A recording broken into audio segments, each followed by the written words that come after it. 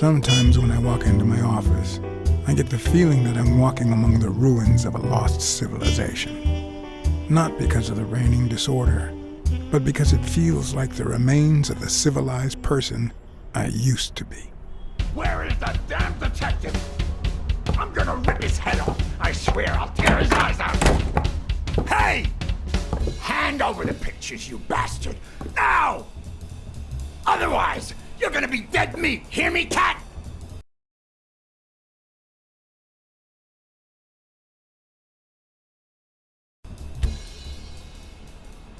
Do I know you? Your face rings a bell, but... You've been spying on me. You took pictures of me with a lady. Well, then you'll understand why I didn't really focus on your face, right? I'm gonna kill you!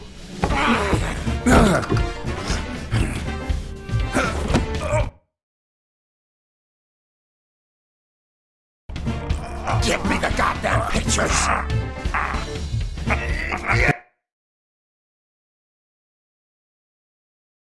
It wasn't the first time I regretted hitting a guy like him. But at least I bought enough time to aim at his soft spots.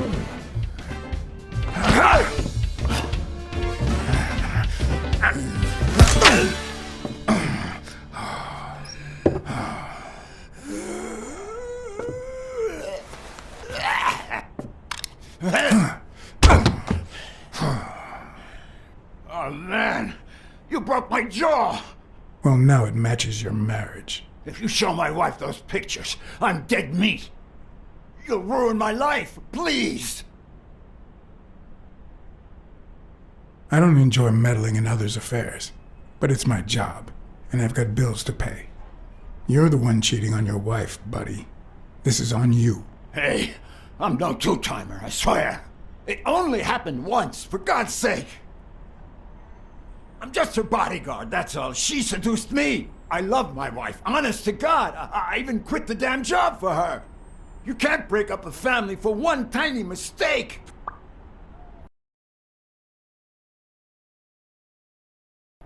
Look, you protect that girl, and I spy on people like you.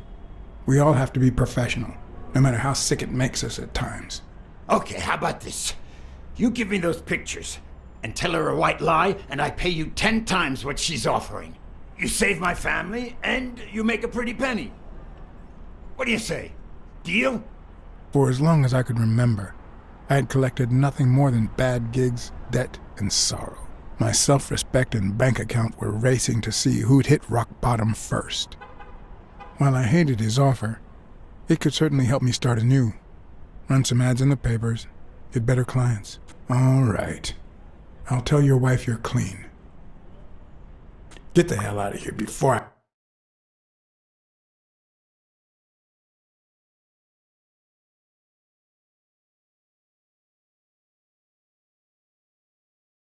I regret it, pal. 3. Thank God! 2. Put that money to good use. 1. You won't regret helping out Eugene Colbert. I promise you that. My uninvited guest had left me several gifts. First of all, a swollen hand. That guy's skin was hard as a rock. Second of all, more money than I deserved. Third, the feeling that my moral compass wasn't quite as calibrated as I thought.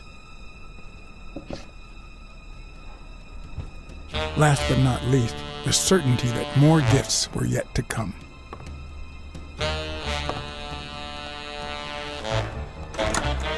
He's a nice guy. You'll, You see what I said about my pal Blacksad? Doesn't even know you, and he's already offering you a seat. Jake, how the hell am I supposed to guess it's you if you don't even knock first? Shut up and listen, buddy. All right? I brought you a client.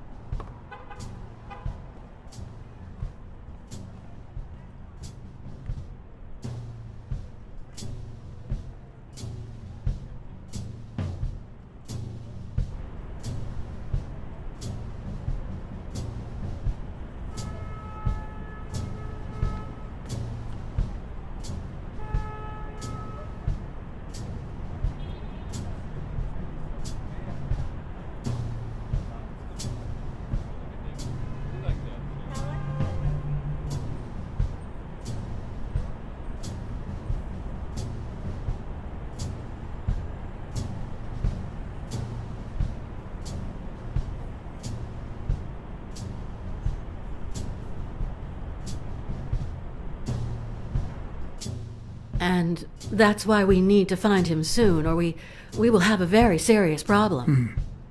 Thanks for the information and the picture. They'll really come in handy. Let me see if I have this straight.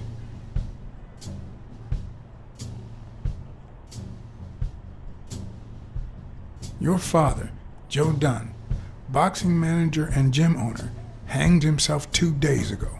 Yes.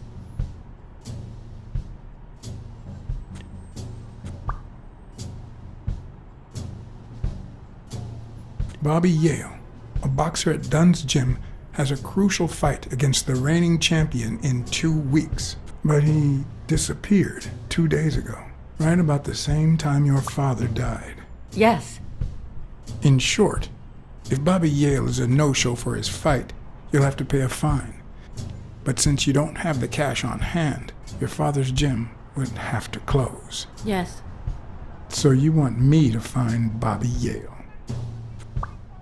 Yes. No. Jake wants you to find Bobby. Oh, I see. Well, first of all,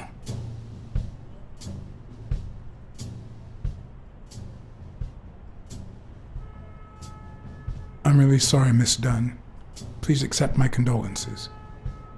Thank you. Damn it, John. Will you take the case or not?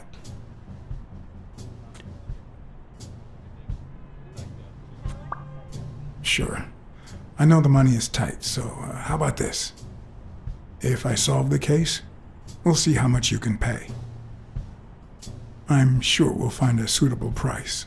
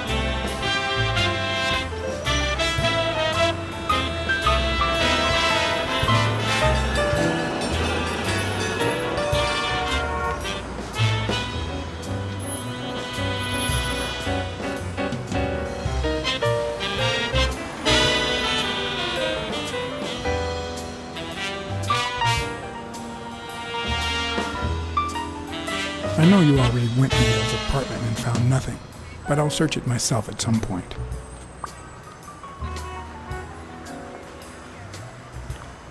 That cleaning lady, Miriam Purnell, the one who found Joe Dunn's body, she works part-time at Sam's Diner, just down the road on the left, right? That's right.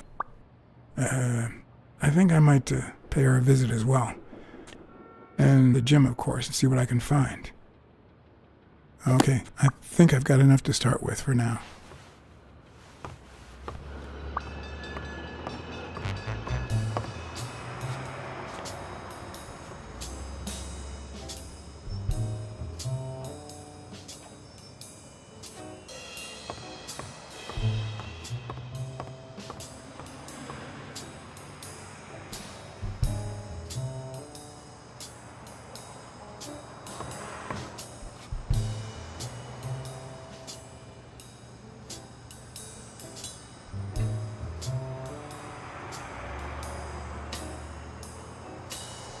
Is that done?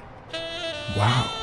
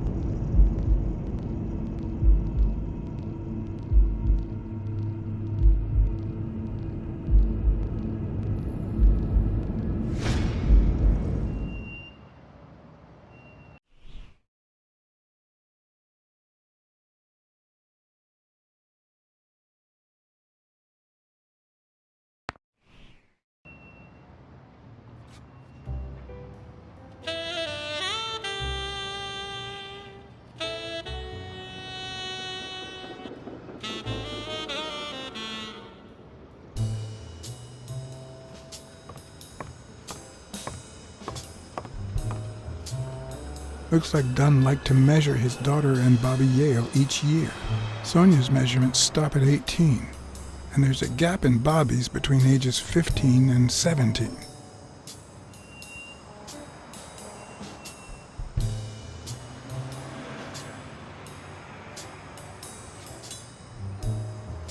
I remember that fight, back when Jake was coming up the ranks.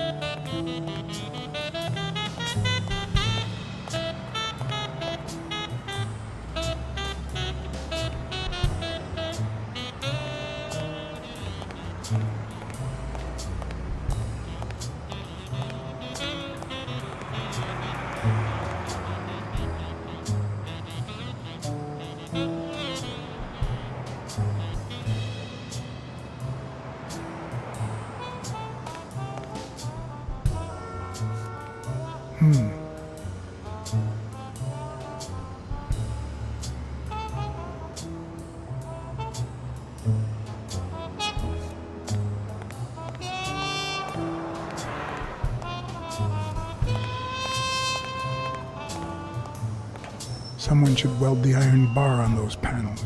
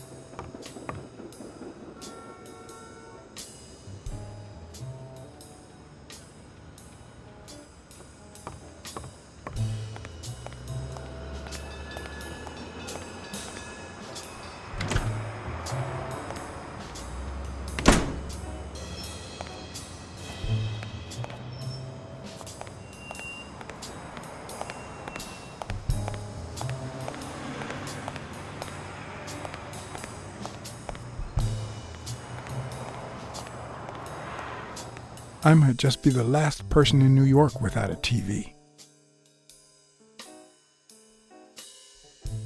Maybe that's how I should spend the bribe money.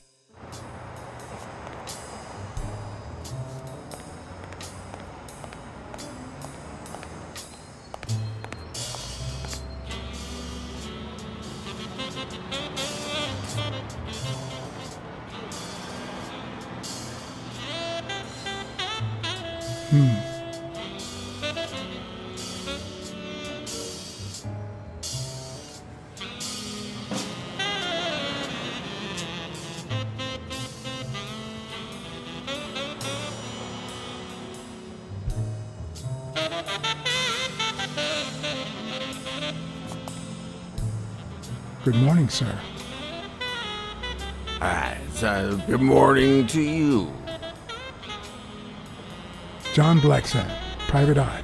Would you mind if I ask you a couple of questions? Not at all. Proceed, Your Honor. Were you here on Sunday afternoon? Yes, indeed, kind prince. I came down to watch TV after having run the New York City Marathon in record time.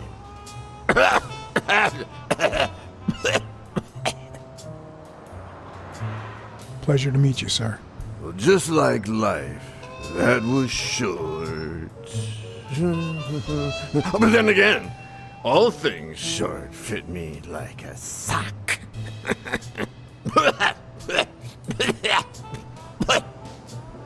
It just so happens that you can, apple of my eye, do this old man a favor and bring him some sustenance. All right.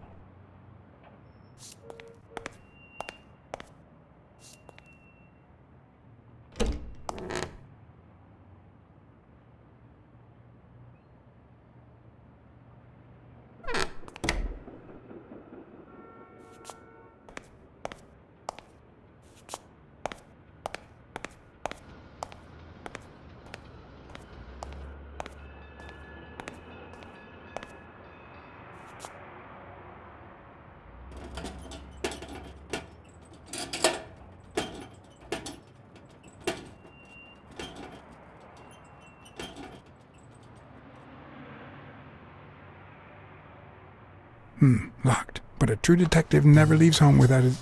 Huh? Sometimes even the most experienced detective has to go home to get his lockpicks.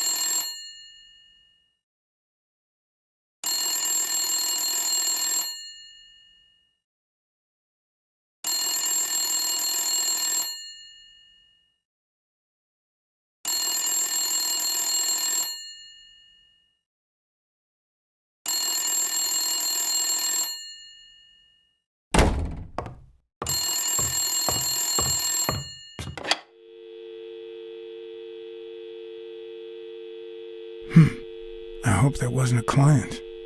Although probability would suggest a cold call. Or, even worse, the War Veterans Therapy Group. I was pretty sure I left the lockpicks on the table.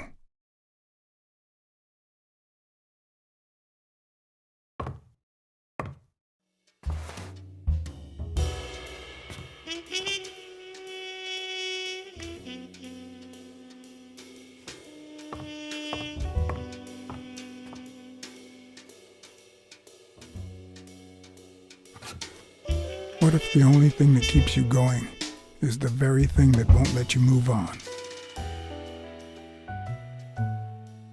It's too soon to say goodbye. She wouldn't hear me anyway.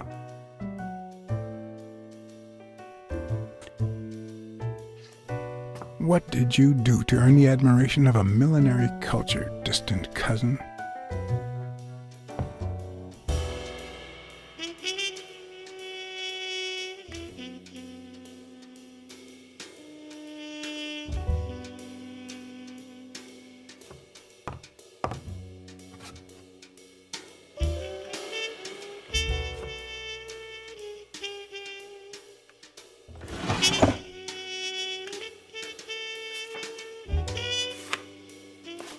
Good old Weekly did a fine job with these pictures. Maybe I should give him a call. He'll be thrilled to know just how much this guy's gonna pay us to keep quiet.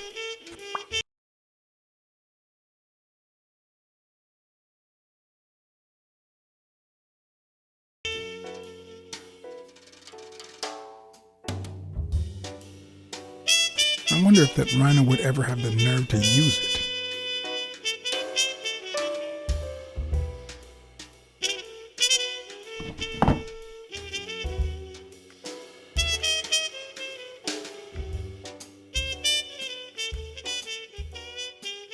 You can't really call yourself a detective if you're a teetotaler, but that's not what that bottle is for.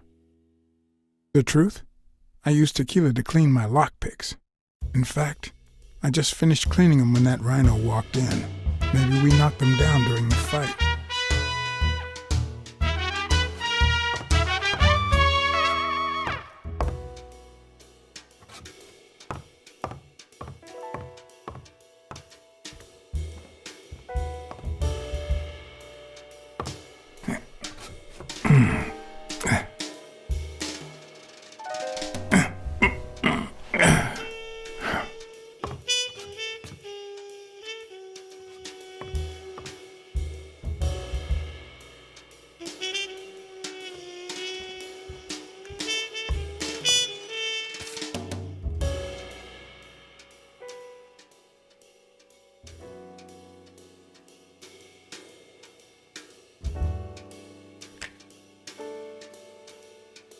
I never understood why I had to be born in New York, but the real issue is why I'm still here.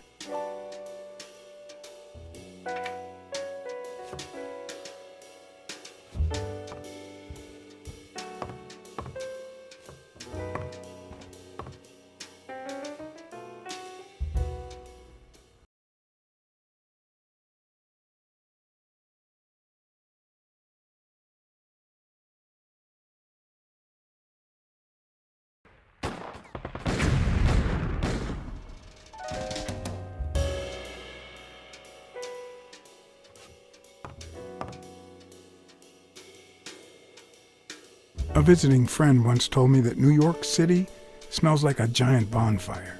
I'd say the smell is rubbed off on me.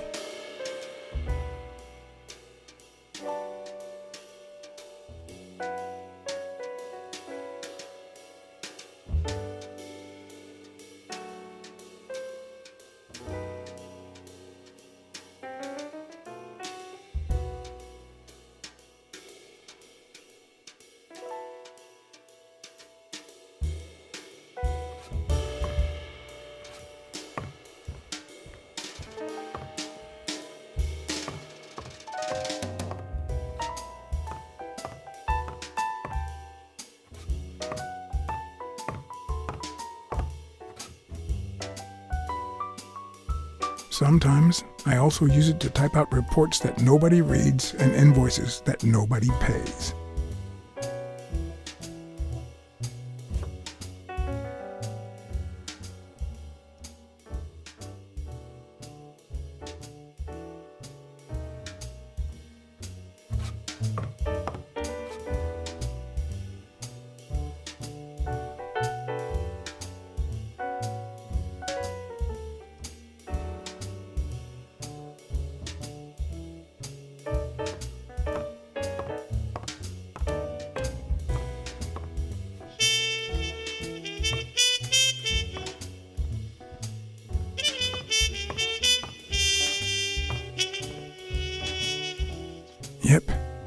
That's where I left my lockpicks.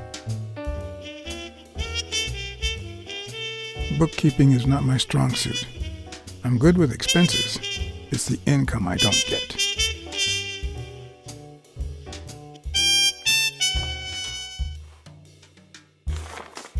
It's too soon to say goodbye.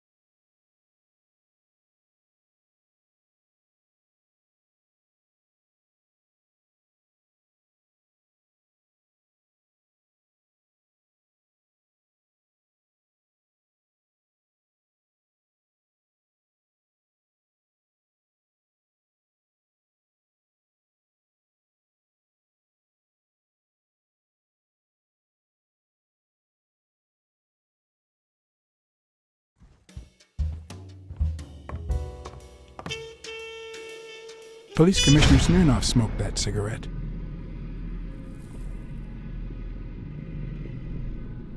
Judging by the way he put it out, he was pretty nervous.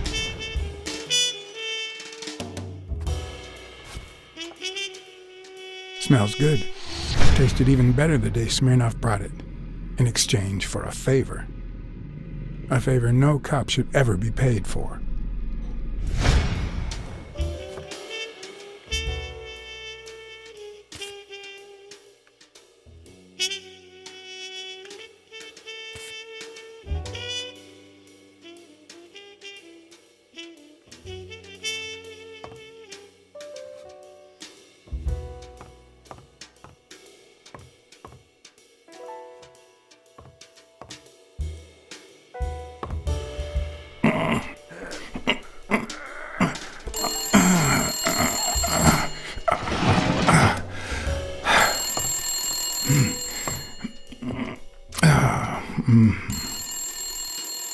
Most detectives feel safe with a gun in their pocket. Me, I prefer lockpicks. At least I know these little fellows won't backfire.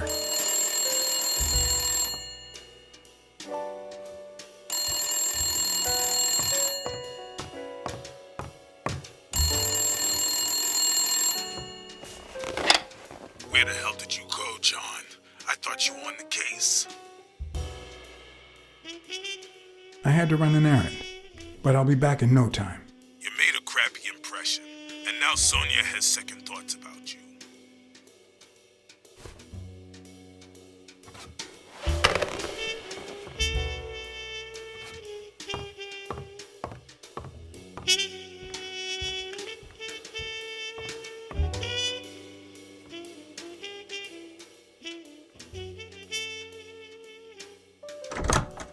Looking back, I wish I'd never found my lockpicks.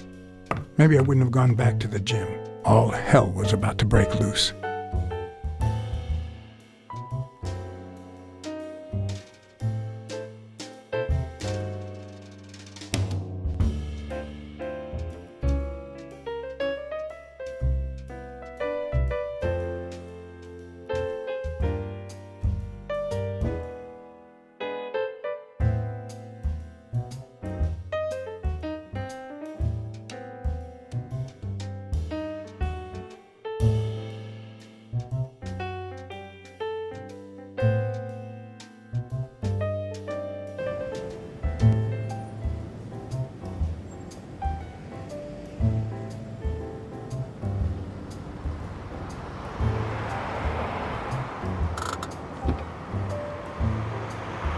Bobby Yo's place was on the way, so I decided to drop by, lockpicks in hand. The gym could wait.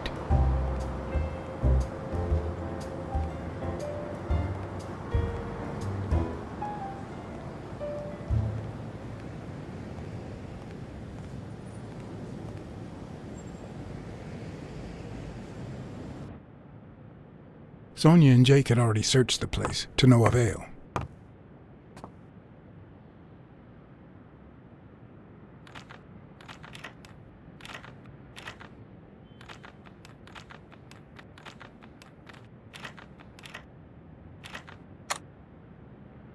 but a good detective would have better luck. I know it might not seem like it, but...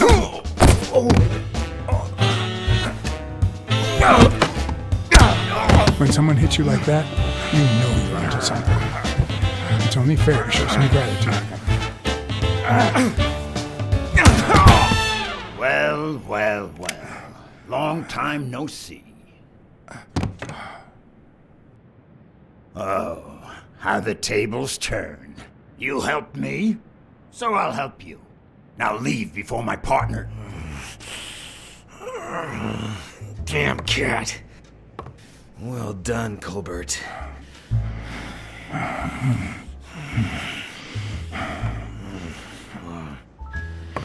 Now.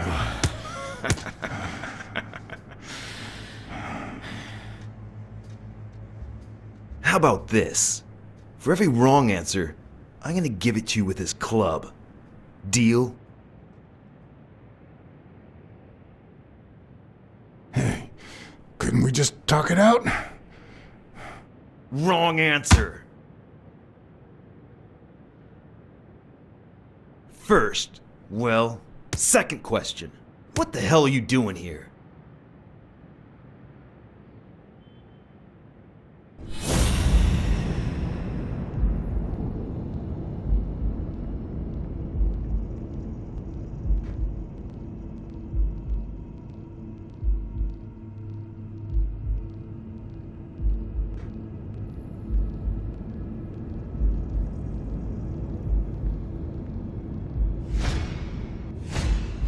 A shamrock? Is he Irish?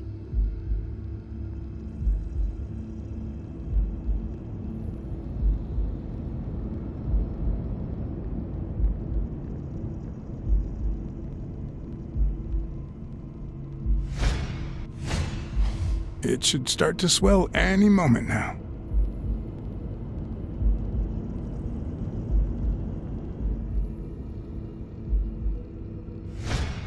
Alrighty, let's try again.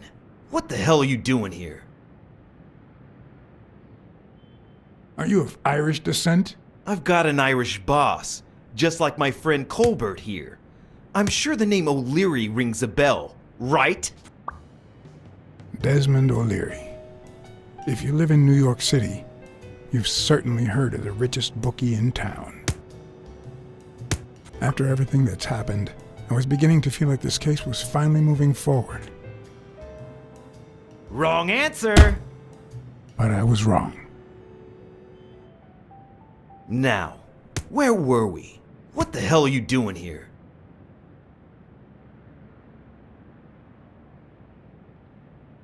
I'm a private eye. Sonia Dunn hired me to find Bobby Yale.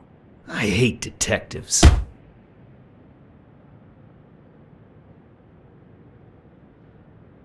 Now, where were we? What the hell are you doing here?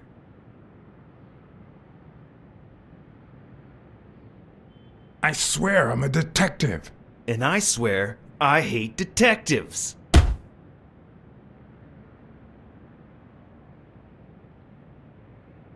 Now, where were we? What the hell are you doing here?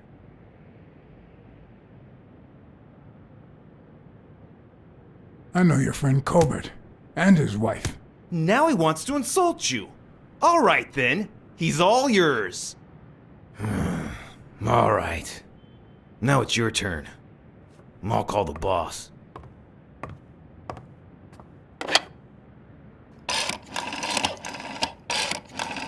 I want you to yell like I'm beating the crap out of you, okay? Desmond, we caught some damn detective snooping around Bobby Yale's place. Yeah, hired by Dunn's daughter. Safe and sound? What do you mean exactly? Oh, sure. Will do. Colbert, stop hitting him, you beast. What a shame. We were just getting to know each other.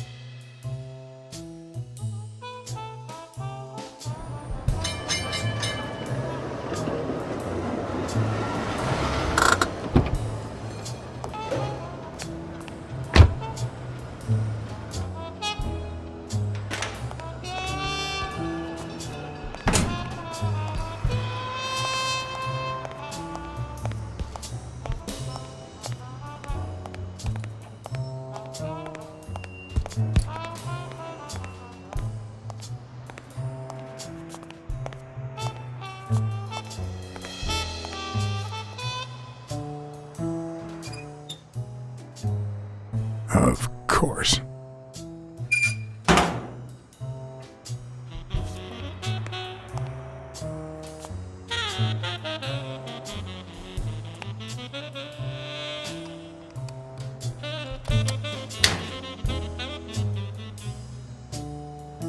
Smells like paint.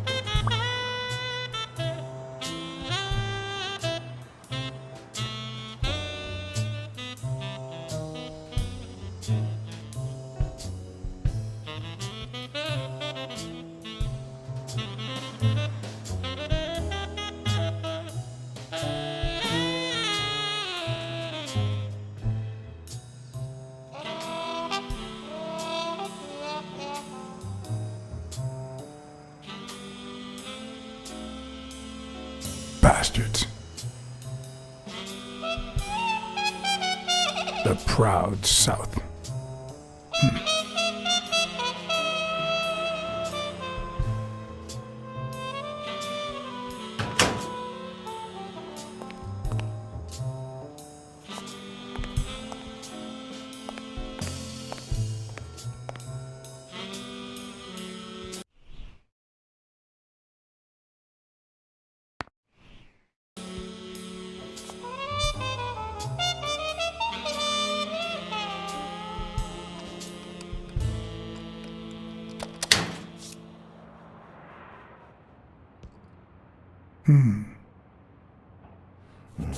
What the hell? Hey, Jake, give me one good reason not to smash in your face. What the hell are you doing in my locker? I'm a detective. That's what I do. Yeah, and my friend too. Well, that's what I thought. Get off me. Sometimes, John, I could just punch you.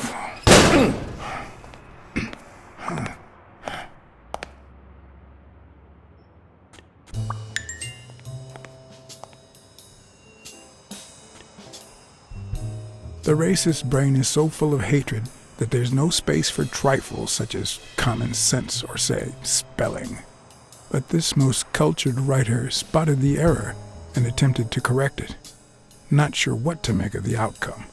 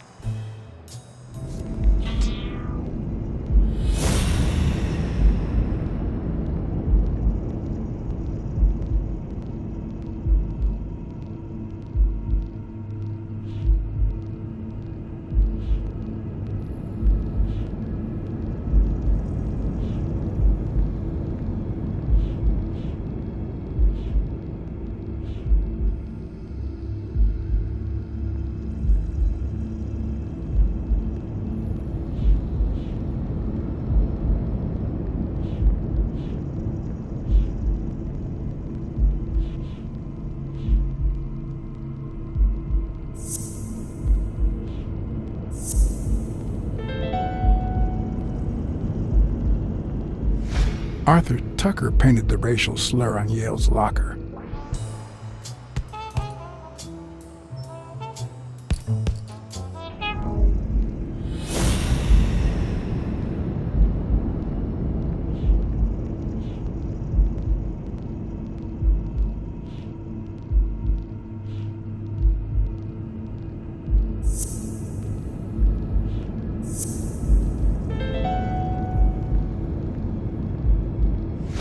Why do you have that pen, Jake? What mess are you in?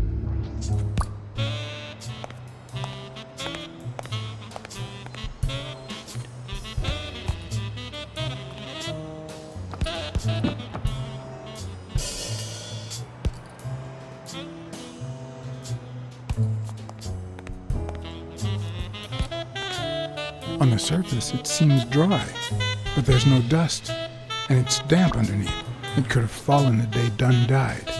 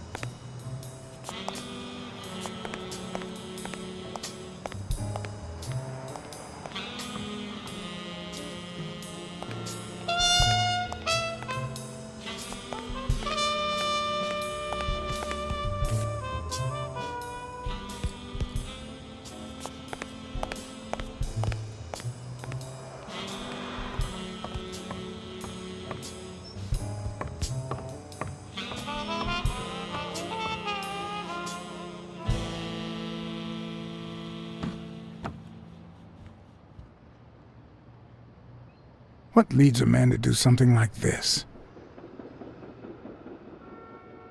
Life's already dealt me a fair share of blows, but...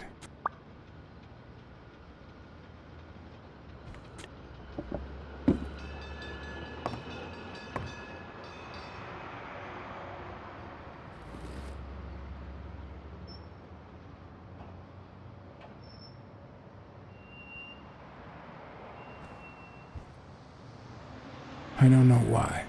Something just doesn't add up.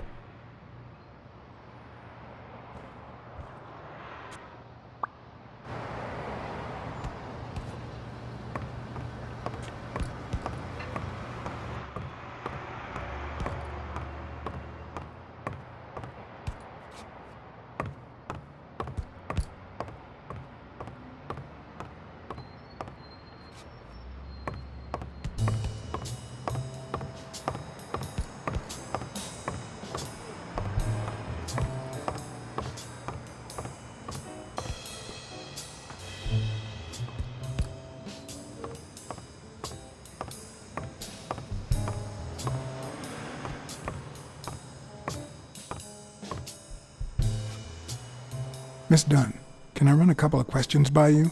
If they'll help you find Yale, go ahead.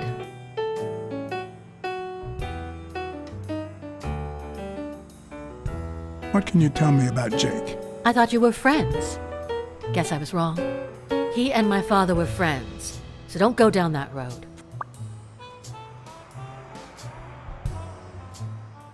What's in those papers you're going through?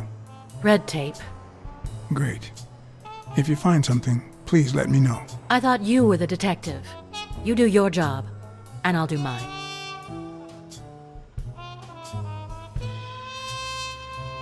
What do you think about Mary, the cleaning lady? Can't say. I barely know her. And I'm not one who's quick to judge other people.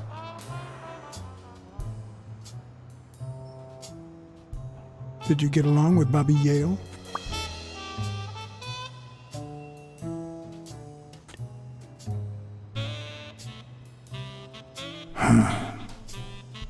Okay. Forget it. I wouldn't give a damn about him if it weren't for this stupid Jim his stupid fight is supposed to save. Happy?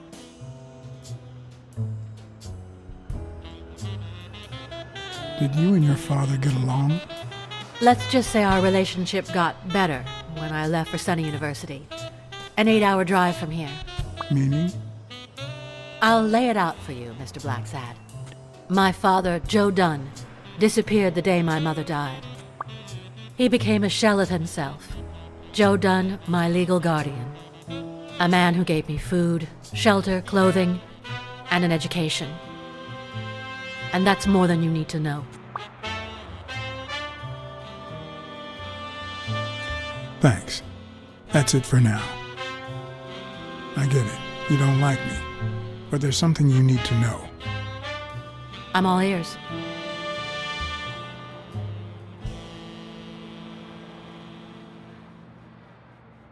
Rest assured, I'll find Bobby Yale.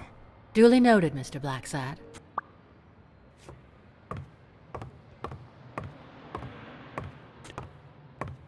Seemed like a happy family.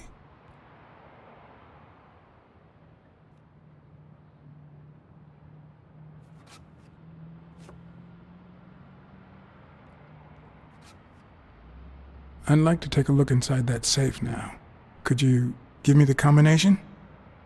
I'd love to help you, but my mother's birthday used to be the combination, but I already tried it.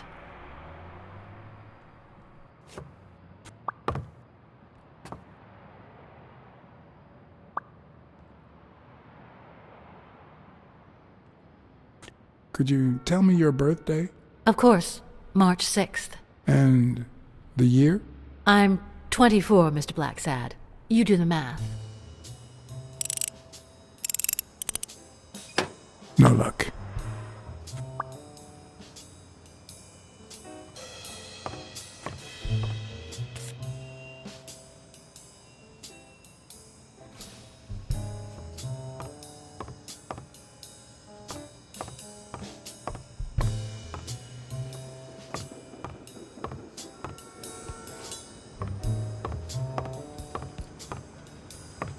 Dunn's room had quite a view.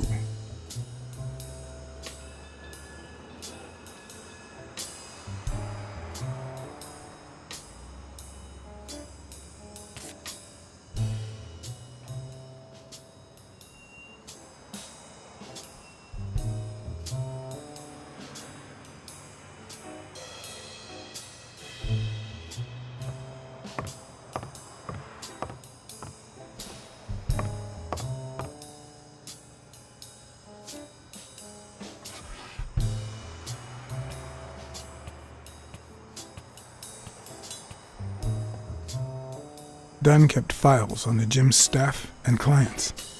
Name, address, and date of birth.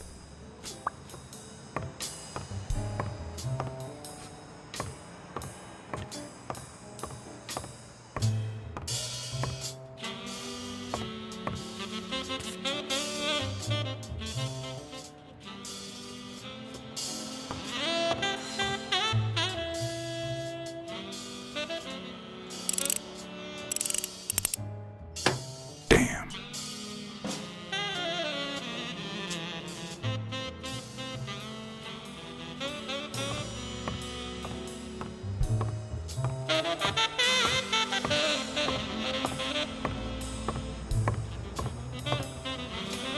Sonia's measurements stop at 18, and there's a gap in Bobby's between ages 15 and 17.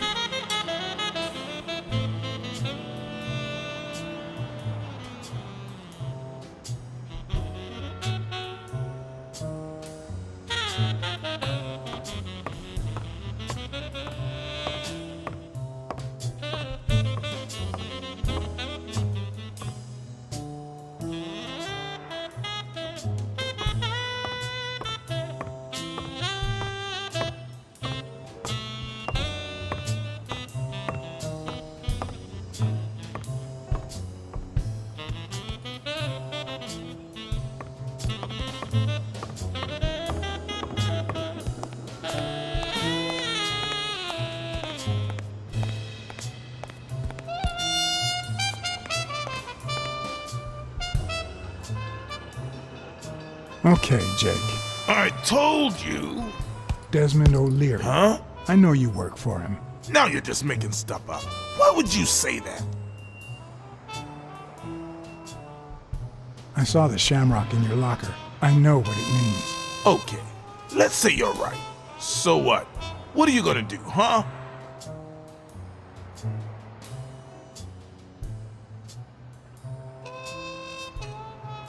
I'm a detective. What do you think I'll do? Yeah, definitely better detective than friend. All right, you win, pussycat. Business isn't going that well lately. Natalia was my last well-paying job, and it's been a while. Then O'Leary shows up and offers me a bodyguard contract. What was I supposed to do? Yeah, I understand. Seriously, you don't seem like the type to accept shady offers. I've done things like that, and worse, that I'm not proud of them. Hey, O'Leary might run an illegal gambling operation, but it's not like he's killing people or conning widows. And I'm just a bodyguard. I make sure no one gets hurt. What I do, including my contract and paycheck, is 100% legal. How bad can that be? Yeah, you're right. The fact that his business is illegal doesn't turn you into a criminal. We're only accountable for our own actions. But that's not what bothers me.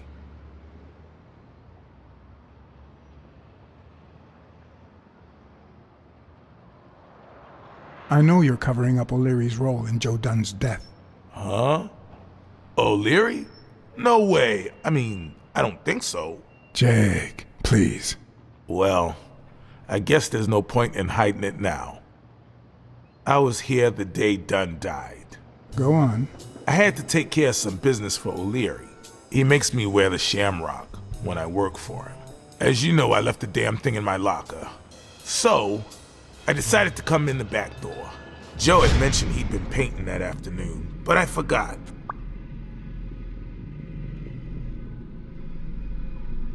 I stopped in my tracks when I saw him screaming bloody murder at Bobby Yale at the top of the scaffold. Did this happen often? Not in the last few years. Apparently, Bobby wanted to do something that horrified Joe. So Joe threatened to call off the fight against Stone and kick him out of the gym for good. I didn't want them to see me, so I left. Jake, why didn't you tell me? I thought you'd be pissed off. Well, you were wrong. I'm sorry, John. I should have said something. Don't worry. We all make mistakes. Time to go. I need to think about everything you just told me. Thanks, John.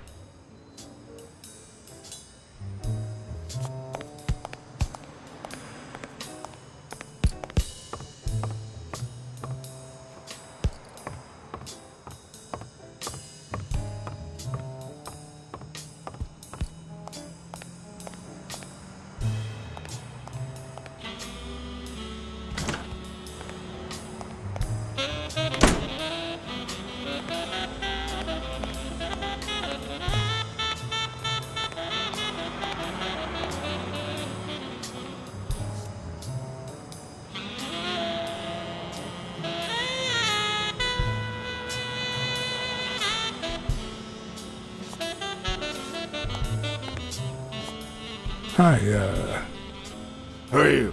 Oh, yeah. You bring my lunch? You hound. I mean, cat. do you want anything in particular? Nothing particular. Just something that fits in my mouth. Anything with cheese. Yeah, cheese. Lots of cheese.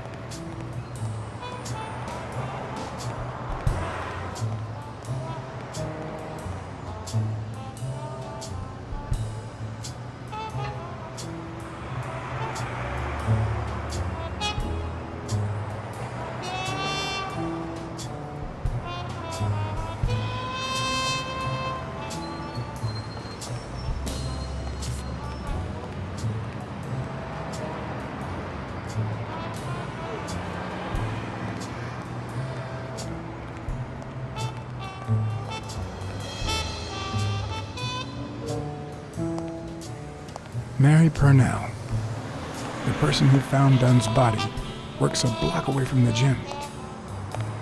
I'm certain she can give me the kind of information that Hey! Watch where you're going, you jerk! You looking for trouble, moron? Sorry. Really, I'm sorry. You better be, you wuss!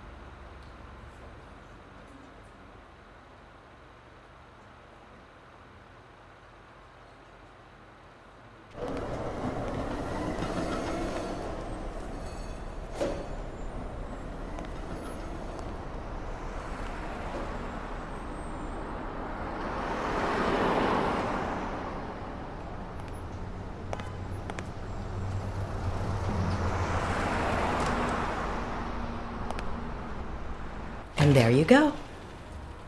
We'll miss you at Sam's Diner. Come back soon.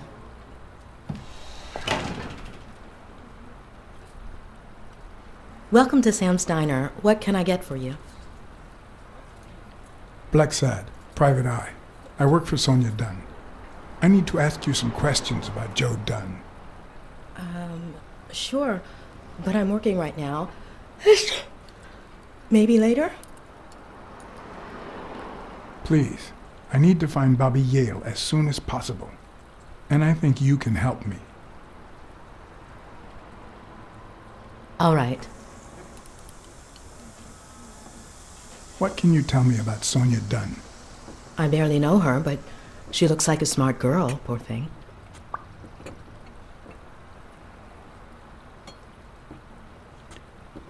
Any ideas where Bobby Yale could be? How am I supposed to know? He's rarely there when I clean the gym. Bobby seems like a nice kid, but I barely know him. Can I have a hamburger, please?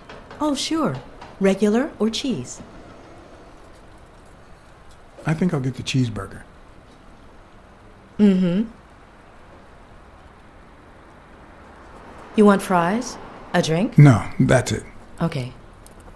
Is that for here or to go, then? To go, please. One cheeseburger to go, Sam. Okay!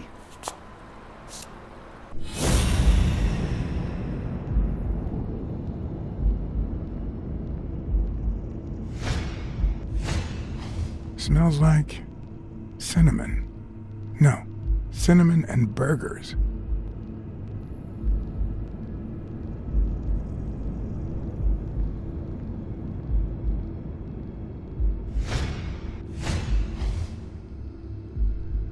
Her handwriting is nice and neat.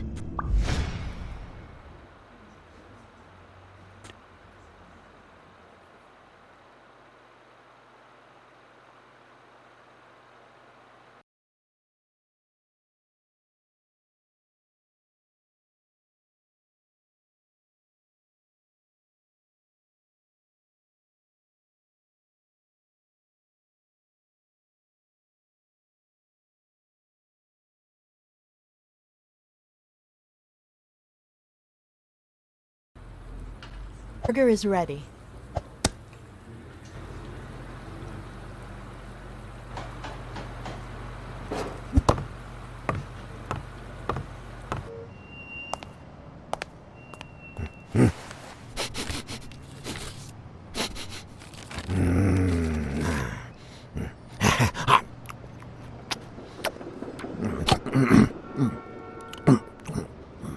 All right, I'll let you enjoy your meal.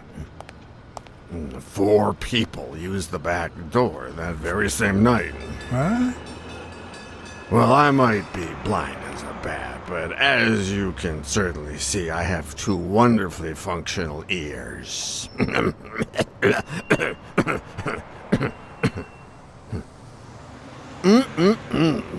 Thank you very much for remembering the cheese, by the way.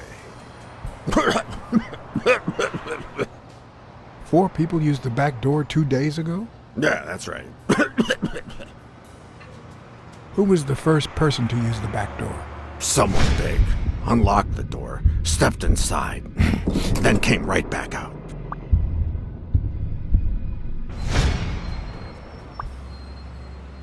Who was the second person to use the back door? A man, just a few minutes after the first person. He came back out muttering, "Ungrateful bastard." Then he threw something in the trash and walked back in. Oh, no, wait.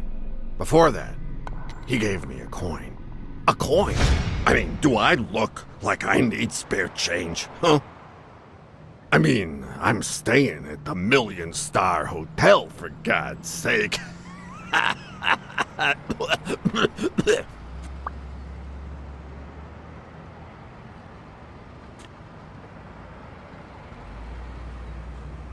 Who was the third person to use the back door?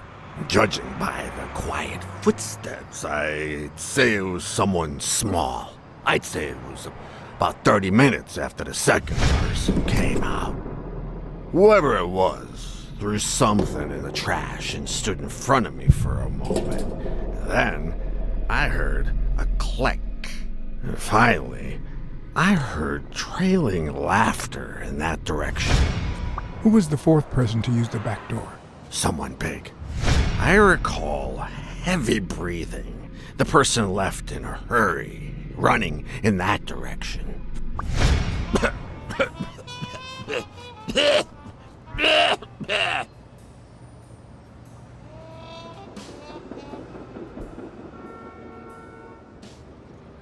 There's a chest expander in your cart. A what expander? A thingamajig with 3 springs. Oh, the thingamajig with springs. Oh, I got it from the trash, back there.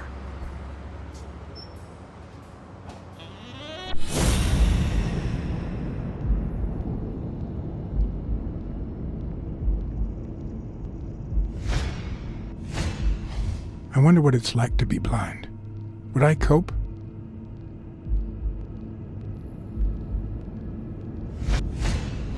Could he have been a train conductor?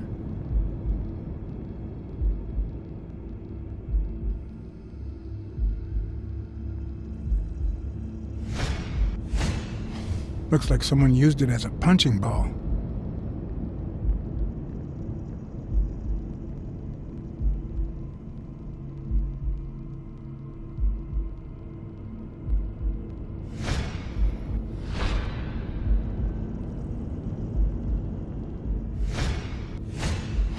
Blind and legless. How does he get by?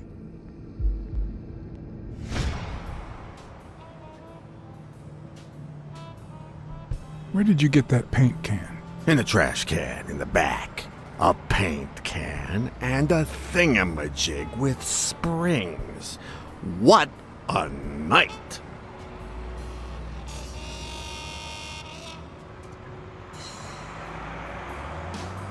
You were acting a bit strange before, but now you seem fine. Why is that? Hey, you got great vision, sense of smell, and hearing. Why is that? Well, I'm a cat. Well, I'm a goat.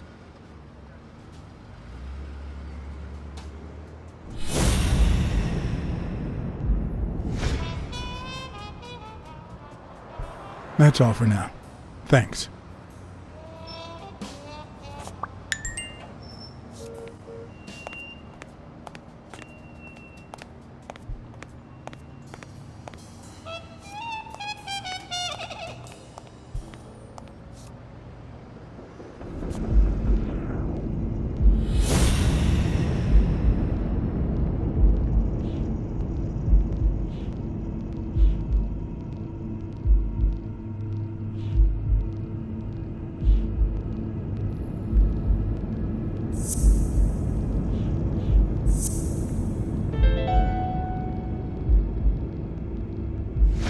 Well, I know this much. The chest expander in the trash belongs to Yale.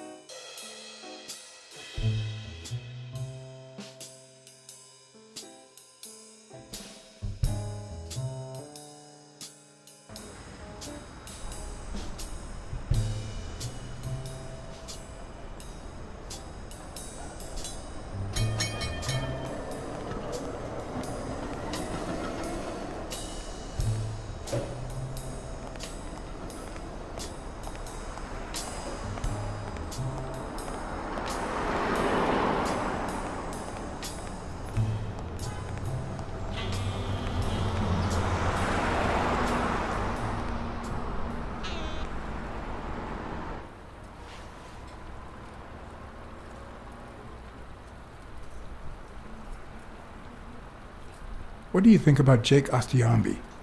Who? Who's that? A big gorilla. Boxer, too. A friend of Joe Dunn's. Oh, yeah. I barely know him. I don't like how he looks at me.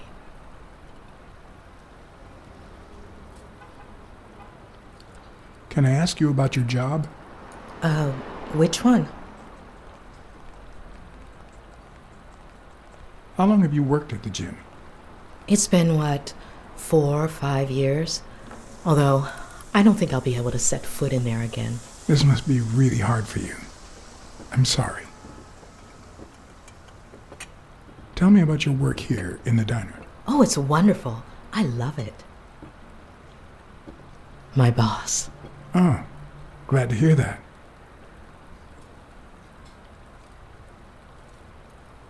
Other than the diner and the gym, you don't work anywhere else, right? I wouldn't have the time, although I'm not sure I want to continue working at the gym.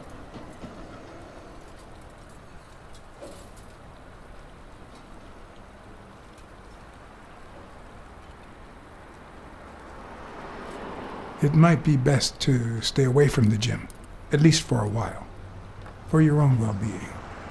In due time, things might change. Joey used to say the same thing. Maybe. I don't know. Thanks. Let's talk a bit more about Joe Dunn. Can you tell me how you found Dunn's body? Well, I thought I was alone. I clean early in the morning before Mr. Dunn comes in. Oh, so you have keys to the gym. Yes, of course. There was paint on the floor, so I thought it'd be a busy morning. And then I saw him, hanging there, like a baby mobile over a crib. Then I think I panicked. When I calmed down, I called the police and waited outside. Sorry, that's all I can say. Don't worry. But if you remember anything else, let me know.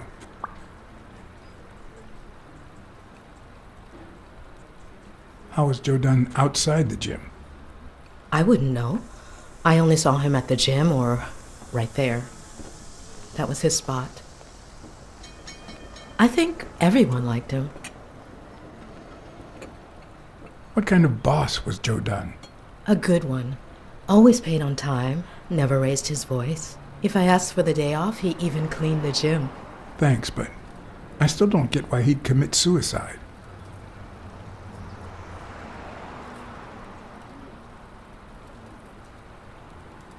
Maybe he simply had money issues. Yeah, I don't know. Could be. The gym didn't really get that dirty lately.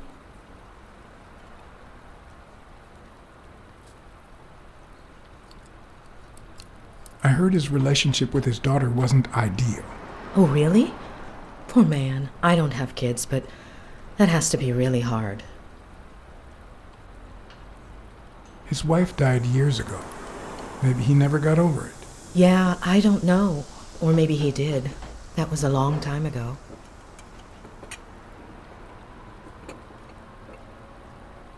Have you remembered anything else about the moment you found Dunn's body? I'm afraid not. It's too painful. I know, but we need to find Bobby Yale. Anything, any minor detail, could really make a difference. I'll try. Have you remembered anything else about the moment you found Dunn's body? I really can't remember anything. I'm sorry. Sorry. I think that's it for now. See you around. We'll miss you at Sam's Diner. Bye-bye.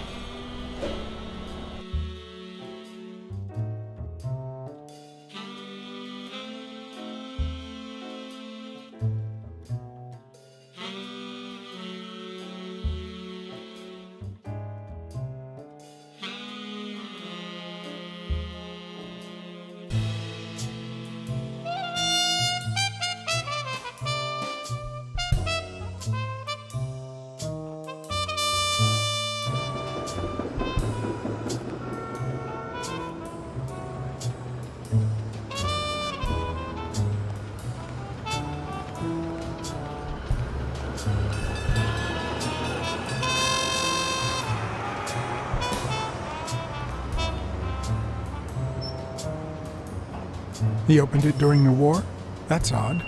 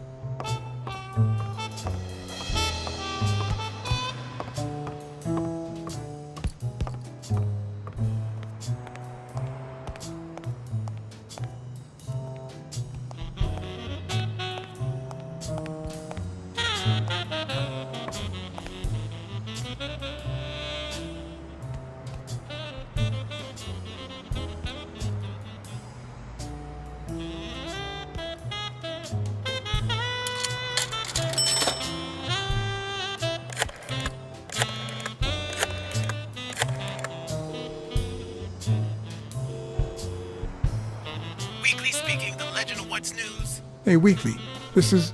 John, did you get my pictures? Yes, and... That rhinoceros has one big horn. And the girl, hot damn. You want me to find out her name? Please, pretty please. No, Weekly. Look.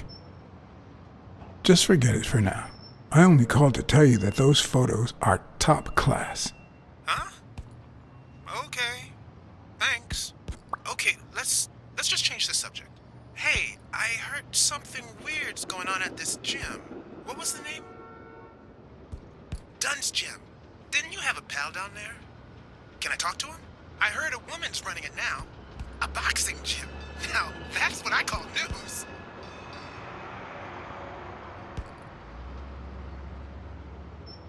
Actually, I'm working on a case for the gym owner. But you're putting me on the spot here. Let me settle into things before you do anything, will you? All right, but make it quick. See ya.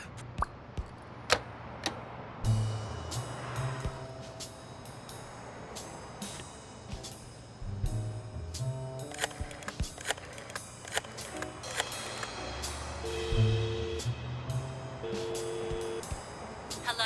Blacksad here. Please don't tell me my husband... You have nothing to worry about, Mrs. Colbert. Do me a favor and enjoy your family. Oh, thank God. Thank you, Mr. Blacksad.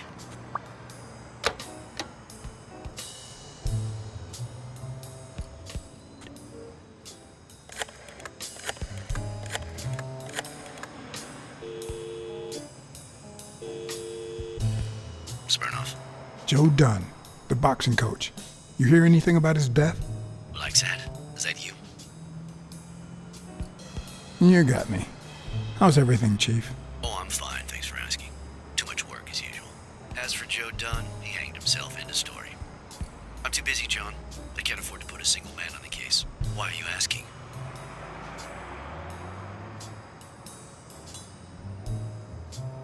You know I'm bound by client detective confidentiality privileges. And you know I'm bound by law enforcement confidentiality. If you find anything relevant or start feeling a bit more talkative, give me a call. Always a pleasure, John.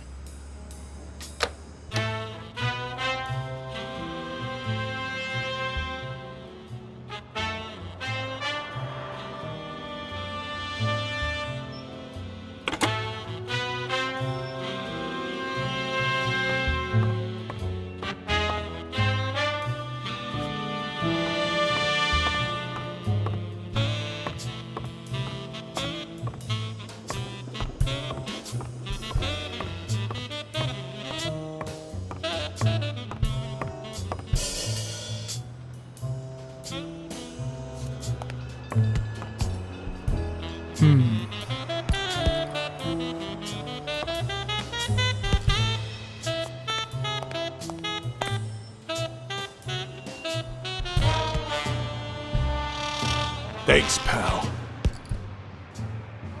So, what else can you tell me about Dunn's death? Well, not much. My memory's not what it used to be. Do you remember anything else about Joe Dunn and Bobby Yale's argument? No, not really, no.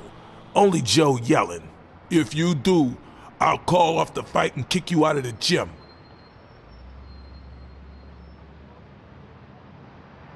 What can you tell me about Sonia Dunn? She's hot, ain't she?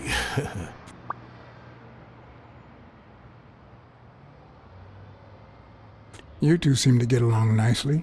Well, I've known her since she was a baby. But she sure has grown, if you get my drift. I hadn't seen her since she left for college about 4 years ago. It seems like her father's death didn't really upset her. Well, she likes to play it cool, which makes her really hot.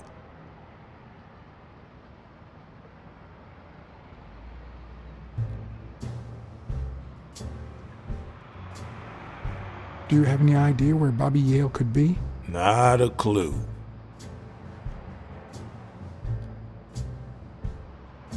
I dropped by Bobby Yale's apartment. I think he might be involved with O'Leary, the bookmaker. You sure? Yale had some dark years, no doubt, but Dunn turned him into a decent guy.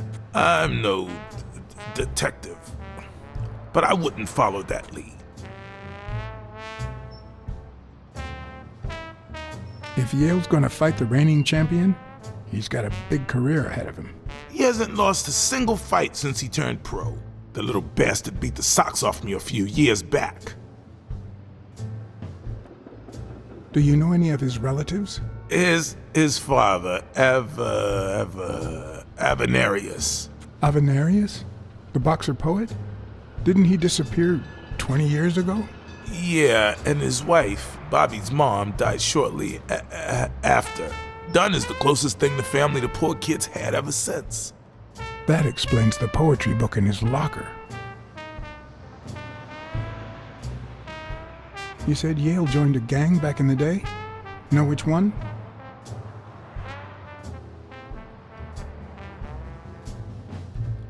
Hell, I don't know, John. This is New York City. There are more gangs than people.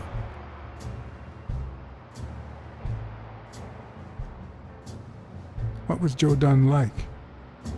He was a decent man. Have you seen all those slogans on the wall? Those motivational phrases? Joe really believed in them. All of them.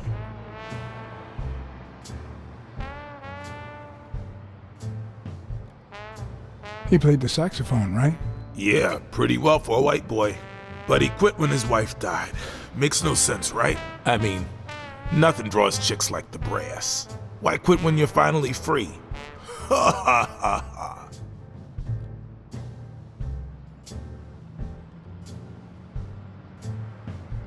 I found an empty wine bottle on the rooftop. Did Joe Dunn drink? Only for a while, back when his wife died. But eventually he quit. After that, he'd only drink on special occasions.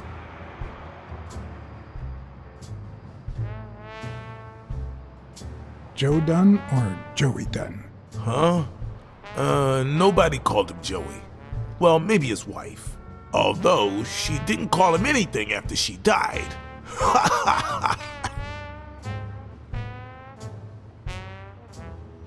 Dunn wasn't black, but he allowed you and Bobby Yale to train here. Yeah, this was the first integrated gym in the city, I think. But not everyone liked that, hmm? You've seen the graffitis, right? If I get my hands on that bastard... I happen to know who painted the lockers. Arthur Tucker. I knew it! I knew it was him, that bastard.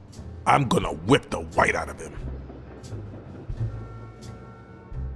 I better let you get back to your drills. All right.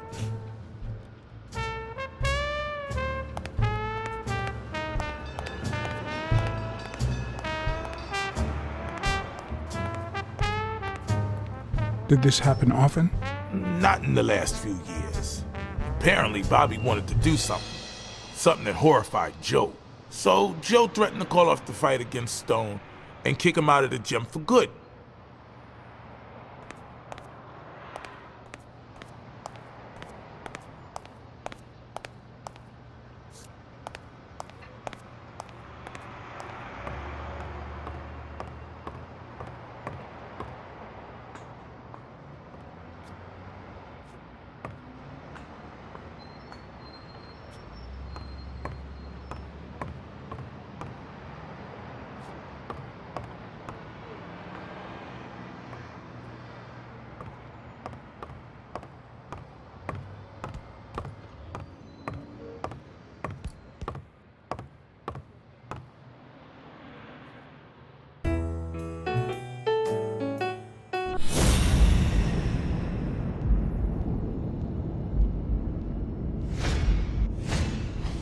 big, bright eyes.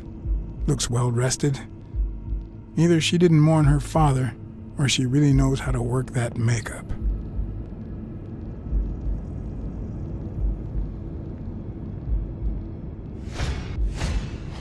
Nice and steady heartbeat.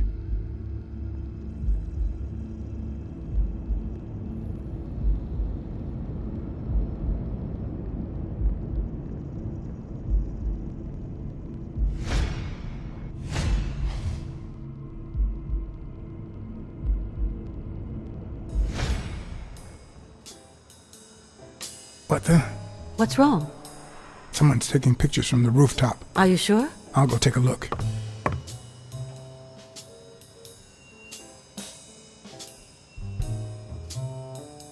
Now, who's that rope for, Miss Dunn? Weekly. What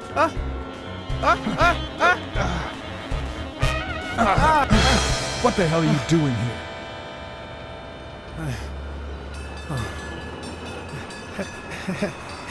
Hey, look! Isn't that Cassidy?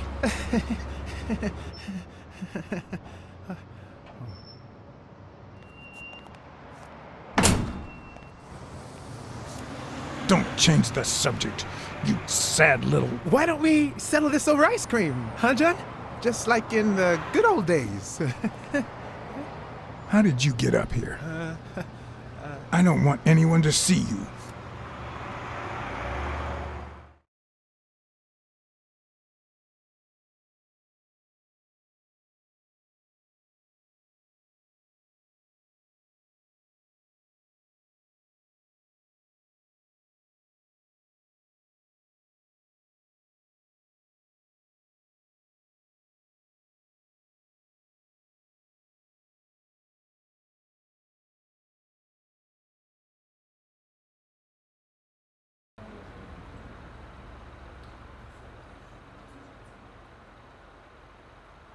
Everyone, even the most hapless of creatures, has a gift. Something that makes them special, that makes them worth knowing. Foul-smelling Weekly is no exception. No matter what he does, it's impossible to stay mad at him for too long. This bourbon shake is delicious. Want a taste? You know I don't like milk. Your loss. So, Joe Dunn hangs himself and leaves his gym to his daughter, which makes her the first woman to run a boxing gym, I think.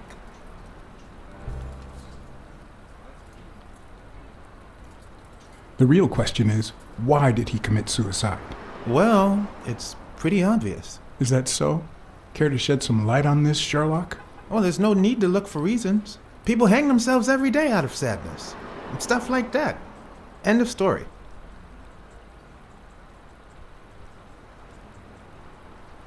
Everyone knows the gym had some serious money issues. Maybe he just got tired of fighting.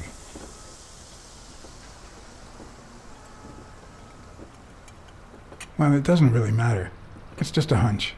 I wouldn't bet my life on it. I've got other suspects, like O'Leary, the bookmaker. Desmond O'Leary? The same O'Leary who used to date Helen Moore? America's sweetheart? Now that's a woman.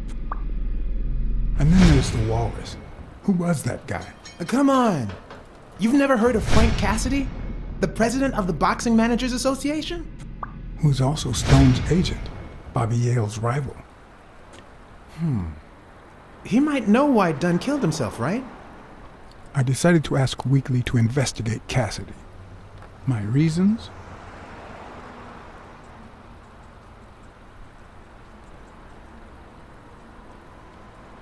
Weekly was right. Cassidy could have known why Dunn killed himself. Weekly had already proven to be nosy. The farther I kept him from the gym, the better. But with Weekly, you just never know what the best approach might be. Should I give him an order, or a subtle suggestion? Yeah, you might be right about Cassidy. But, it won't be easy to make him talk. He seems like a pretty tough cookie. Only a thorough and efficient detective could pull it off. But the problem is, I already got enough on my plate. You're a lucky man, John Blacksad. I don't follow. You just found the thorough detective you need. Oh, of course. What a great idea. How did I not think of you? Hey, don't sweat it. But you'll have to do me a favor. Tell Sonia Dunn that a legendary journalist from What's News wants an interview. Weekly, please. Well, if not, bye-bye, Cassidy.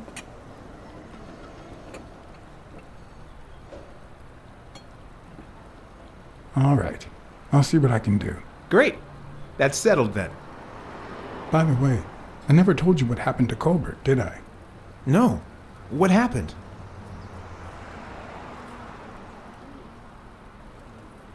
The rhinoceros came by and offered me money to keep quiet. Wow. Are we talking petty cash or big bucks? The latter. That's my boy. Good job, Blacksad. Half the money is yours. Yeehaw!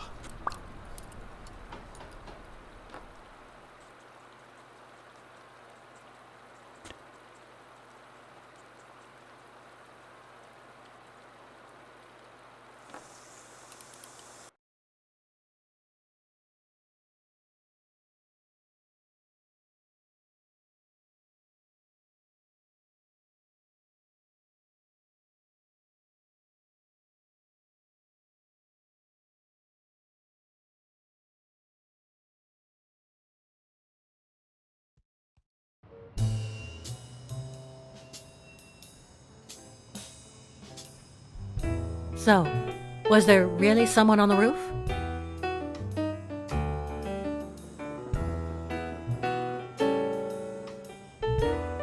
No one. I must be seeing things. A hallucinating detective. This must be my lucky day.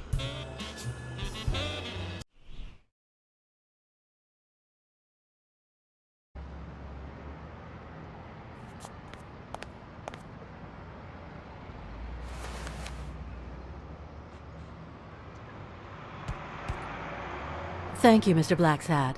Does the postman always leave your mail on the floor? I don't know, I...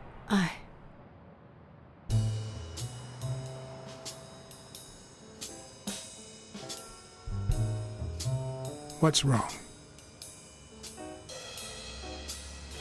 It's my mother's wedding ring.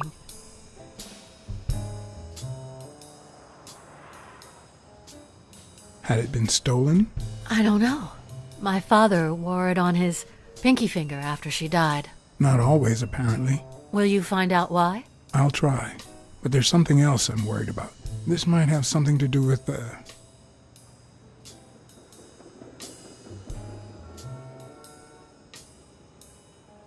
your father's death and Bobby Yale's disappearance. Oh my, yes. It could be. Will you please give me a moment? Of course.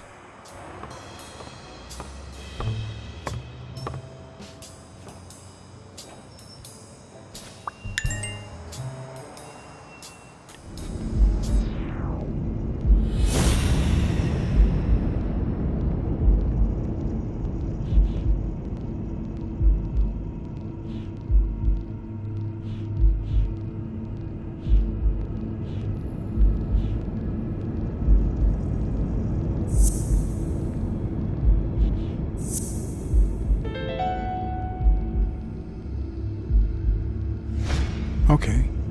Mary put the wedding ring in the envelope and wrote Sonia Dunn on it. But why did she have the ring in the first place?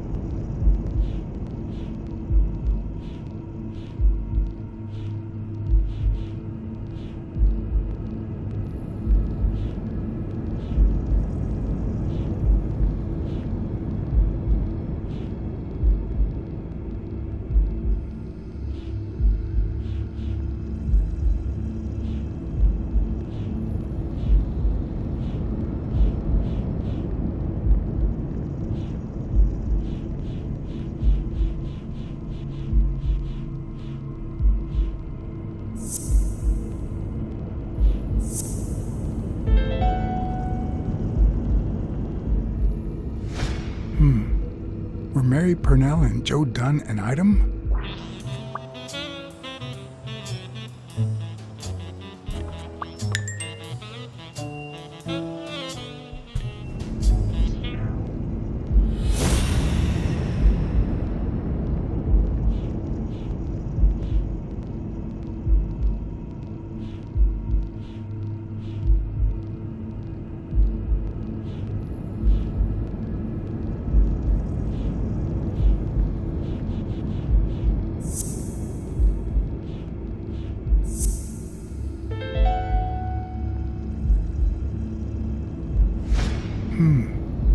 What if Mary's birthday is the combination to the safe?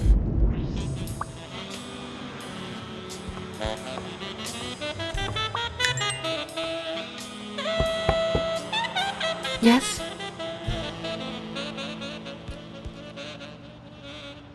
I need to ask you some questions. Go on.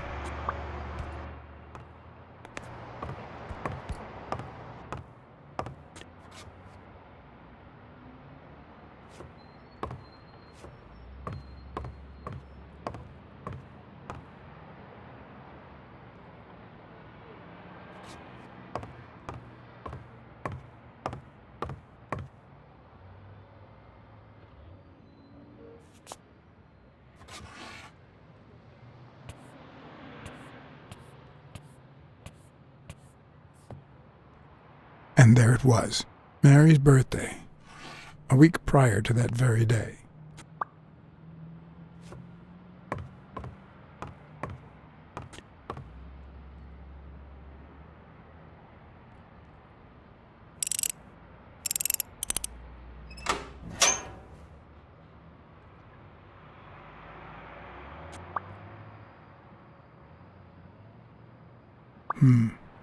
I never would have taken Dunn for a gun owner.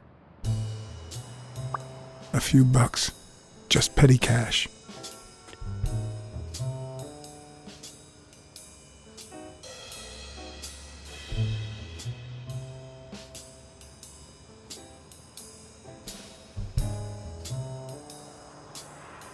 You open the safe?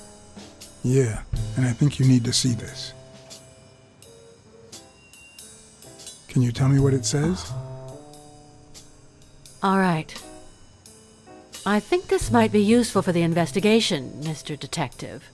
He left everything to me, except some boxing trophies and knickknacks that'll go to Bobby Yale.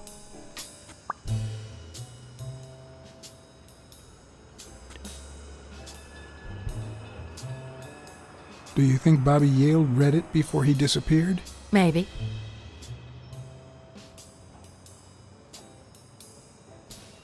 When was it signed? It was written 4 years ago, just weeks after I moved to Buffalo. All right. Thanks.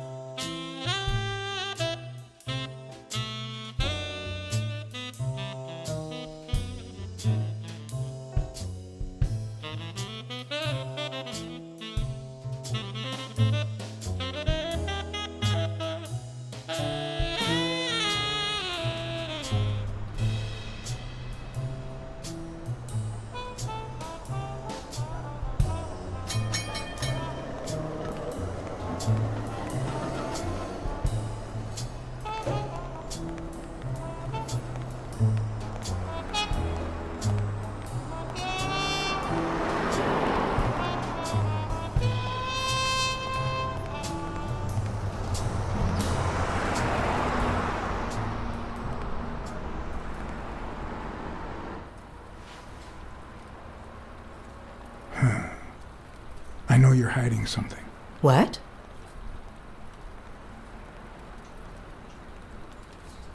You know what? You're the only woman who ever called Dunn Joey, except his late wife.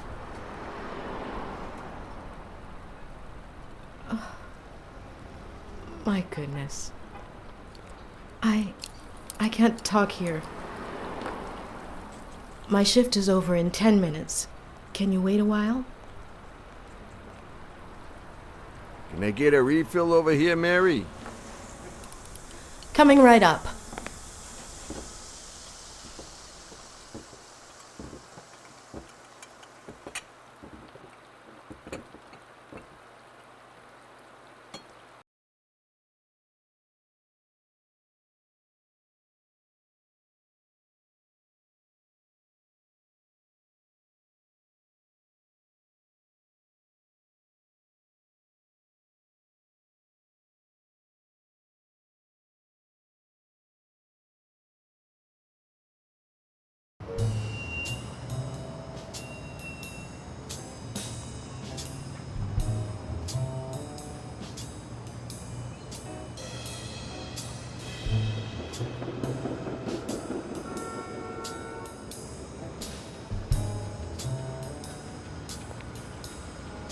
Mary Purnell, the angel Joe Dunn found in his golden years. We'd been seeing each other for almost 2 years. It all started with, well, weekdays I start cleaning the gym at dawn, before my shift at the diner. Joey always came in early, just a little after I got there.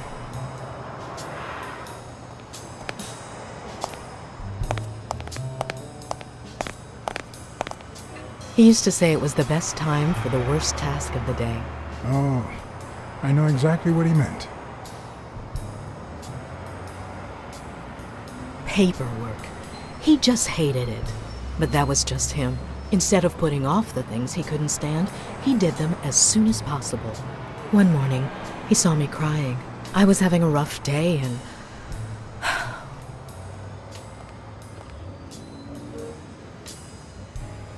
He tried to make you smile. He pointed at the coffee machine. You need a cup of joe and some fresh air. That was the first of many cups on the rooftop.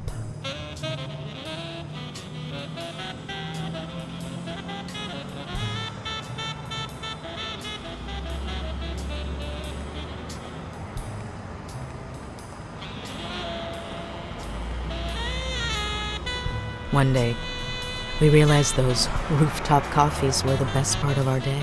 So we began to spend more time together. But you never told anyone.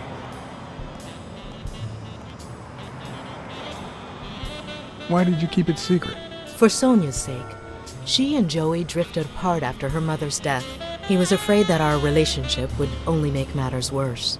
Until one day, on the rooftop, we realized just how serious our relationship was. And we decided to turn those moments into a lifetime. So he asked you to marry him? Yes, of course. He gave me the wedding ring and we decided to tell the world. He said he needed to share that happiness with his little girl.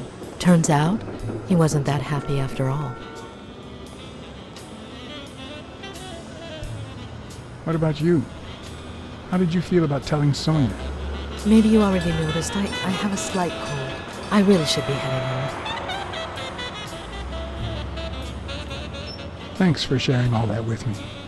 Take care. I lost my scarf a while back, not sure where. And now, if you'll excuse me, that's my bus stop.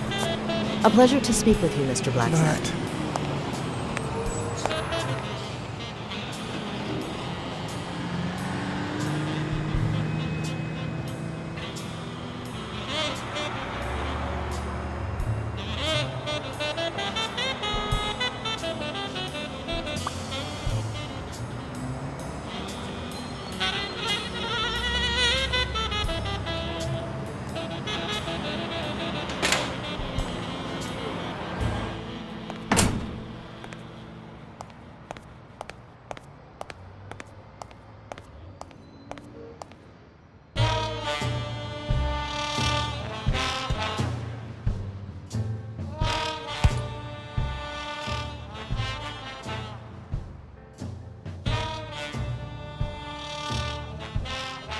Did you know Joe Dunn had a gun in his safe? No way, man. He hated firearms. Although... When Bobby Yale was a teenager, he went through a crazy phase. Even dropped out of the gym and joined the gang. Nothing serious. Early one morning, he broke in the gym. Joe was already here and caught him red-handed. Bobby pointed the gun at Dunn and ordered him to open the safe. So, Joe opened it and asked Bobby to put the gun aside, leave the gang and start boxing again. I got here 5 minutes later and found Bobby crying like a baby in Joe's arms. Then he just stood up and put on his gloves.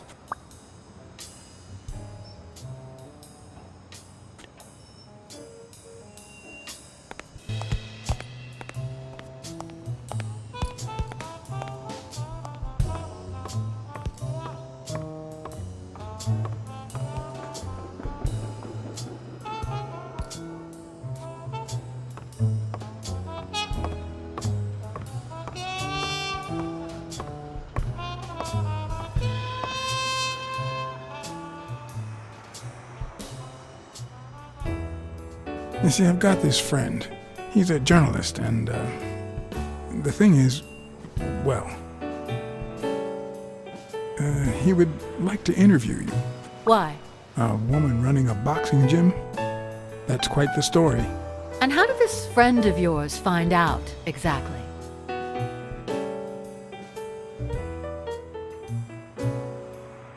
I'm pretty sure he saw the, I don't even want to hear you. I just hope you prove your professional worth before the day is over.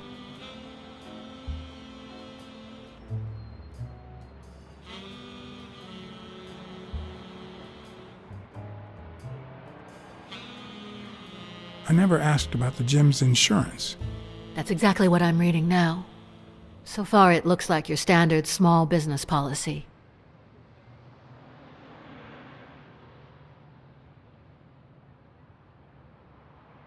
There's something I never asked you about your father's will.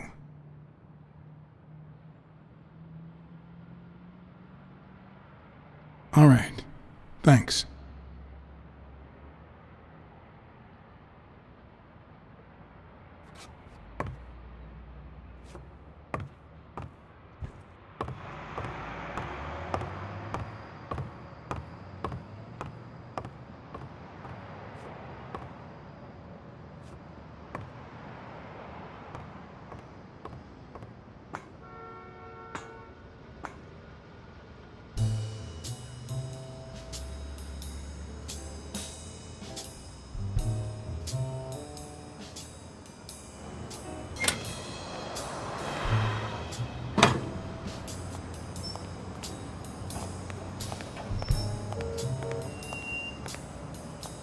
I don't even want to imagine Weekly falling from up here.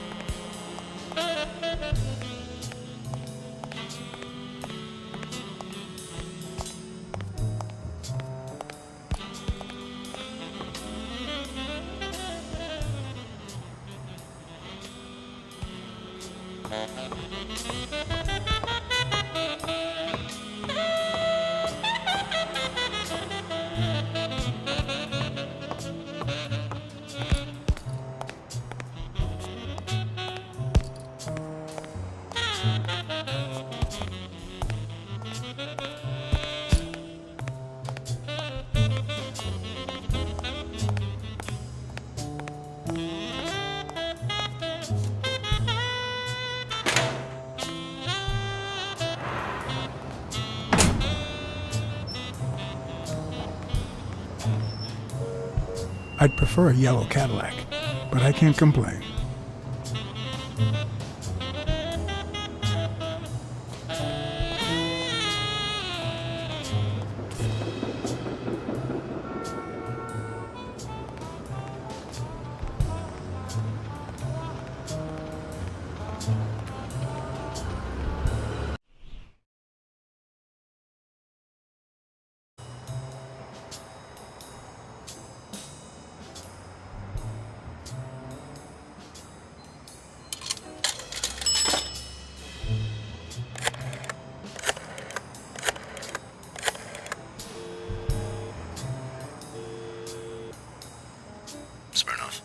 Hey, it's me again. Thing is, Joe Dunn's daughter hired me. Alright, thanks, John. But I still don't get it. Any signs of foul play?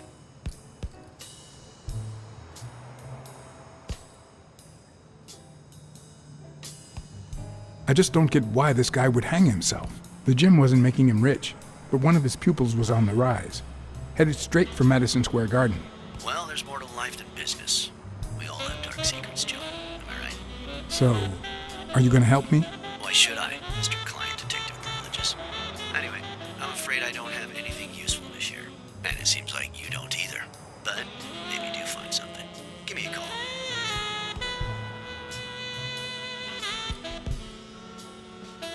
We've been friends for a long time. And you think this is what two friends talk about on the phone? Good to hear from you, John. Take care.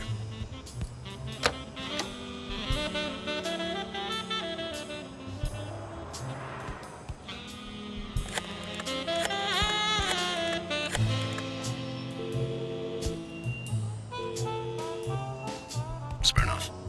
You're gonna like what I have to tell you about the Dunn case.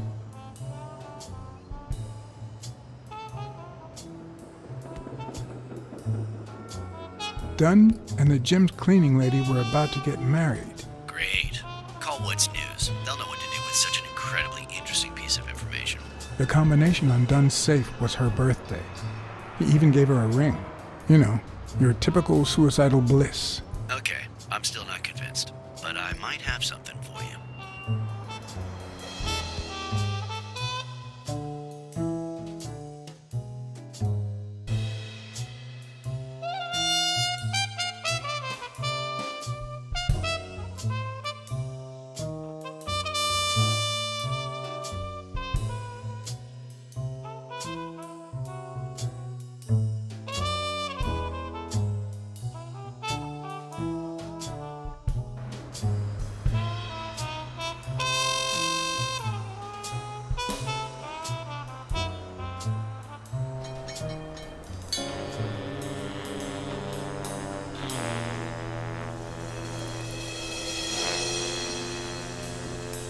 Life is often off-key, like a bad song. The notes come together but feel flat, unable to create anything resembling music. And yet, there are ways to string them together to create harmony. Ways that are not always entirely in our hands.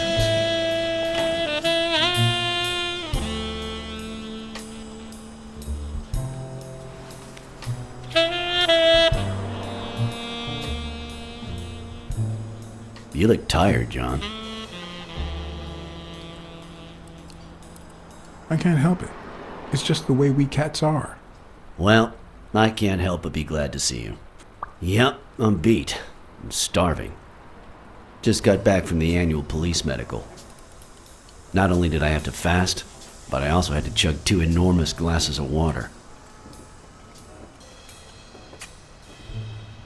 John, you alright? Can we just talk about Dunn? Okay, no problem. The thing is, I'd love to help you out with this case, but I can't. You know I work for the state of New York. If I had any information, I couldn't share it with a private eye. Even if it was lying on top of this table. You said you were starving.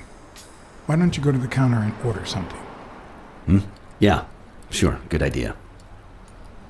If you'll excuse me.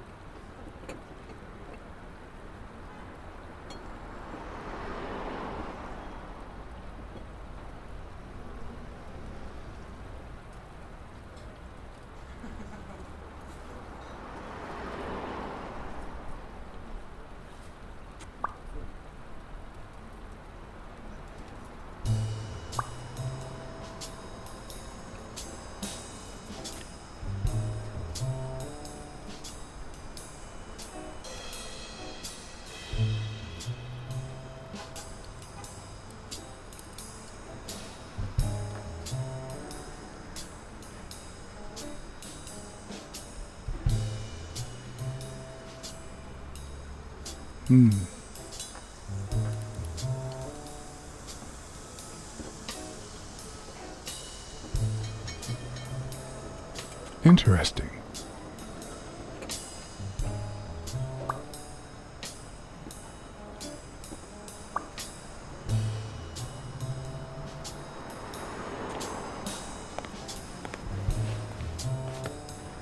Now that I think of it, I better eat at home. It's healthier.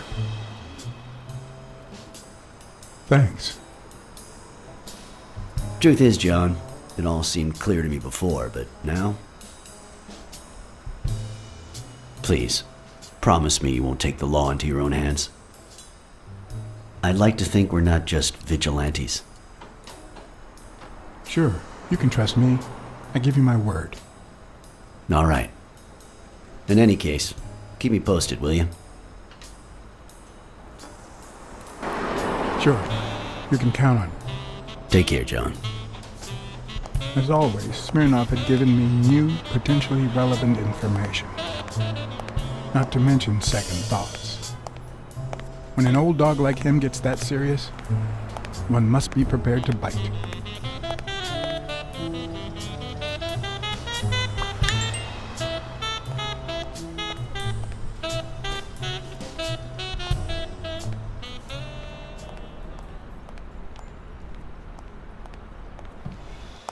Just turned off the grill. You all got about 25 seconds to order your last burger before it goes cold, you bastards! Hey, if it isn't Miss, I'm so sorry. Well, I'm sorry too, because we ran out of sissy menus. Your dad and brothers ate them all. So, you got anything to say to Sam, little kitty? You see this fist? I used it to knock down a rhinoceros today. But you know what? I've got another one right here, and it's jealous of its twin.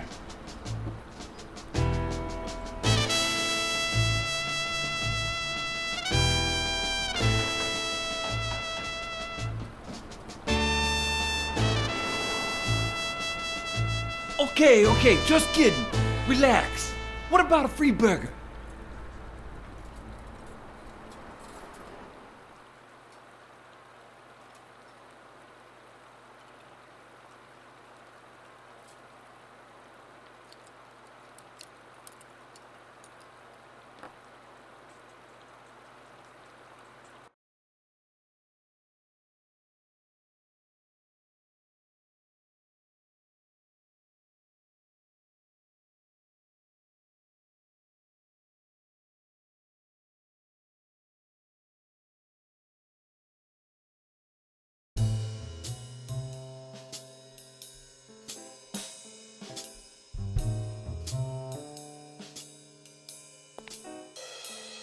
I have to admit, I was hoping to get something in return for that first hamburger. But now I don't really know why I brought this. The cynics would say I did it all out of selfishness. Just to feel better about myself. Who cares?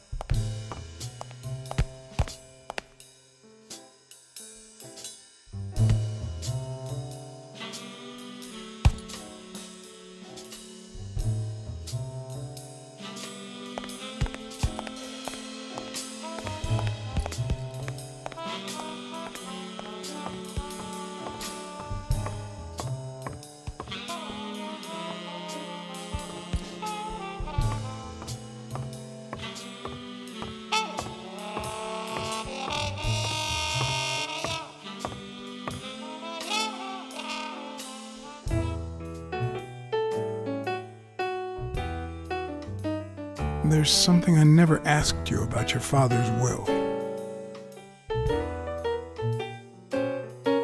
All right. Thanks.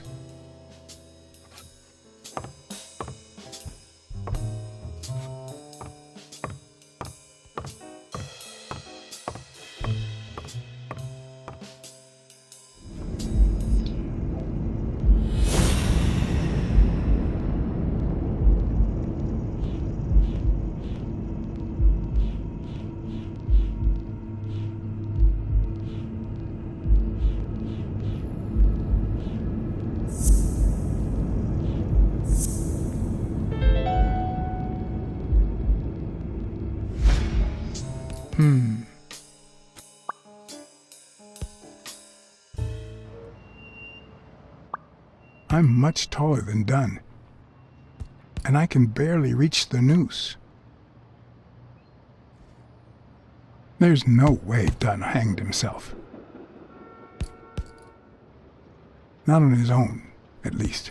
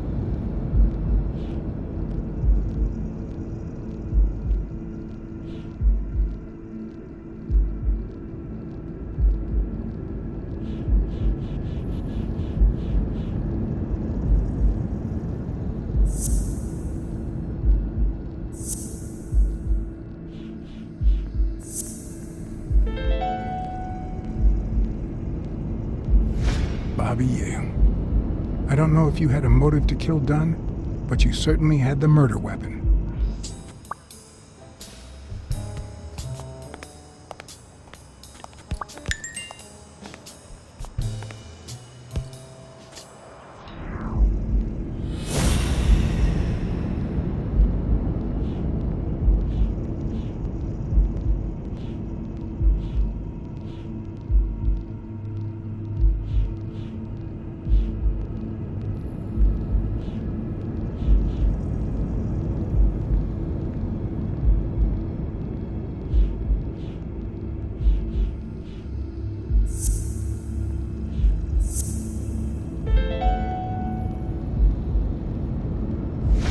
All right.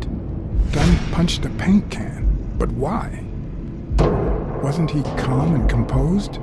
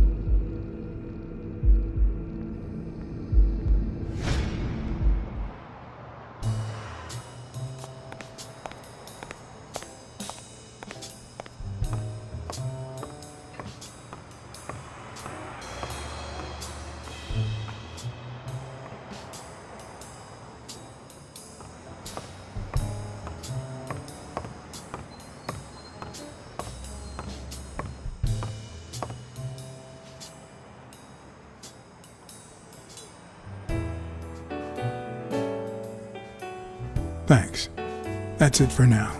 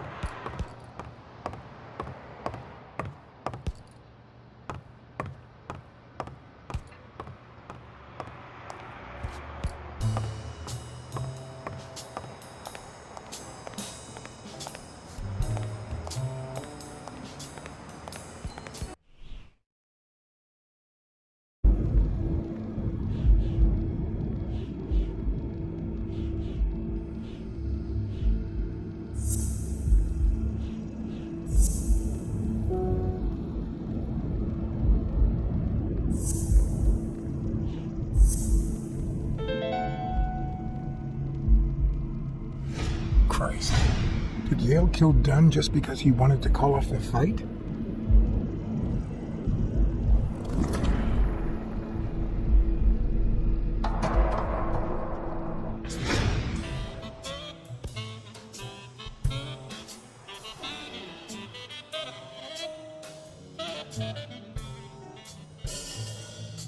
I always knew Bobby had issues.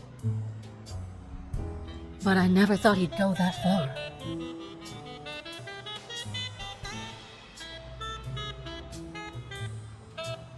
Everything seems to point in that direction. I'm certain of it. But he could have been framed, couldn't he?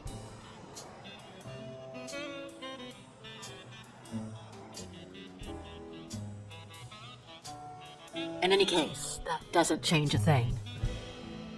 It does, actually. Now we know he didn't kill himself. My father's still dead, and you still haven't found Bobby Yale.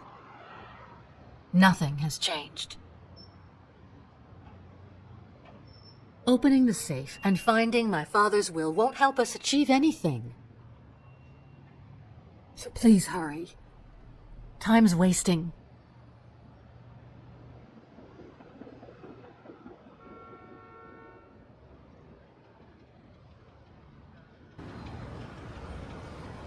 Sonia's indifference never ceased to amaze me.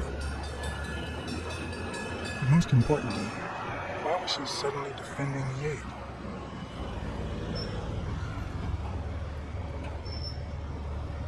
John Blacksad? I think I owe you an apology.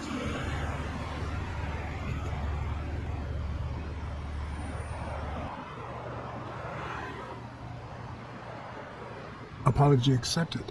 But what exactly are you apologizing for? Listen, I don't think my fellow workers treated you with the respect you deserve. I'm so sorry they wrinkled your suit. The thing is, they didn't know we shared a common goal. Bobby Yale. I want to find him and get to the bottom of this as much as you do, Mr. Blacksad. So please, kindly accept my invitation. Why not share our findings? Come on.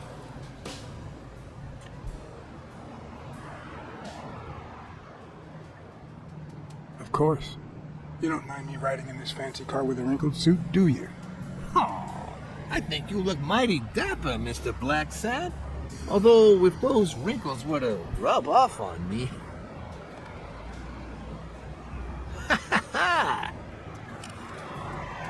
I always play it nice and safe.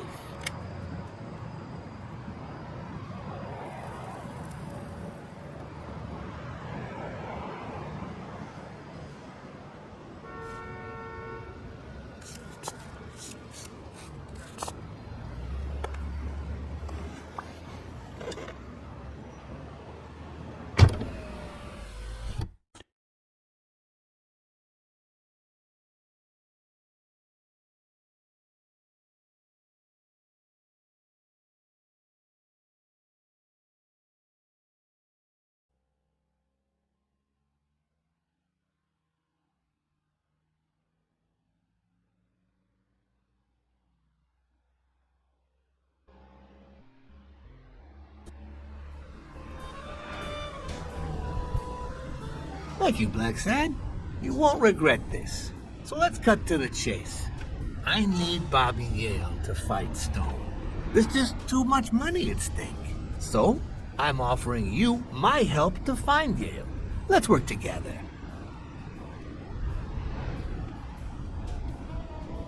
What kind of help do you need? A simple exchange of information. You're a good detective, and I, well, let's just say I have my own ways of making people talk. All right, then. Let's work together. I thought you'd be hard to convince, that you'd appeal to the moral high ground or something. Please, hear me out. Let's say I bet a beer that we find Yale in 3 days, and you bet a beer that we don't. In 3 days, one of us has to buy the other a beer. Is that so bad? We're simply two grown men using our money and free will to conduct a small private exchange. And most importantly, we're not hurting anyone. So, yeah, I run a gambling business. What's so bad about that? I can't really say. Well, I can. Nothing. But I'll tell you what is wrong. The way our government is ruining America. We live in a so-called free country. A place where honest people can make a living, provided they don't hurt anybody. We're not communists. Well, at least I'm not. I would have never thought otherwise. As for me,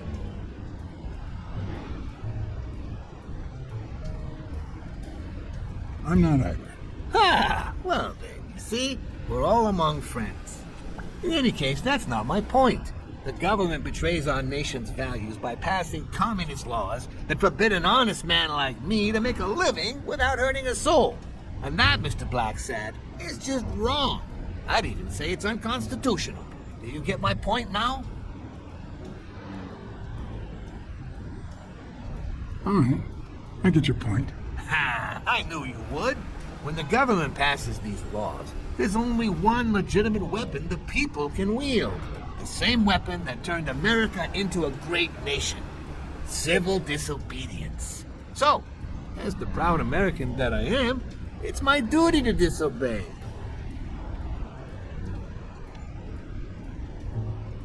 You might have a point. In certain cases, civil disobedience is both right and duty. Exactly. And when you hear just how I've transformed this business, you'll agree even more. I wasn't always a boss, you know. No, sir. I started at the bottom, when Lucky Blitzen ran the show. That good for nothing. His was a reign of terror, extortion, violence, you know, that sort of unpleasant thing. When I took over, I decided I'd make people want to do my bidding. Not out of fear, but out of gratitude. I decided to help people so they would help me. That beating your thugs gave me was really helpful. Thank you so much. Those poor bastards didn't even know you were a detective, that you were on our side. Maybe at first. But when they tied me up and beat the socks off me, they knew very well who I was. Seriously? That goes against my rules. Who was it?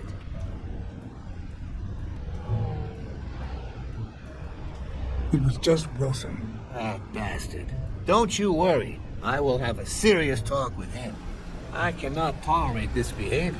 Please accept my apologies, Mr. Blacksad. As I said before, I like to help people so I can count on their gratitude.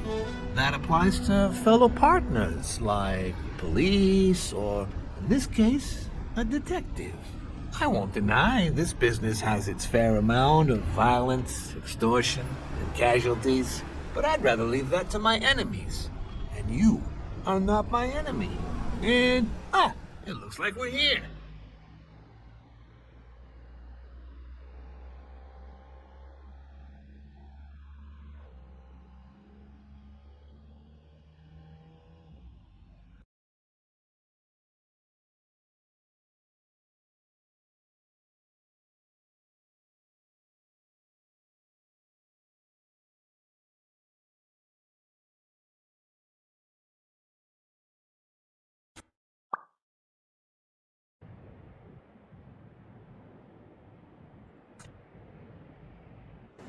Yale's apartment? I told you, I'm on your side. Go ahead, search the place. I'll wait down here. When you're done, you can honor our arrangement and share your findings with me. Or not. It's your call, Mr. Blacksad. I'll make sure you're suitably compensated. Wilson, come here.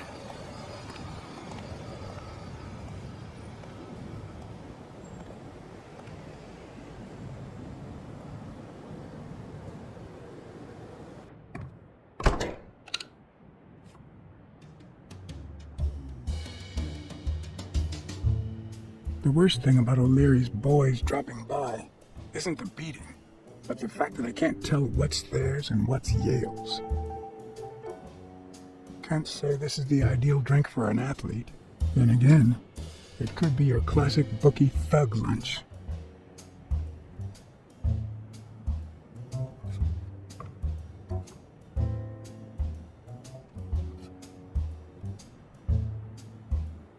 Bobby seems like a nice kid, but I barely know him. Ugh.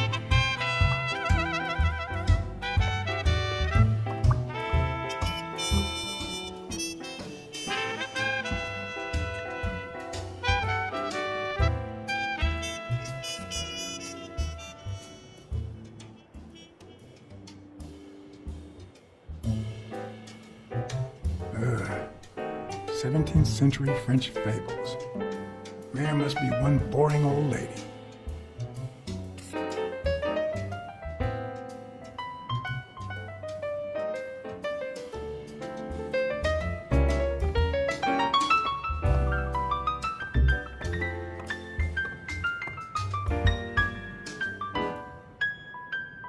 A woman's fragrance.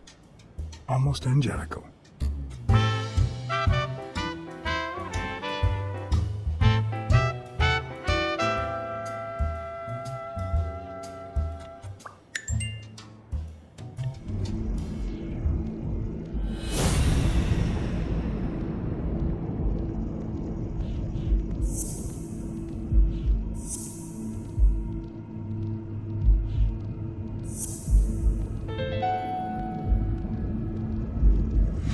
That means she's been here recently. But why?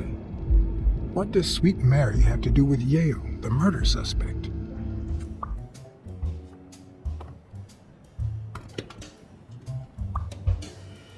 I'm not sure how Yale's love of pickles will help me crack the case, but it's good to know.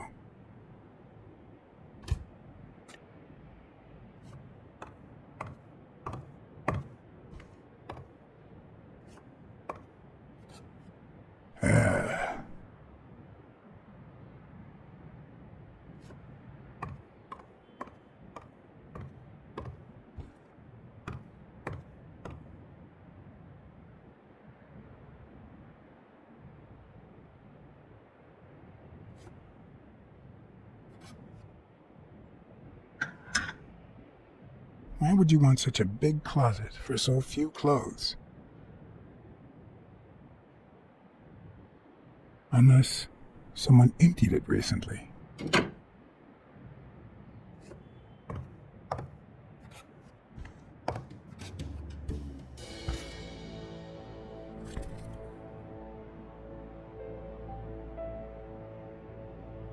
Copy 1 of 3. Do you know any of his relatives? His father, Avenarius. Avenarius? The boxer poet? Didn't he disappear 20 years ago?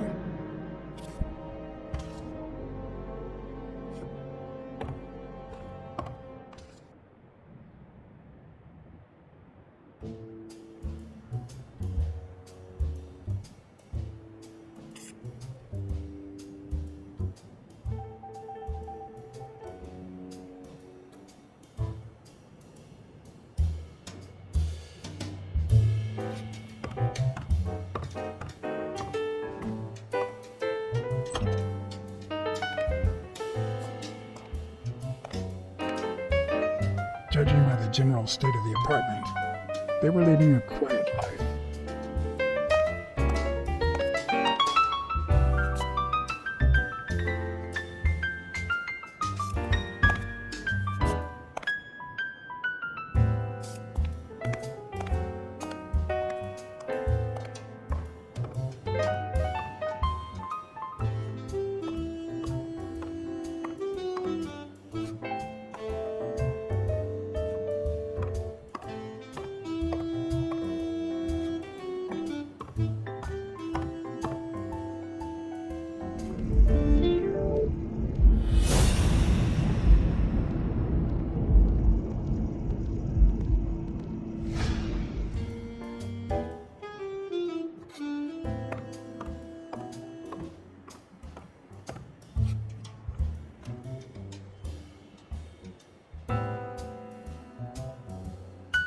So, you like your mob stories, don't you, Bobby? Seems like Bobby inherited something more than boxing skills from his father, besides the tendency to vanish into thin air, of course. Nice chain.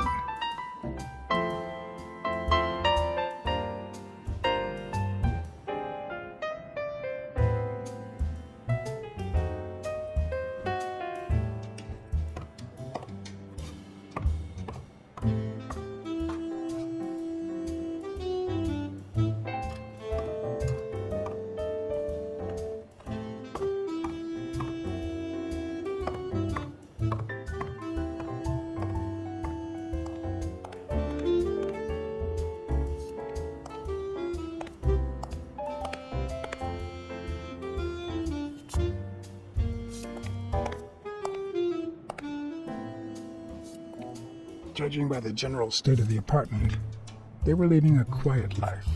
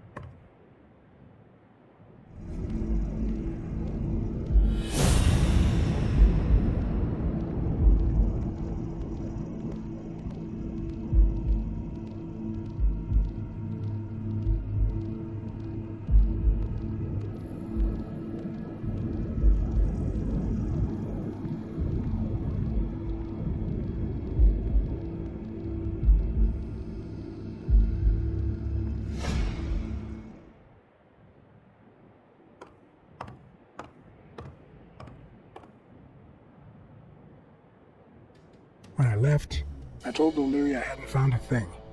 The minute I was alone, I left for Mary's. But before all that, I took a small parting gift for her.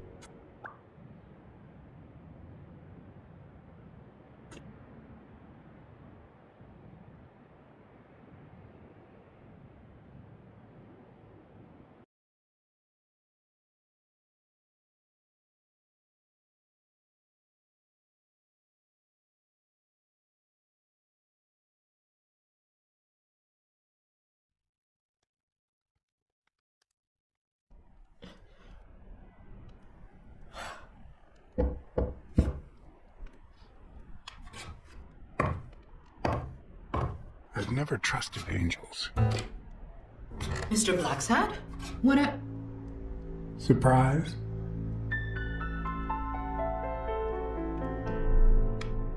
When they fall, they turn into demons. Joey told me he was going to spend the afternoon painting the gym and that Bobby would be fixing something up on the roof. So, after I found the body and called the police, I went to Bobby's place, but he wasn't there.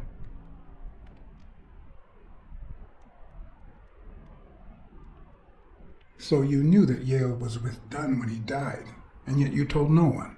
I guess I just forgot. Everything is so confusing. I'm sorry, Mr. Blacksad. Don't be.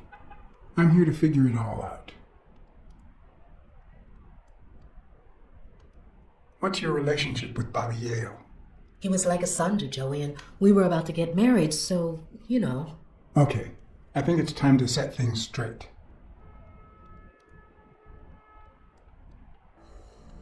I knew you were cheating on Dunn with Yale. Or was it the other way around? No. How can you even think of something like that? How can you convince me otherwise? I found a picture at Yale's apartment. It's you and him on a roller coaster. Care to explain, Miss Purnell? I'm not white, Mr. Blacksad. What? 7 of my great-grandparents were white. The 8th was black. According to law, I'm a black citizen, even if my skin says the contrary. Do you know what that means when you're born in North Arlington, Alabama?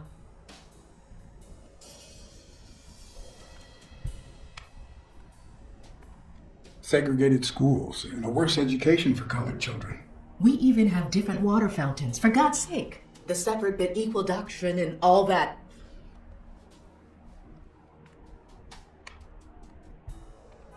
That garbage. And all the lies. That's why I moved here. No one knows what color my great-grandparents were. I completely understand you, Mary. Just think if you were also a woman. He's my nephew, Mr. Blacksad. Joe and I first started taking care of poor Bobby when my sister died. That was when he was almost 15. The 3 of us went on that trip to Luna Park. So this is where Joe Dunn comes in. Bobby was the only one who knew about me and Joey. We were afraid that someone would use my past to ruin his career. It's not the first time I hear that story. I'm sorry I accused you so lightly. Don't worry, I understand.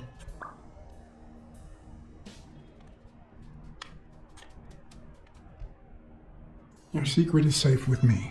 Thanks. It means a lot to me. Are you sure you don't know where your nephew is? I've looked everywhere. He's nowhere to be found. Don't worry. I'll find him. Thank you. About Sonia Dunn in the ring. I managed to hide the truth from her. I appreciate it, but at the same time... What? No, nothing. Maybe she has a right to know.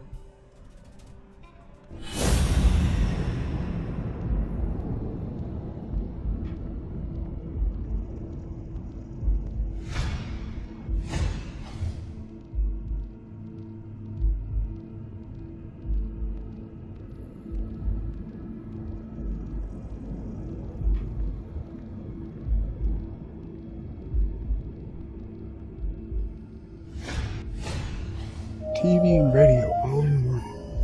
Where will these mad times lead us?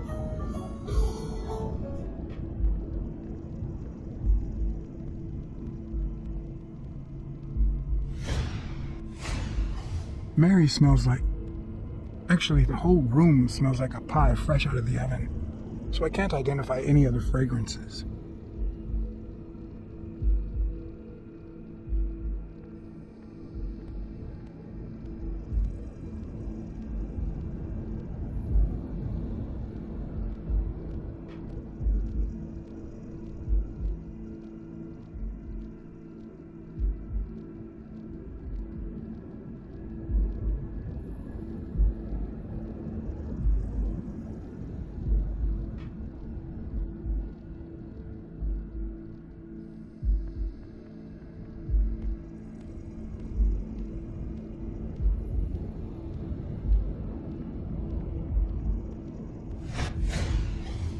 fresh out of the oven.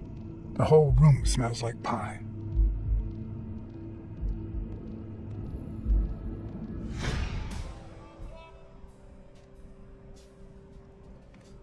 That cherry pie smells so good.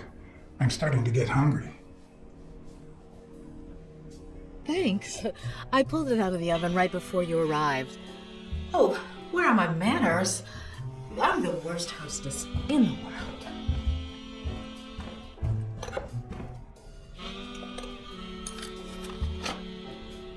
Let me go get a knife from the kitchen.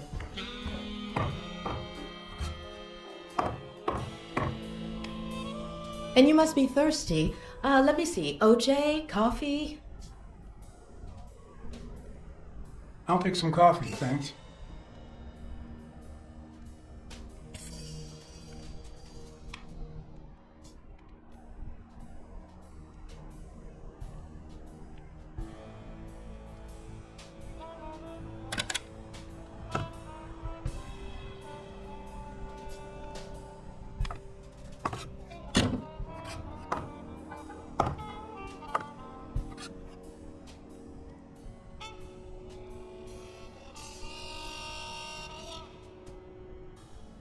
That's some beautiful artwork you got there.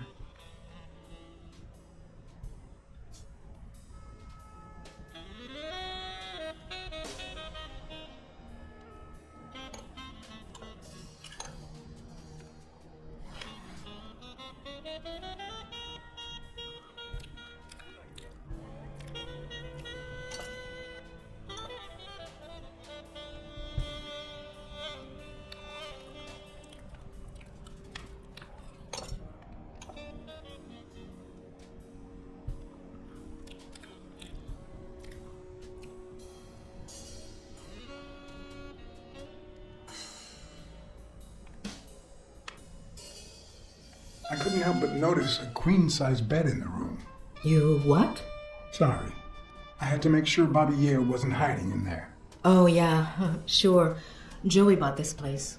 It was going to be our home after the wedding. I left my apartment and moved in so I could save some money.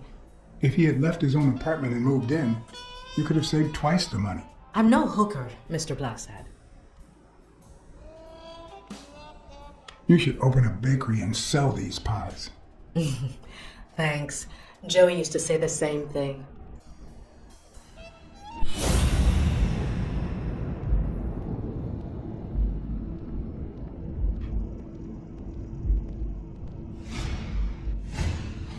Now that there's almost no pie left, the scent has also disappeared. Interesting. Now Mary smells like a huge dog. Mary, when are you going to stop lying? I know your nephew is here. I can smell him. What? No. I already told you I don't know where he is. Look, I understand why you're protecting him, but it's in his best interest to end this hide and seek. You can search the whole house if you want. Go ahead. He's not here.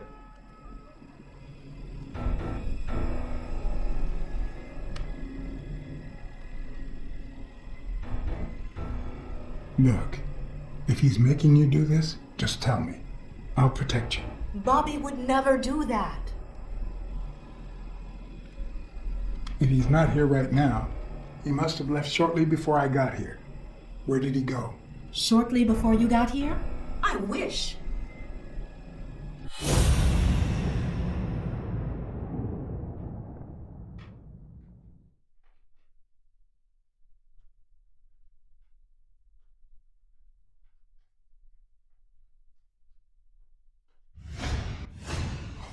Wait a minute. She's not the one who smells like that.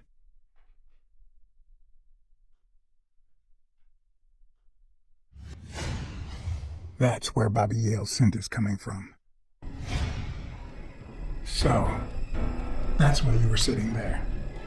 What? I don't know what you're talking about. Yes, you do. Could you step aside so I can check, please? Please go.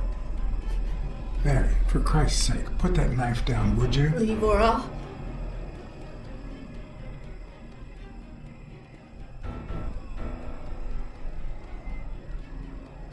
Mary, please, calm down. I mean it. I don't want to hurt you.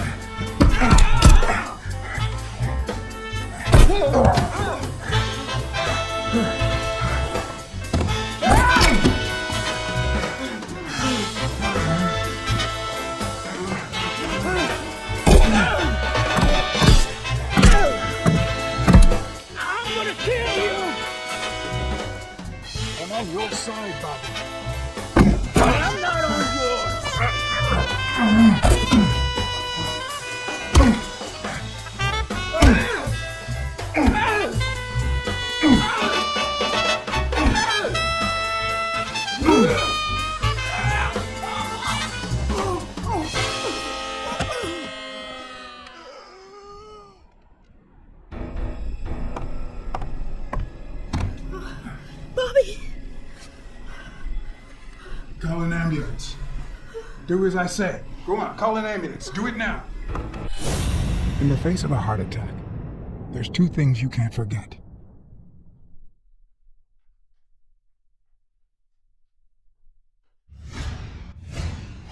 One, stay calm. Two, 1 chest compression per second. 1 Mississippi. 2 Mississippi. 3 Mississippi. 4 Mississippi. 5 Mississippi. 6 Mississippi. Bobby. Oh, Bobby. Thank you, Bobby.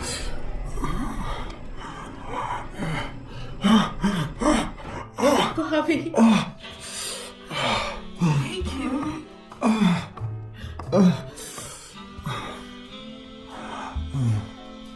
I had lots of reasons to consider this a great day.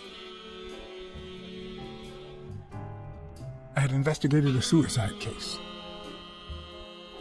I had discovered that, in truth, we were dealing with a murder. I had found and captured the prime suspect. And I had saved a life.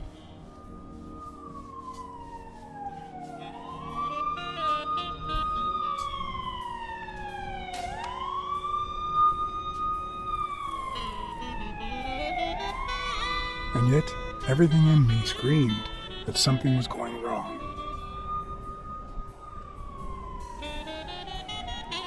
Terribly wrong.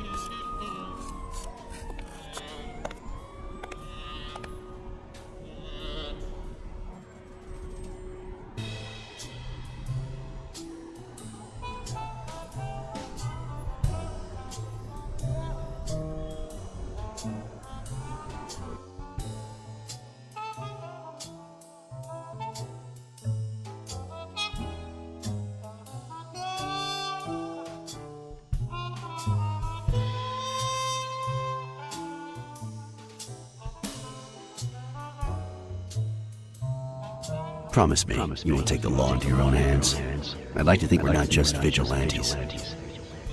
I want a gun! What the hell? Bang, bang, bang! A fair amount of violence, extortion, and casualty.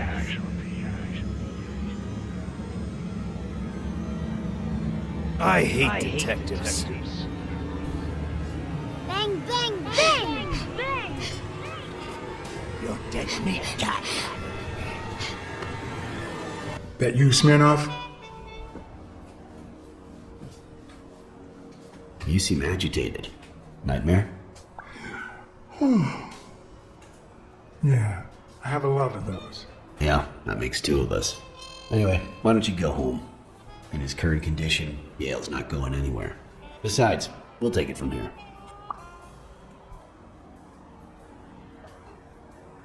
Thanks. I think I need to get some sleep. Yeah, that much is clear. As for what happened yesterday, You promised me you wouldn't intervene.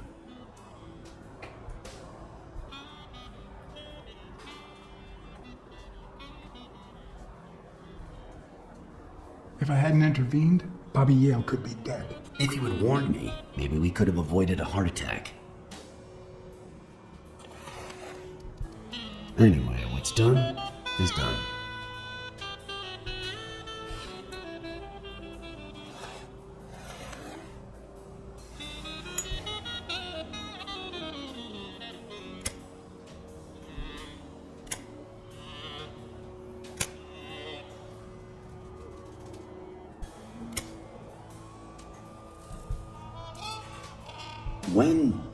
When exactly did you realize that he killed Dunn?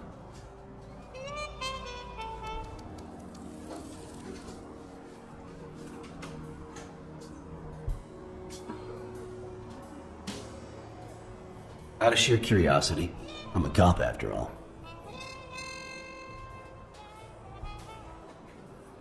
As soon as I realized that the murder weapon belonged to him. How about the motive? Any ideas?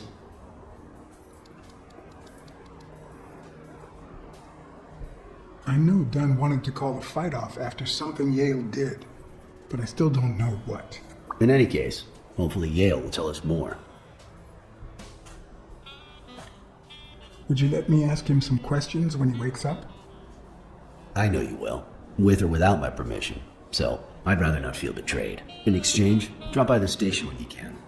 Your investigation could really help my men. Who, by the way, must be waiting for me to interrogate Mary Purnell. Boy, she was hard to pry from Yale's side. She's been through a lot in the past days. Be nice to her. Of course. In spite of it all, we're not just vigilantes. And as for you, go get some rest. God knows you need it.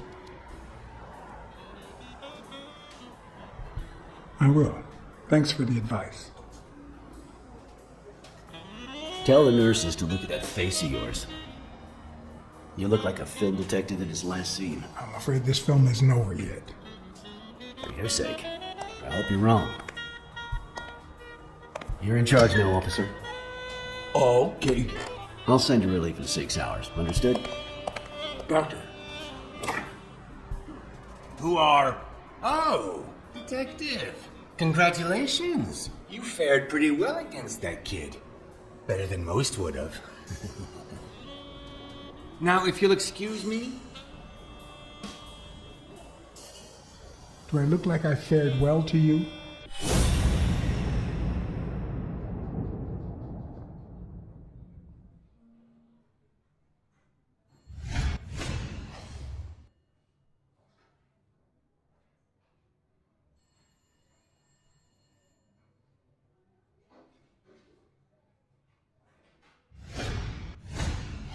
We, as a society, simply don't trust reptiles. But that's not the real problem. The real problem is our extended belief that there's logic to that distrust, that it's natural and well-founded. How's Yale? Is he awake? Oh, yeah. Go check on him before he falls asleep again. Although, try not to bother him with too many questions. What's his current condition? It's too soon to tell. He did have a heart attack after all.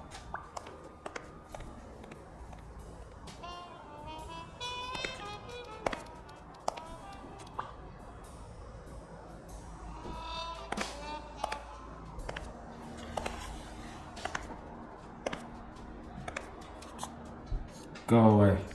I don't want to see you. The doctor told me to sleep. I rarely get to interrogate a suspect with his guard down in a place as quiet as this. Getting the chance to study his body language with no distractions is a rare gift.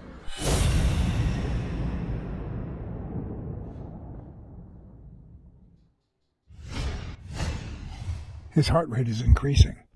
It could mean that he's lying, but it could also just be pure, unadulterated rage.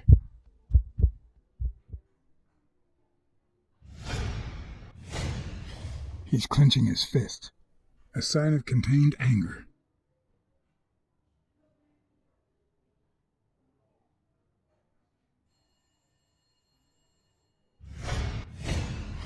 He's looking straight at me.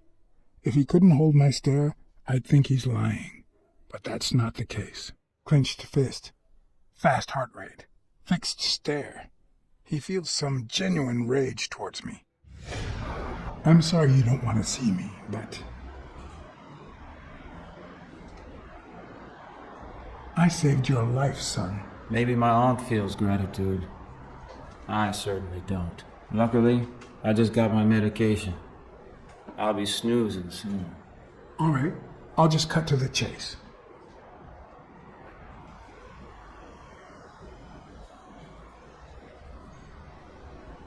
Why did you kill Joe Dunn? What? Are you trying to confuse me? Joe hanged himself. Dunn was too short to hang himself with that rope. So, it's true? He was murdered. I know the murder weapon was yours. What? The rope? I don't get it. What weapon do you mean? Don't play with me, boy. The chest expander. An expander? I've never had one of those. All right. Let's just say that I believe you.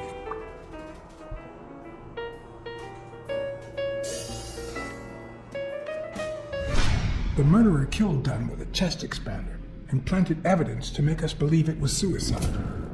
But he also left enough clues behind to make sure we found the true murder weapon. Then he put the chest expander box in your locker to frame you. Do you know anyone that twisted and who also happens to have a motive? I don't know.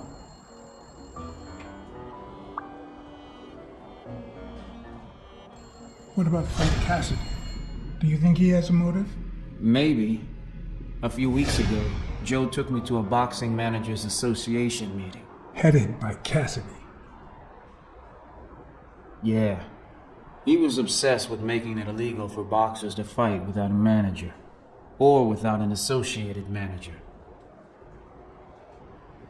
Everyone seemed to go along with it until Joe spoke up. He said that would lower us to mob status. That Cassidy had founded the association just to make money by monopolizing the sport. That made others think twice. And Cassidy ended up empty-handed. Poor Cassidy.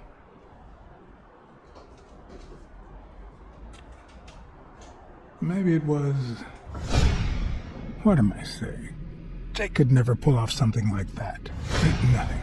Never mind.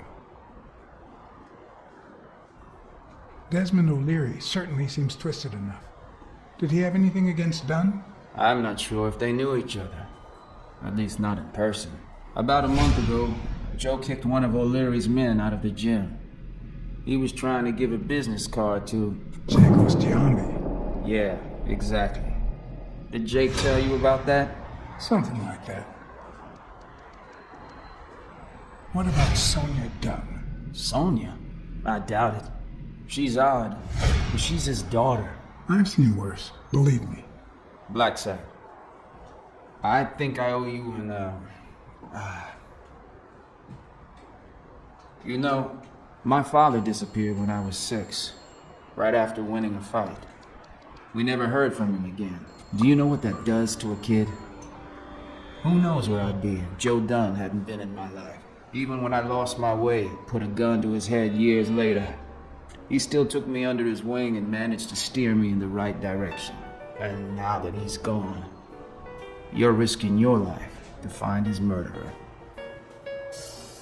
Thanks.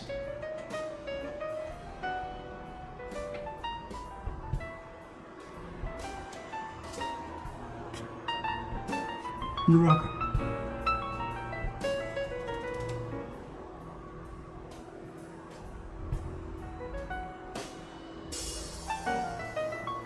The number of cigarette butts is inversely proportional to my hours of sleep.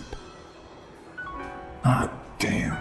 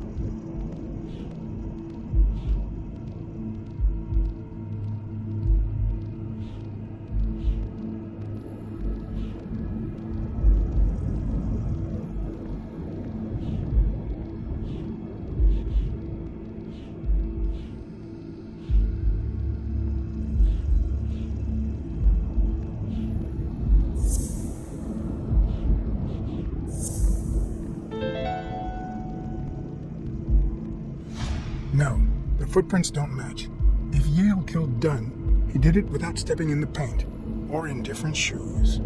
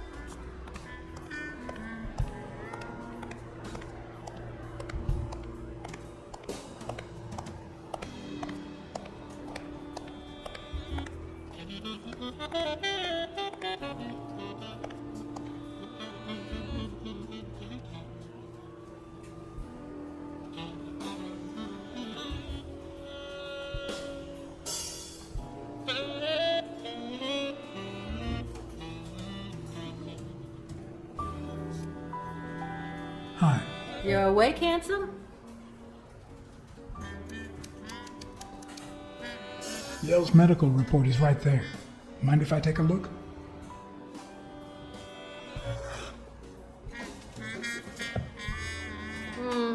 No, I don't think so, handsome.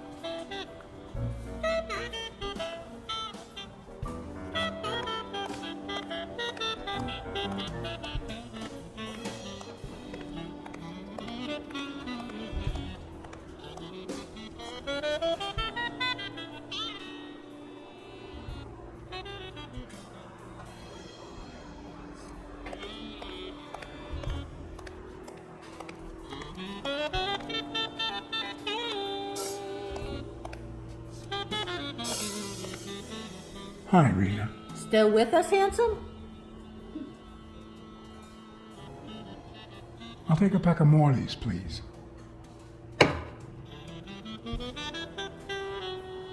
Honey, get me a pack of Morleys for Mr. Handsome.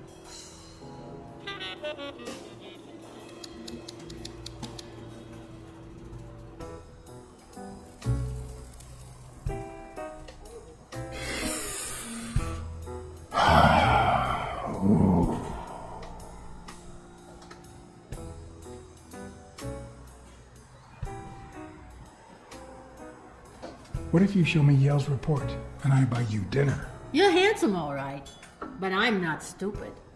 I won't be able to read Yale's medical report if she's around.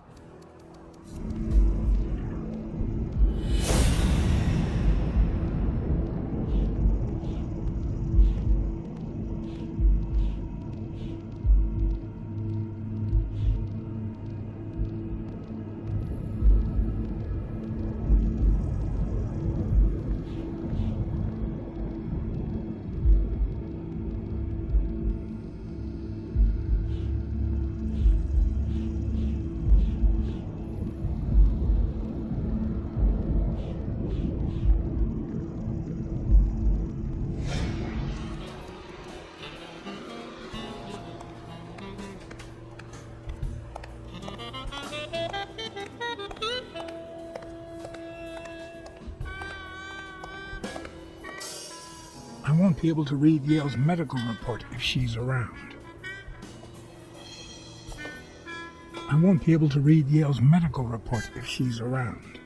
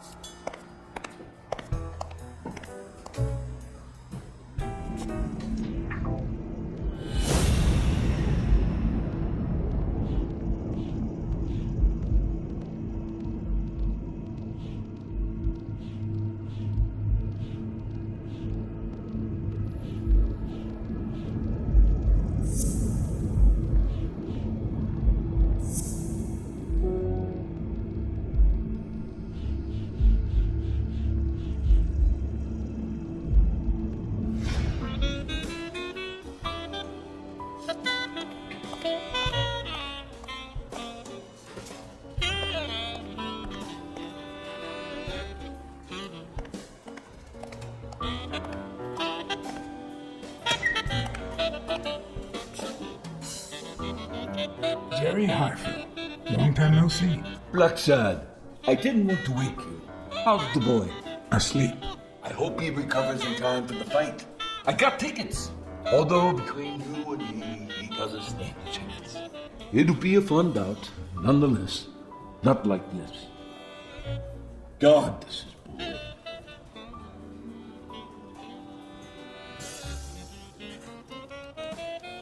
You want to smoke? Don't smoke or drink. No vice for me. Smoking's dirty. Alcohol goes straight to your head.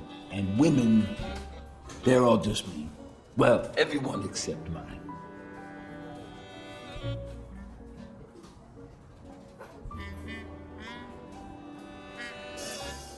Well, I'm going back in.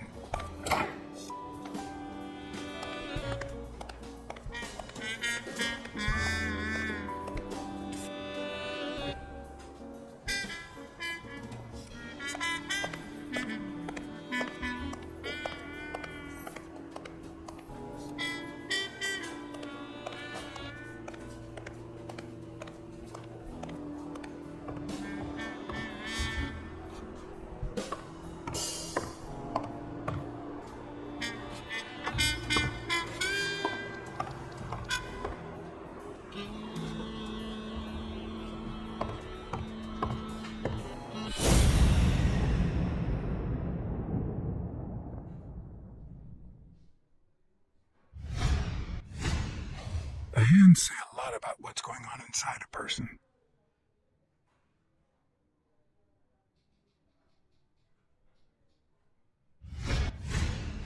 Is that eye movement normal?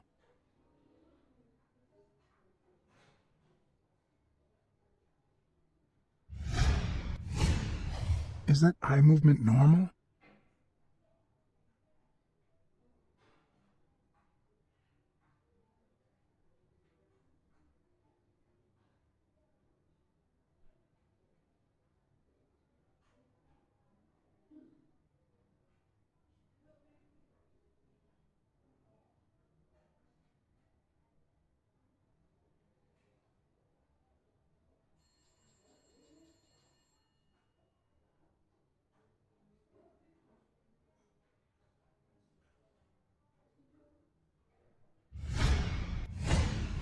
The hands say a lot about what's going on inside a person.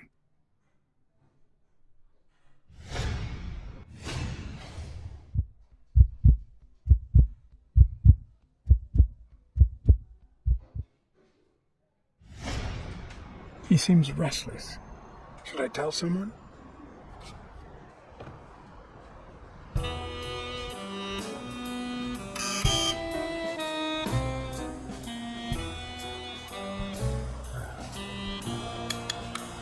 See, there's no fever whatsoever. He must be having a nightmare. Are you sure? Wouldn't you have nightmares too after what he went through yesterday? I know I sure wouldn't sleep. I have nightmares myself, but those go way back. Oh, the poor thing. Do you know what my nightmare is? It's that witch I have to work with. Oh, good thing she's got trauma surgery at 12:30, but I wish it were a little sooner, you know? Anyway, thank you for letting me know. And for bringing him in. You don't know how excited I am to be involved in a criminal case. It might not be important, but I need to take a look at his medical report.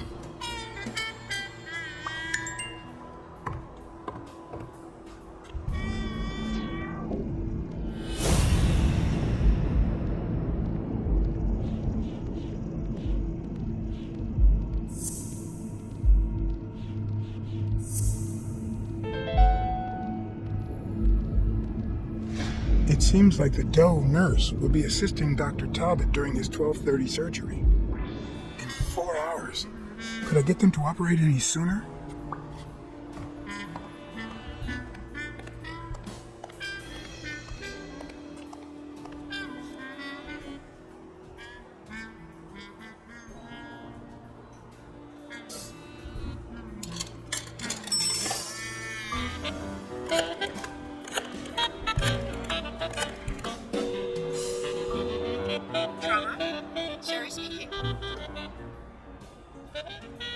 Get Dr. Gregor Talbot, please.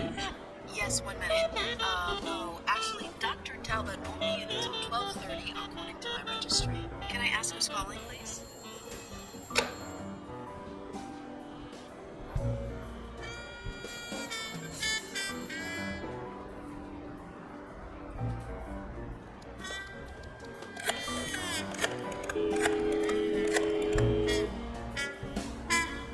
Sherry, this is Dr. Talbot. We have to reschedule the 12:30 procedure. I want everyone in the operating room in 5 minutes. If anyone gives you any grief, tell them it's a matter of life or death. Understood?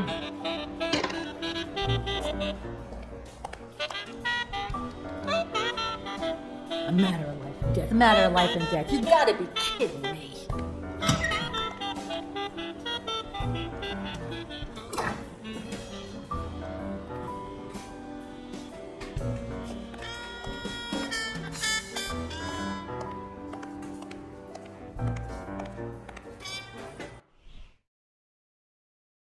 Investigation. Between you and me, and all due respect, miss, but aren't we taking this woman's liberation a little too far? All right, go ahead. I guess it's her business after all. Your assistant?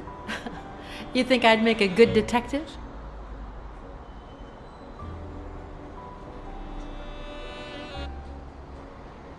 Yeah, you're smart and brave.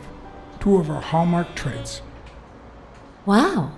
I think that's the first nice thing you've ever said to me. Anyway, you did your job. I'll send you a check the day after the fight. You can leave now. Why did you come? What are you doing here?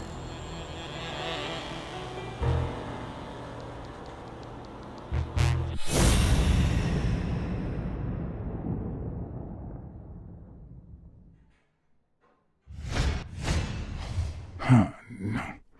She's gonna do something stupid. Sonia, don't. He killed my father. You said so yourself.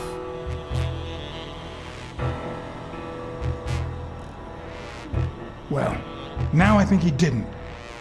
Sonia, I have reasons to believe he's innocent. He almost killed you in that floozy's apartment. How could he not be guilty?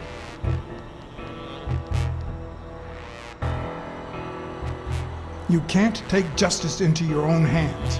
Believe me, it will haunt you as long as you live. Shut up! None of that matters. How could he not be guilty?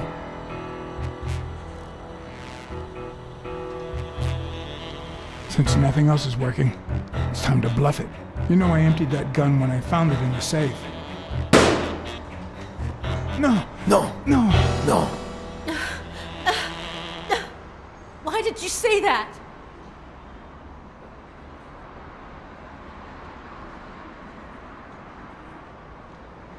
Sonia, don't.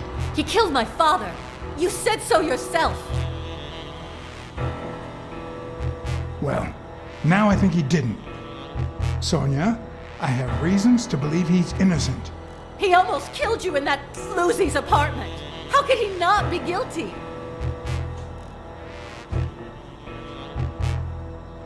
Your father wouldn't want you to do this.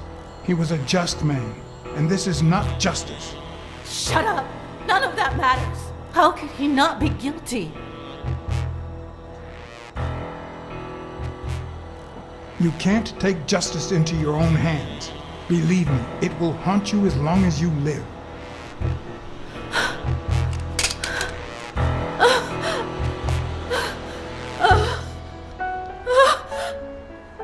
Shh. It's okay.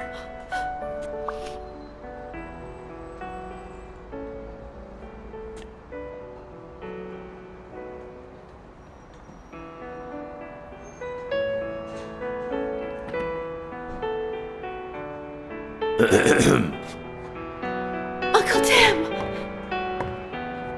Sweetie, I came back from Los Angeles as soon as I could. I told you not to rush back. Come on now, honey. Aren't you going to introduce me to your friend? No, this is John Blacksad, the detective who found Bobby.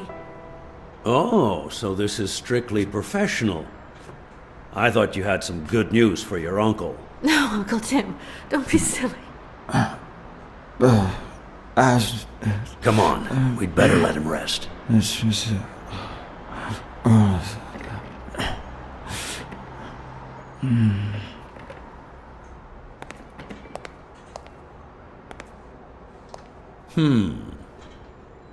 see.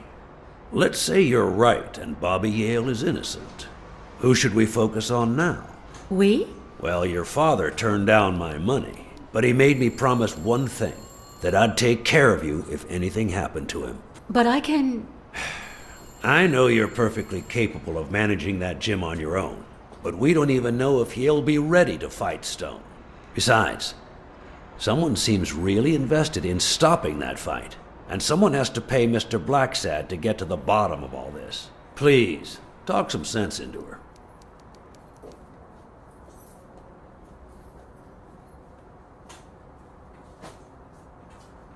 It's your life. As much as you love your uncle, it's up to you to decide whether you want his help or not. Blacksad, I was just starting to like you. All right. Thank you, Uncle. Thank you so much. All right, stop crying or you'll ruin your makeup, honey. Now fix yourself up and I'll buy you some breakfast. Wait, my purse. I'll get it. It must be... Blacksad, wait a minute. I think she needs some time alone, just like you and me. Listen, boy, do whatever it takes to find Joe's murder. Whatever it takes. If things get messy, don't worry. I'll clean them up. Deal? Sure. I'll do my best. Thank you. I trust you to get that ball to the end zone. No. Are you telling stories about the great iron arm again? Wait a minute. Of course. The Milestones quarterback. Tim Iron Arm Thorpe.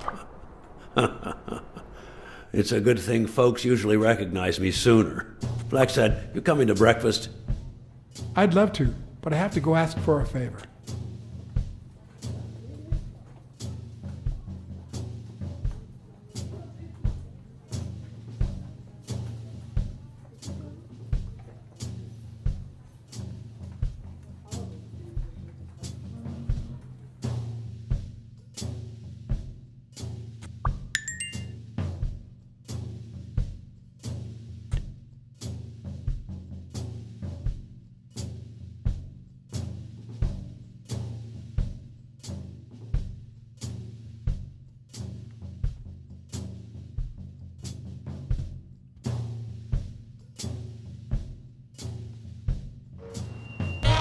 Jake wasn't at home or at his usual bar. But on the third try, I found him.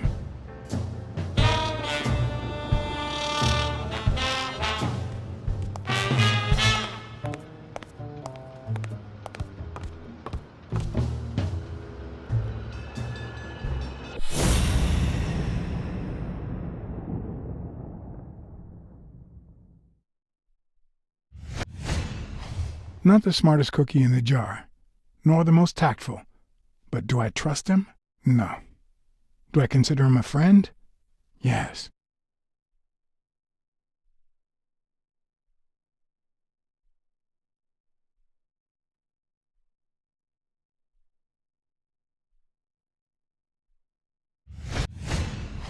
I hope he never feels inclined to hit me. He's twice my size.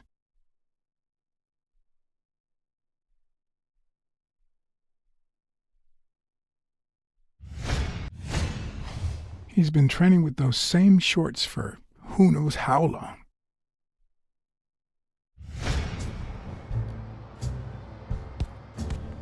Hey, Jake. Not now, John. Hey, Jake. I said not now. Hey, Jake. I said not now. Hey, Jake. I said not now. Hey, Jake. I said not now.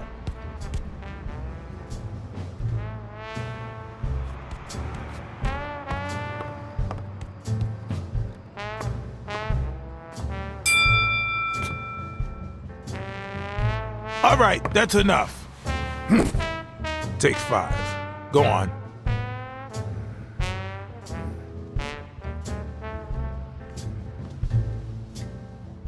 What, John? What's so important?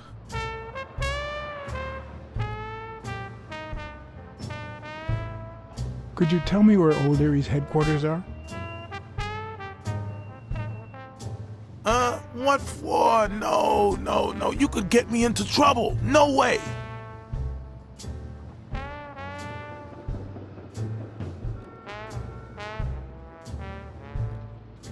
You lied to me yesterday, and being the good friend that I am, I kept your secret. You owe me. I don't think I'd keep protecting you if we weren't friends. Although, if we were friends, you wouldn't hesitate to help me. Tell me, Jake, are we friends or not? Damned cat. All right. O'Leary's hideout is in the basement of a Chinese restaurant, but I don't even know how to get in. Have you noticed anything strange about Sonia? I don't know. Yesterday she said she hated the gym. But it also seemed like she wanted to save the place. Do you get any of this? I sure don't.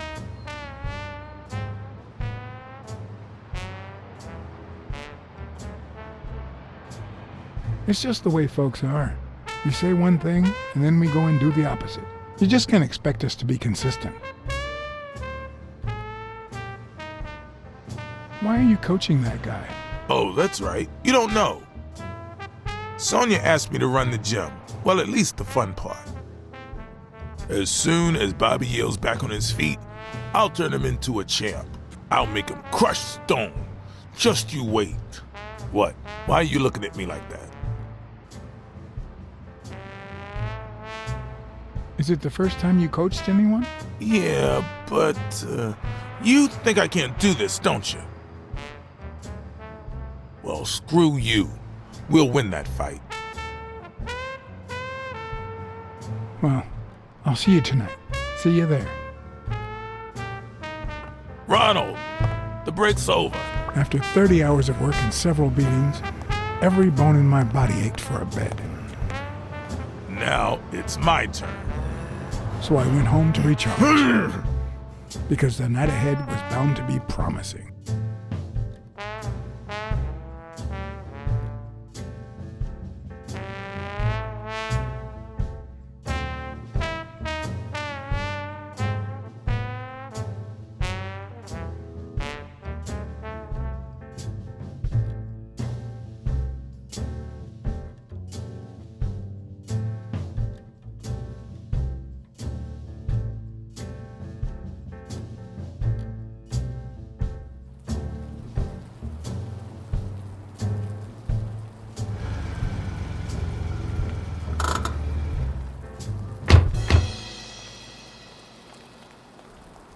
What do you know about that basement? Well, let me think. Nothing? Come on, Jake, for Christ's sake.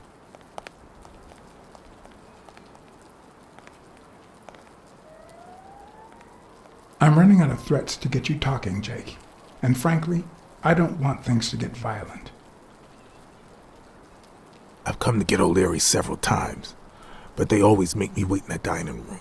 One day it was so late that the restaurant was closed. They made me call from a payphone in that alley over there to let them know I was here. A few minutes later, O'Leary came out the back door, that red one there. All right. You stay by the payphone. Wait till I'm inside. If you see anyone, call the same number you did that one time. Let it ring twice and hang up. Got it? Screw you! A promising night indeed.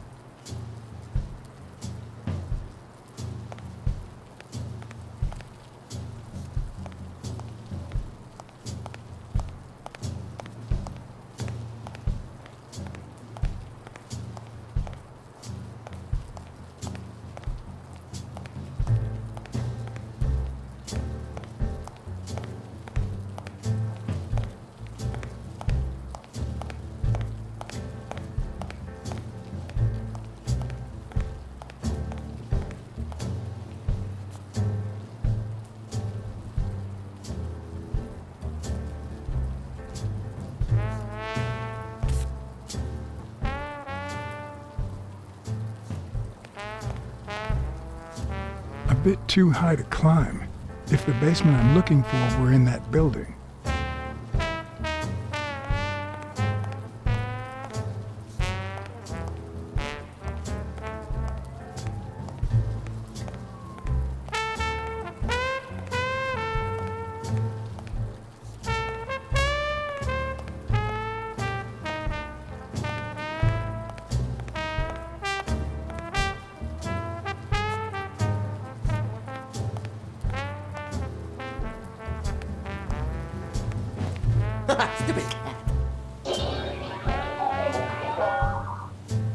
I'm guessing it lights up when they ring at the main door.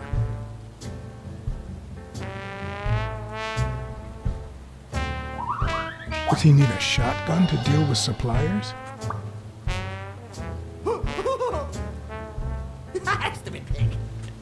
Would he even notice if I got in?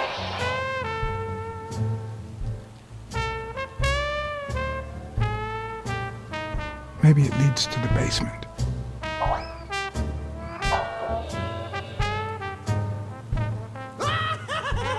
Something tells me he'd notice me no matter how stealthy I was.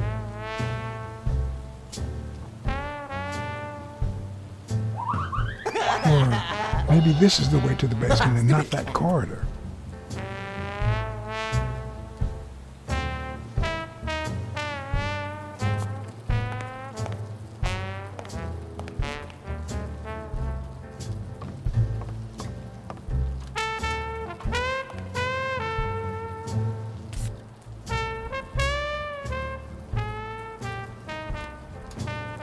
Could it be an elevator shaft? How does this thing open?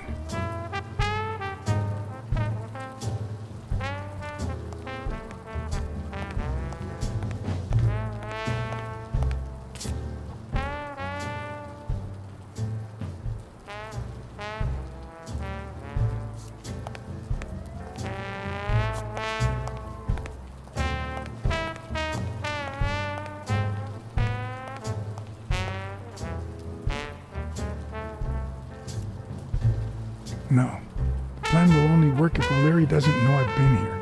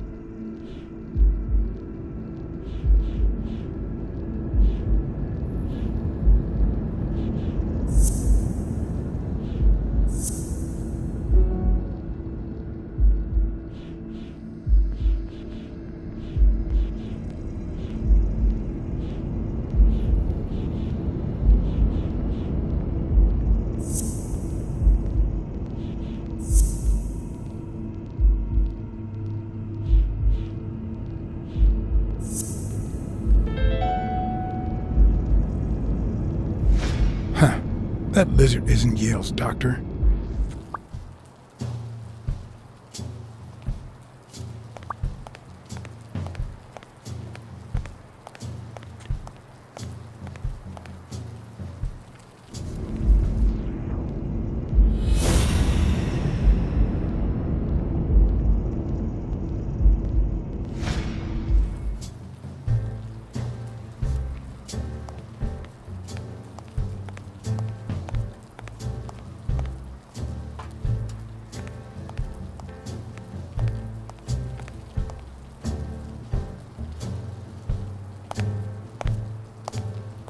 What happened? Should we run for it? Do I look like I'm in a hurry? There's a guy watching TV inside the restaurant. A red panda, I think. Doesn't ring a bell. I don't recall any panda waiters. Are you done? What do you think? There's a trap door on the ground, right by the restaurant. Does that sound familiar? Huh? The restaurant or the trapdoor? Okay. Forget it. What's taking you so long? You want to switch places?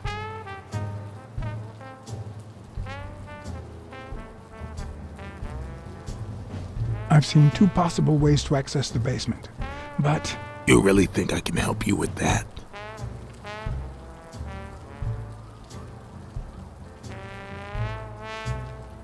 I need you to go to the front door and ring the bell. Alright, is there a bar in that alley? Have you been drinking? Count to 30, ring the bell, then run for the car. Got it? Whoa, you better send a bunch of Natalias my way after this. So, now what are you gonna do? I'll open the door with my lockpicks. Once I'm in... I'm still not sure if I'll take the hall or the door on the right.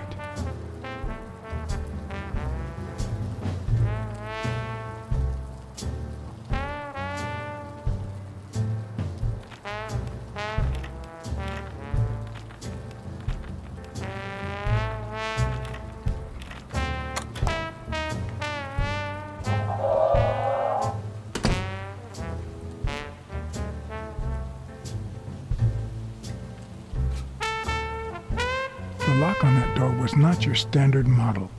I had to give it my all.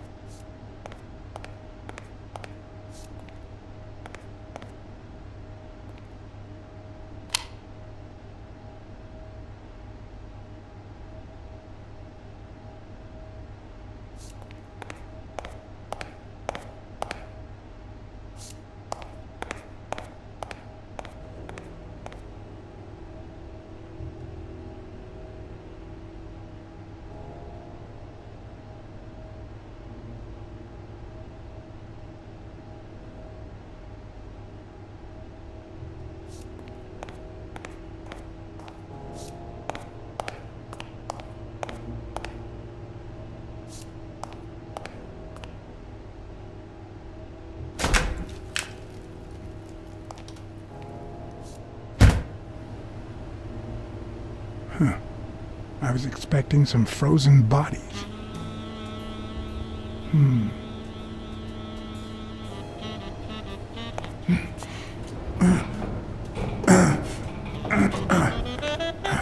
It won't budge.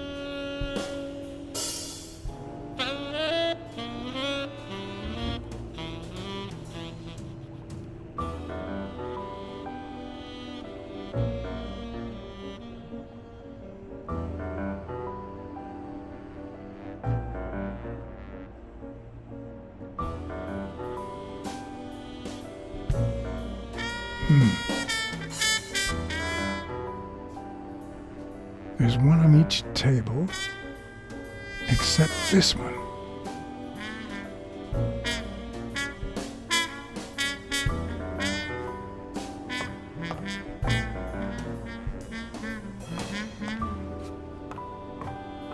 The odds are incredibly in Stone's favor. I guess that he's the reigning champion, and Bobby Yale is just a contender, but maybe word got out about his condition.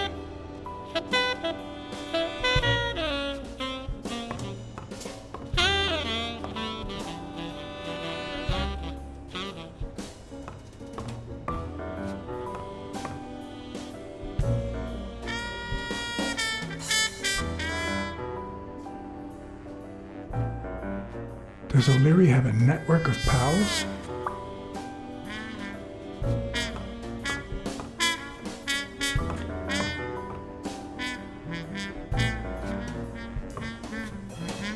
Wow.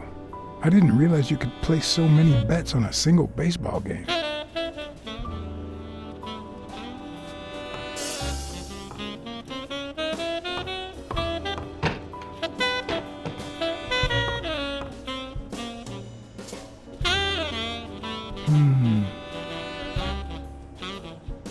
A little thingamajig that adds on its own. What'll they think of next? It looks like a summary of all the bets that come in. Day, amount, bet, wagerer. Wait a minute. Did O'Leary himself bet $5,000 on Yale? Sometimes I forget that criminals, even the office variety, have family and kids. Anyway, maybe things aren't so bad on the dark side. 16 days until the fight.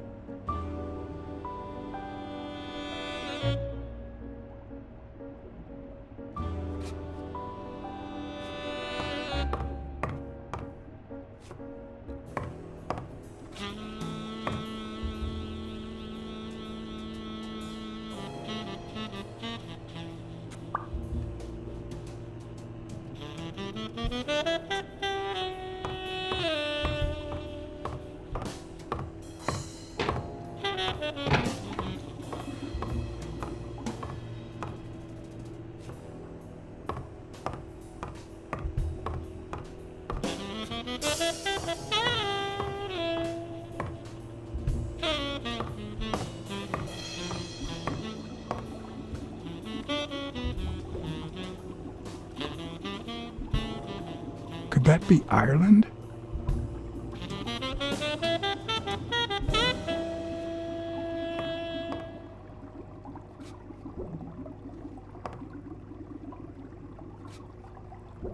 I'd say that's Ireland too.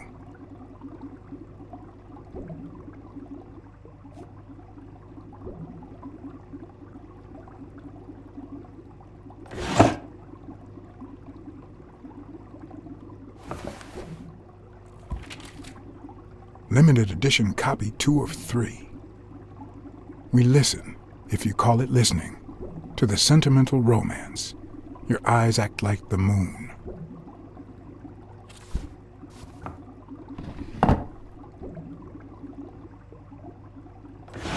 If they're not together anymore, why does O'Leary keep so many pictures of romantic moments with Helen Moore?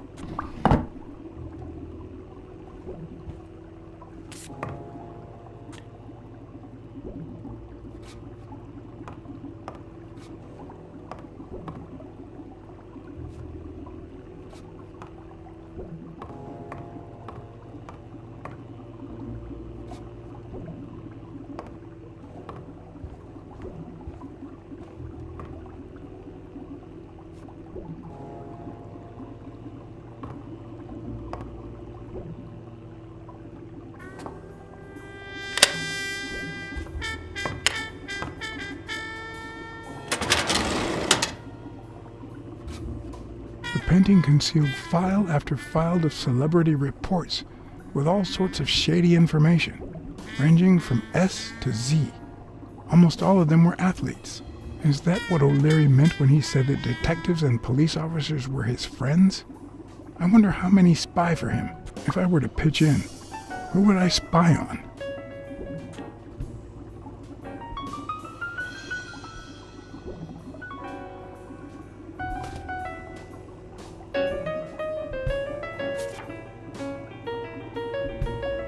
In Bobby Dale's folder, all I found was a log of his incredible stats as an aspiring champion. 20 victories, 16 by knockout. Although, at the end of the report, someone had underlined one word several times. Untouchable.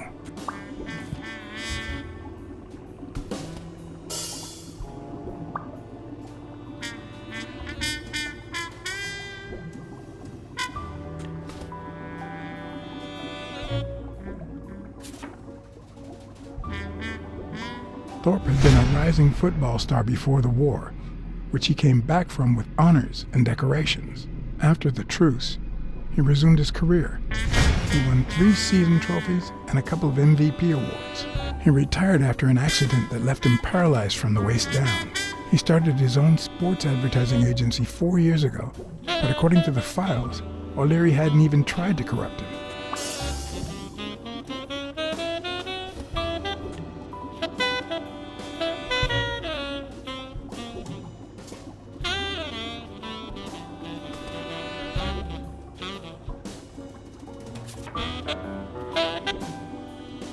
According to Stone's report, he was so clean, not to mention hard to corrupt, that O'Leary opted for a more subtle strategy. Apparently, when he broke up with the tennis player Helen Moore, he set her up with Stone. Lucky for him, they hit it off. As I put away the report, I stopped in my tracks.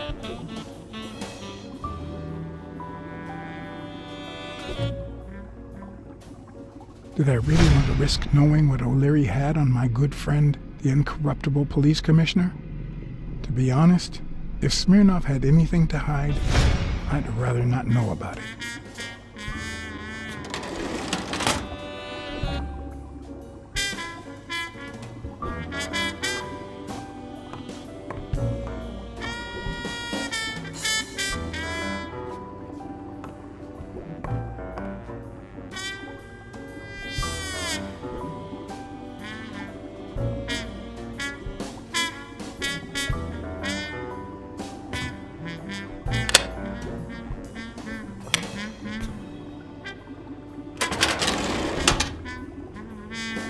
Luckily or not, files N through R included no one that I could somehow connect to the case.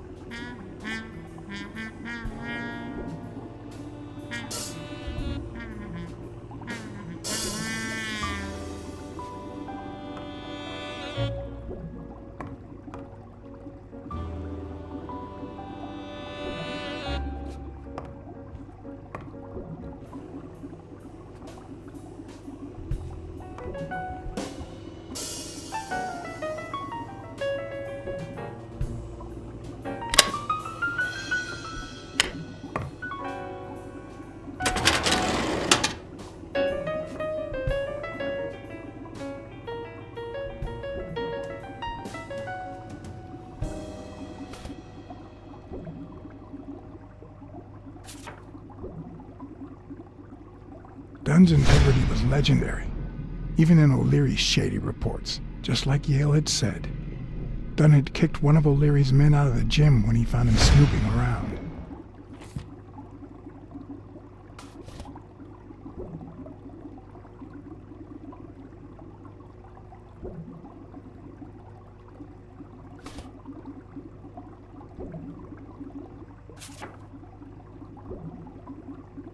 The report on Yale's father was the shortest of all, since only his name was left. Why?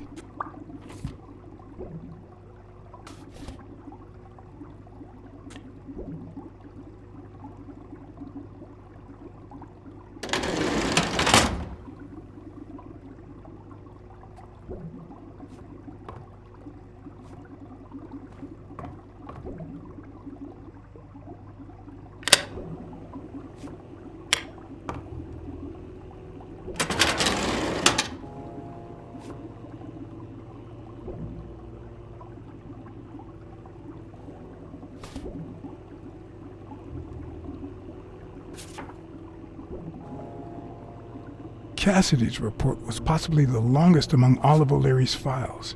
Apparently, their rivalry went way back. So much so that they spied on each other in the most unthinkable ways.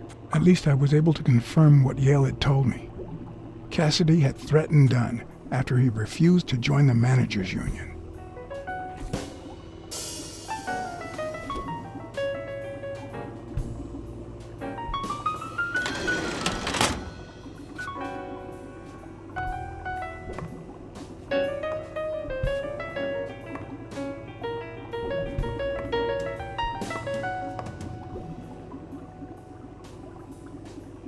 Crossler? The good news is, I don't need lockpicks to open it. The bad news, I didn't bring explosives.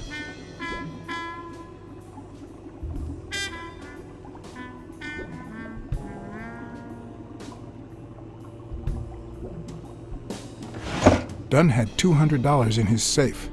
O'Leary had about $20,000 in a drawer.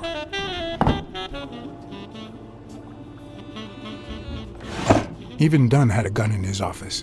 O'Leary couldn't possibly be the exception.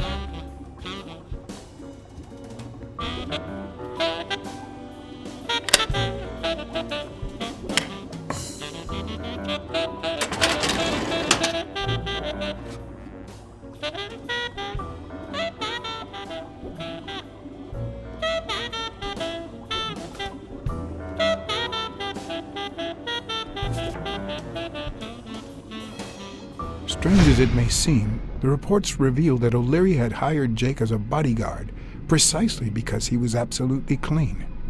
Apparently, he liked to surround himself with honest people when he mingled with the high society.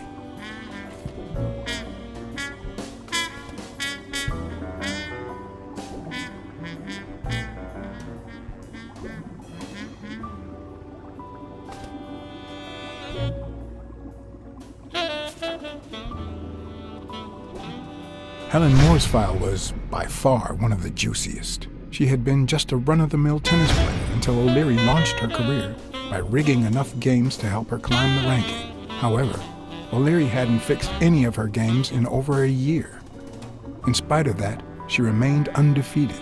Be as it may, it was clear that O'Leary had enough information to ruin her career.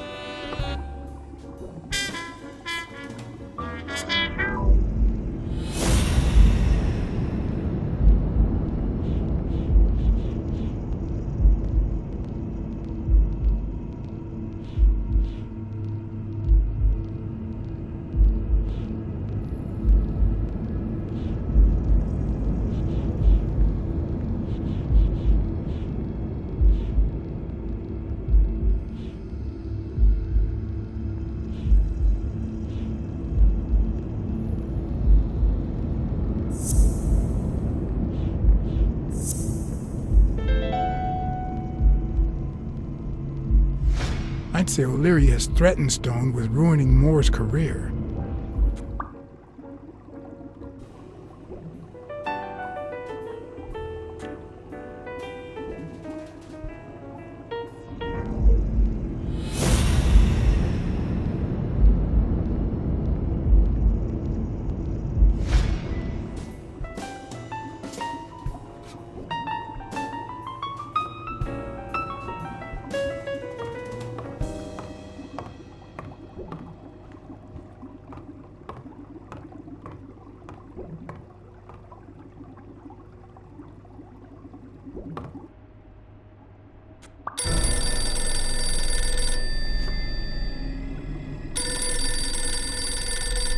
Jake.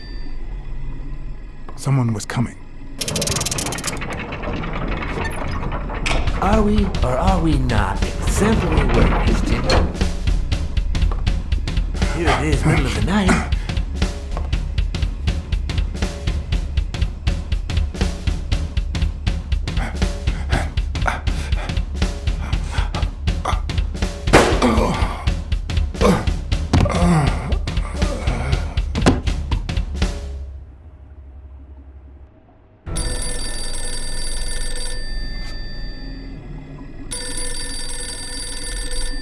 Jake.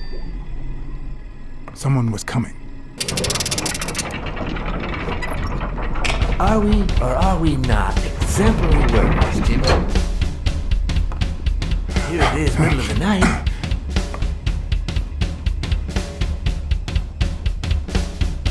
And we're working extra hours.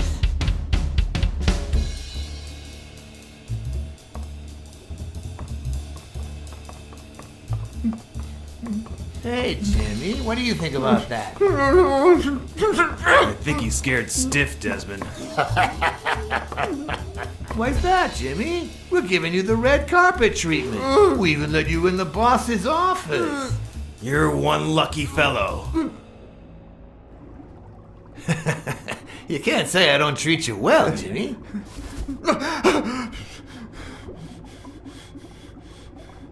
Yeah. Speak, you moron. Yeah, very well. Why are you... Shh. Calm down. How long have you worked for me, Jimmy? 3 months. 3 months. Oh, yeah. I hired you right after your cousin Martin died. I need your opinion. How would you punish someone for ruining an innocent man's life with a hit and run, Jimmy? I don't know. And tell me, what about you, Wilson? What would you do? No, please. I didn't do anything. I swear. He was a good guy.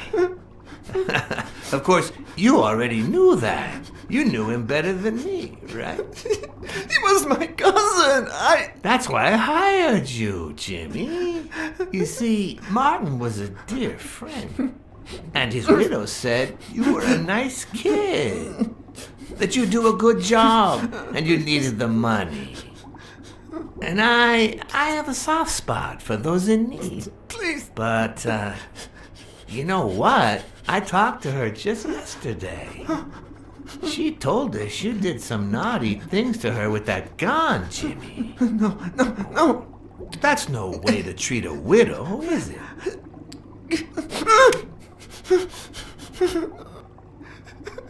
She's lying. Why would I do that? What about the kid? Are you so sure you know how long a kid can hold his breath? With his little head inside a toilet bowl? Son of a bitch. I didn't want to. It was his idea.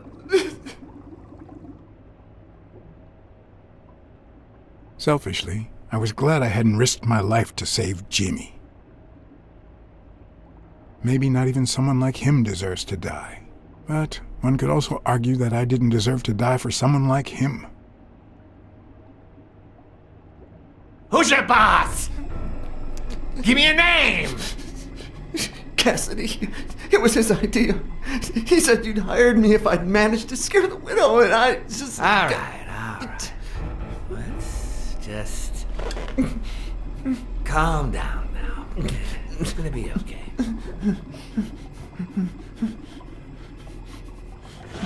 There are two sacred principles that rule my life. The first principle is the love for my family. I do anything to protect them. The second principle, I never put my future in the hands of fate. I always play it nice and safe. And I would even add a third principle, or better yet, a rule. If anything threatens either of these two crucial principles, I take matters into my own hands. You see where this is going? For the first time, I got someone killed. Even though all I really did was rat him out. No, I just... Stop interrupting me, Jimmy! It's not polite! We're all the same. So rude. You know what?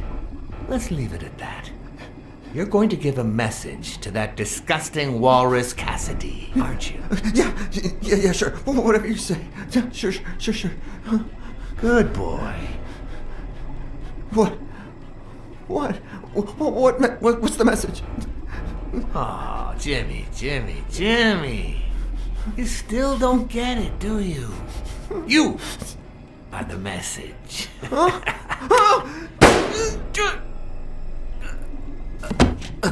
Come on. Wrap him up. Make sure Cassidy gets the message for breakfast, will you? I hope he chokes on it. Got it.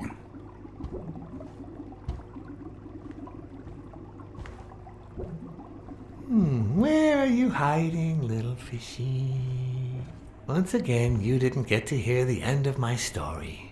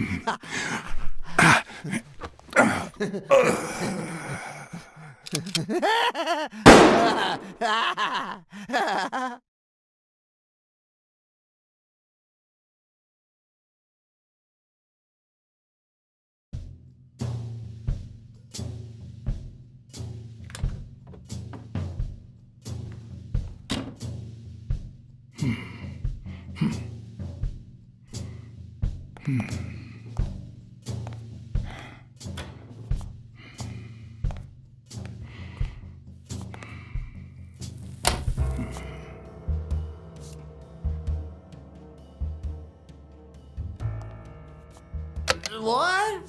Just where do you think you're going, putty cat?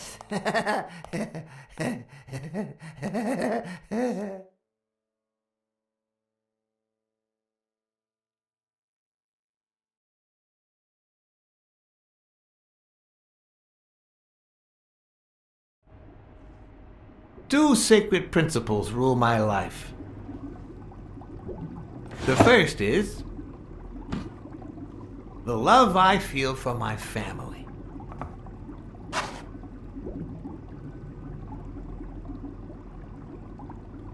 The second,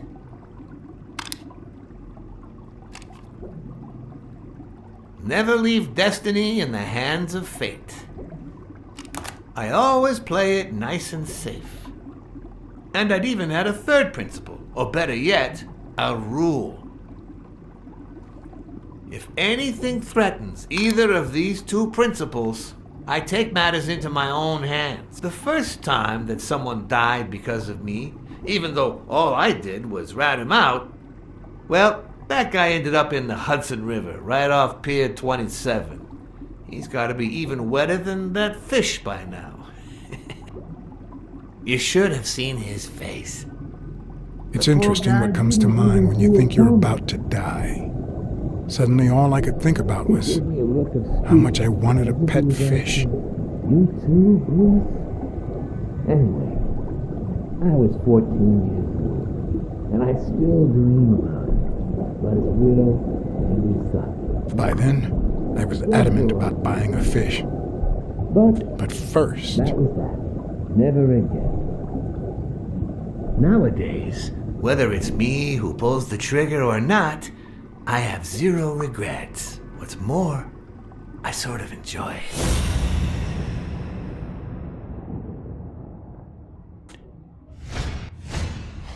In case anyone had any doubts about who's the boss around here, I'll put my dirty feet on his luxurious table to prove that all of this is mine.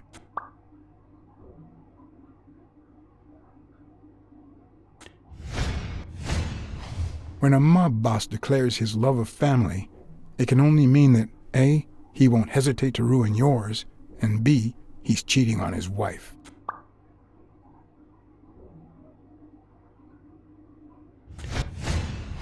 His pupils are dilated, and there's a slight grin on his face. The bastard is enjoying himself.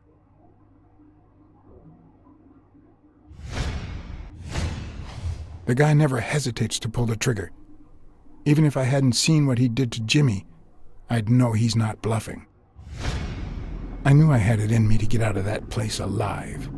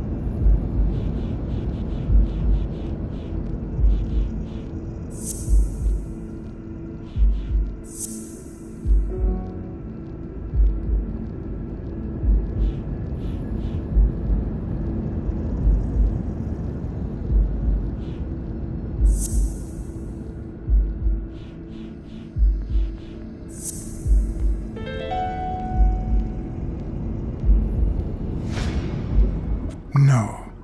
O'Leary's wife is having an affair with Colbert? Should I serve this to O'Leary on a silver platter? Or threaten Colbert so he'll get me out of this mess? And, well, that's it, I think.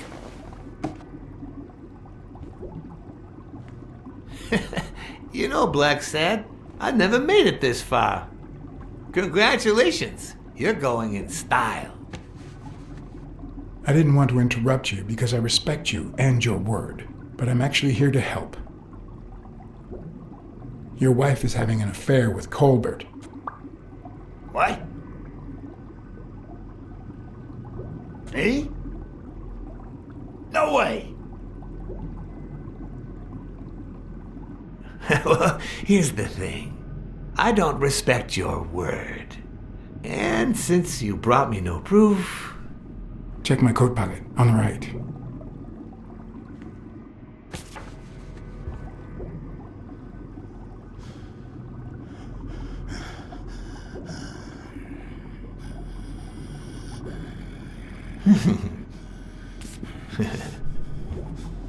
Oh, Blacksad, Blacksad, Blacksad. Oops. Thank you very much. And sorry for jumping to conclusions. First, you get a random beating from Wilson. And here we are. When you shared what you'd found in Yale's apartment, well, it made me sort of want to trust you. But as you well know, you can't trust anyone in this world. Take it. It's only fair.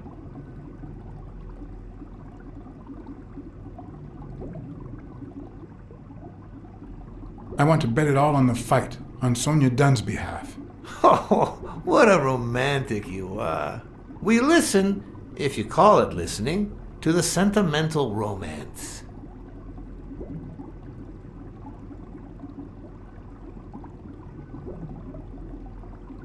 I guess, if you say so. Same difference. Anyway, go ahead. Place your bet.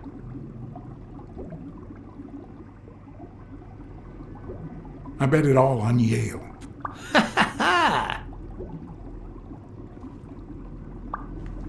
Oh, Blacksad.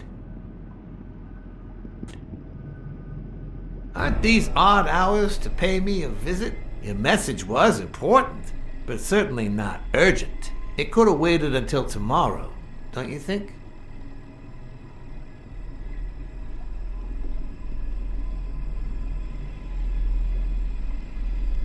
We cats and wolves hunt at night.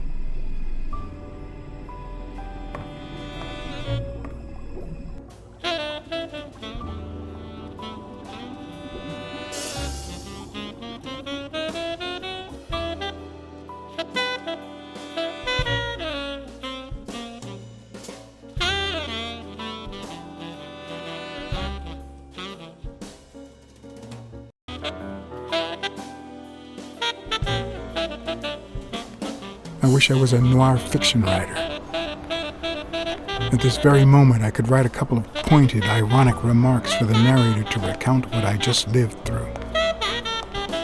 The dark, crooked alleys of New York reminded me of the state of my own soul.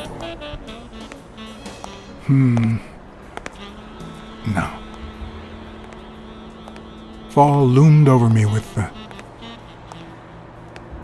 Fall struck me with the full force of my long-lost youth. Nah, not that.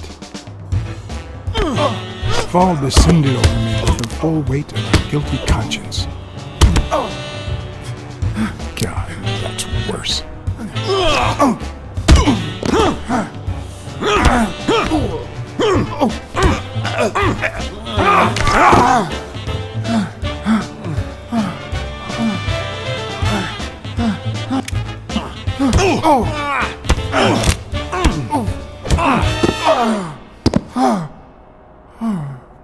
What were you thinking? He wants him alive!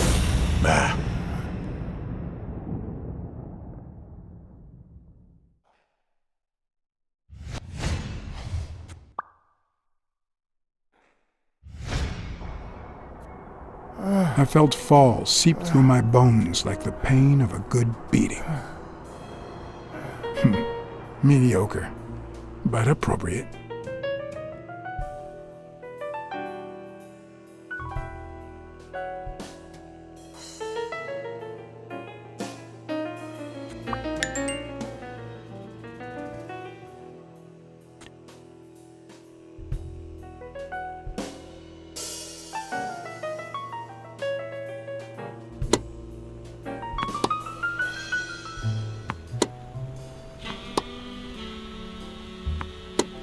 Against all odds, next morning I got up bright-eyed and bushy-tailed. And I had my kind, unknown assailants to thank. The beating had taken its toll, but for the first time in months, I had slept like a baby.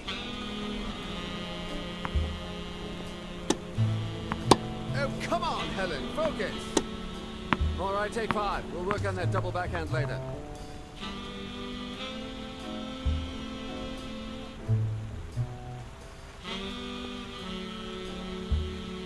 Well, Mr. Blackmore, What can I do for the FBI?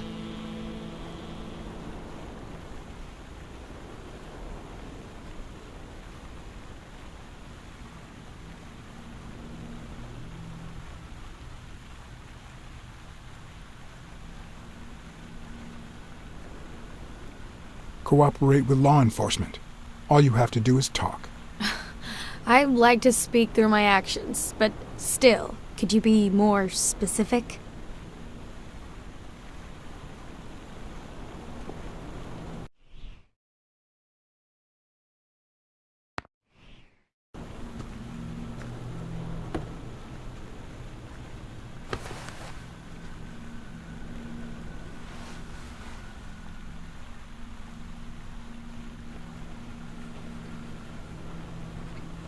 Maybe if we could speak in private?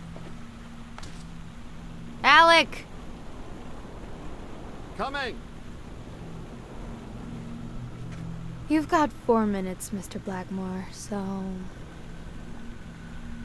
make them count.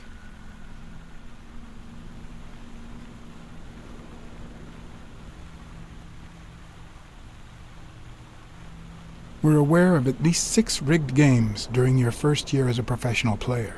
And? You won all of them. Are you trying to offend me? I give my all on the court. I can't be held accountable if my rivals don't do the same. Go interrogate them. They say you're currently involved with Al Stone, the boxer. Is that correct? Wow. The FBI sure knows what it's doing. So, out of the 100 million Americans who know about that, who did you extort to get such highly confidential information? Don't beat around the bush. We know why you're with him. Oh, so you like his biceps too? Desmond O'Leary asked you to seduce Stone. Why? What? No, I met Al by chance at a party. A party hosted by Desmond O'Leary. No, that can't be. No one is that shrewd. Not even him. Damn, I hate that bastard!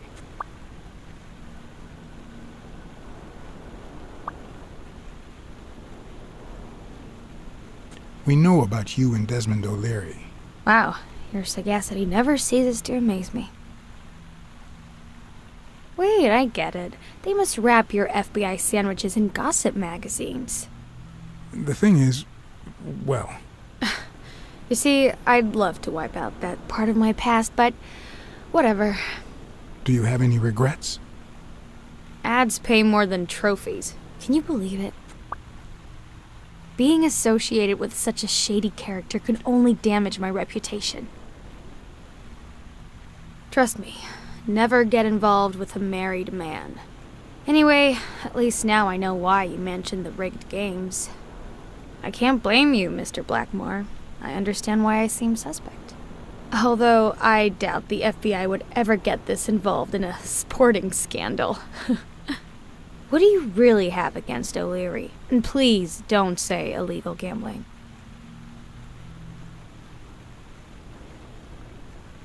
I'm sorry, but I can't reveal that information. I'm serious, Miss Moore. America can't afford to let anyone shake its foundations like that. And America's sweetheart can't afford it either. Help us out. Talk to us. And why should I, Mr. Blackmore? What do I stand to gain or lose? The FBI always returns a favor. Oh yeah?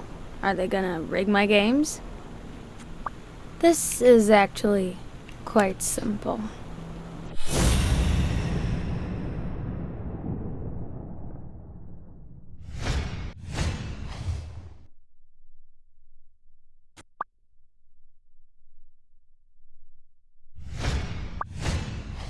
One lucky gal. You have a light, sir?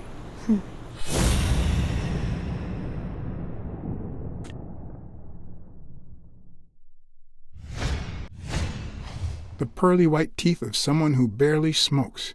Am I making her nervous? Damn. I'm almost out of fluid.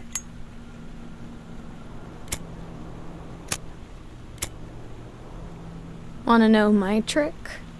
Go down to start, then up with it, and then down again.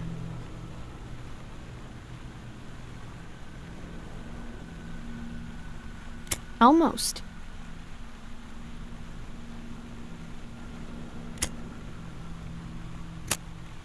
Don't worry, I'm not making any assumptions about your masculinity. Don't worry, I'm not making any assumptions about your masculinity.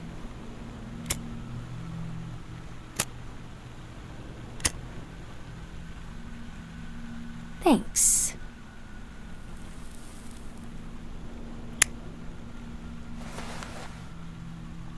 I don't know what you want me to say. You're trying to frame O'Leary, perhaps rightfully so, but I think you're barking up the wrong tree. Believe me, if I had the slightest... Come on, Helen. Time to work on your backhand. Let's go. Do you smoke? Nice meeting you, Mr. Blackmore.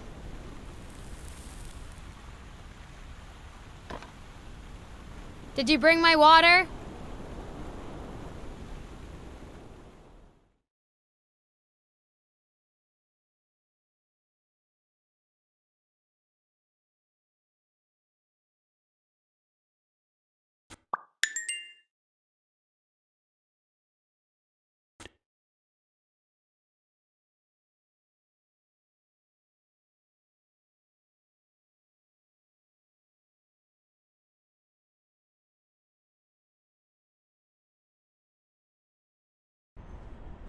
America's sweetheart gave you her cigarette? Dear God, she has the hots for you! I can't believe you said good old Weekly to investigate that stupid walrus while you were hanging out with Helen Moore herself! So, what do you say, you and me, we change places next time, huh? Your turn. Now tell me, what did you find out? You're gonna love this. You ready? I've got news, but I happen to also have a Blacksad. My husband has disappeared. What? Who is... Oh, Mrs. Colbert. But last night he got a phone call. He said he had to work, and he still hasn't come back. Nobody's seen him at work since yesterday evening. Plus, I haven't heard from you since our first conversation. Do you have anything?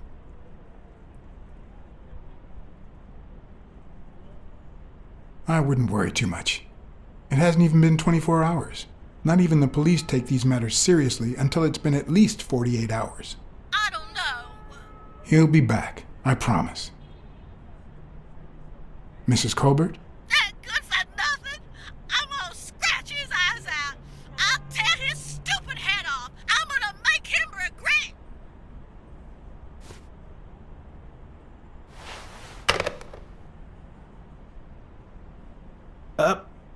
But what just happened? Is there anything you didn't tell me? Maybe. But now it's your turn. Tell me about Cassidy. Come on, spit it out. I didn't find anything suggesting that Cassidy had anything to do with Dunn's murder, but... That's quite the tale. But I know Cassidy will be playing poker tonight with one Howard M. Farnham II, a Texas tycoon looking to get his claws on the boxing business. I also know that he and Cassidy have never met in person, and that Farnham, who's staying at the Balford Hotel, hasn't left his room. Apparently, he spent the night with 3 bottles of bourbon. So, here's my incredible plan. I'll go to the hotel, I'd knock him out, and then take his place in the poker game. That way, I'll get Cassidy talking. What do you think? Incredible, right? Didn't we agree that you would handle Helen Moore while I dealt with Cassidy next time? No?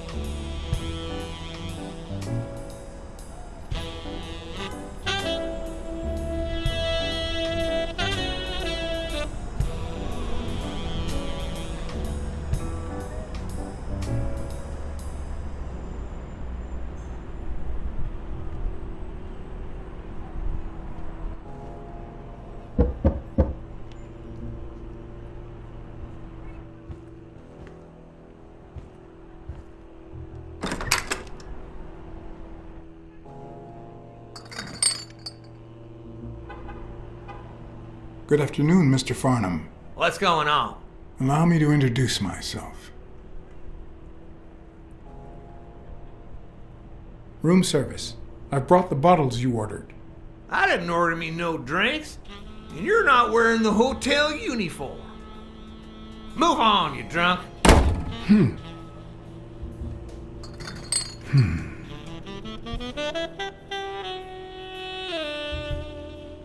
Good afternoon, Mr. Farnham. What's going on? Allow me to introduce myself. John Blackmore. I work for Frank Cassidy. He asked me to bring you these bottles so you could choose which one you prefer for the game. Oh, sure. I was fixing to leave, but I guess them monuments ain't going anywhere. Well, come on in then. Getting in Farnham's room was easy. Earning his trust was another story. But I always have an ace up my sleeve. Blackmore? You okay, partner? The best way to earn someone's trust is to make them believe they've earned yours. And sometimes, the best way to fake it is to tell the truth. I don't know where to begin.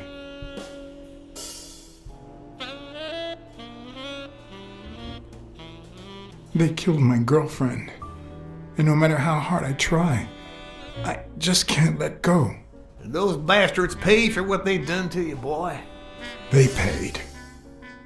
Well, good. Honor's being restored, and sure enough, our good Lord will see to it that they burn in hell. You need to move on, partner. Plenty of lookers out there. Find yourself a charming lady friend, even if it costs you a pretty penny. One of the tricks of this trade is to be wary of the biases we all have. They cloud our judgment and blur the person in front of us, painting them with the shades of our preconceived notions of who they should be. But every once in a while, you run into someone so locked in personality that they can only be regarded as a stereotype. Farnham was a disgrace, not only to himself, but to Texas and the entire human race. To think I had to impersonate him. I wish I was like you. You seem so content, so free of burdens. Stop right there, partner. You think this old dog don't have ticks? Let me tell you something about my first wife. Woo-wee! Once I had gained Farnham's trust,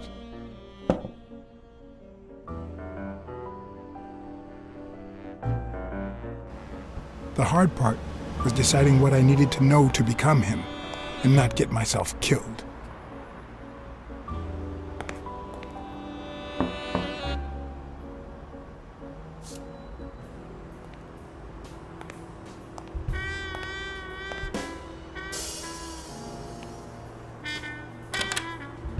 What can I do for you, sir?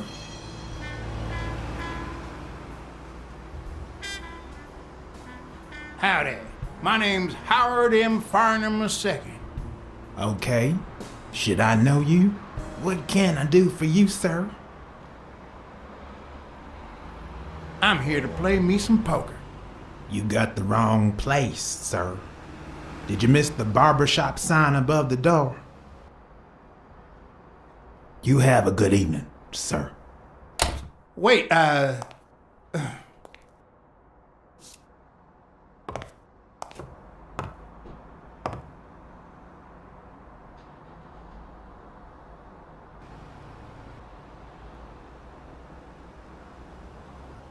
The hard part was deciding what I needed to know to become him and not get myself killed.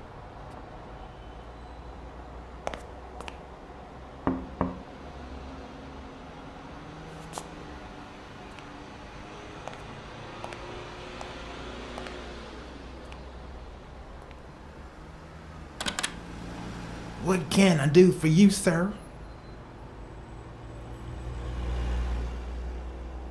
Farnham was one hell of a drinker. I had to get the information out of him before he drank himself unconscious. Otherwise, I'd have to find that information myself.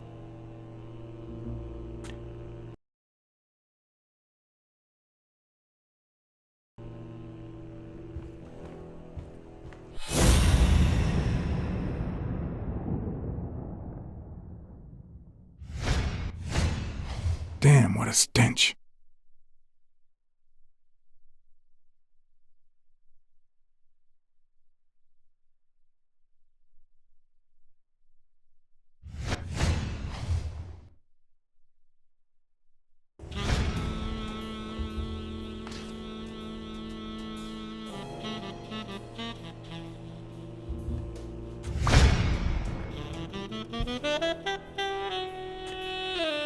Yes, I got a Vietnamese shave last time. No.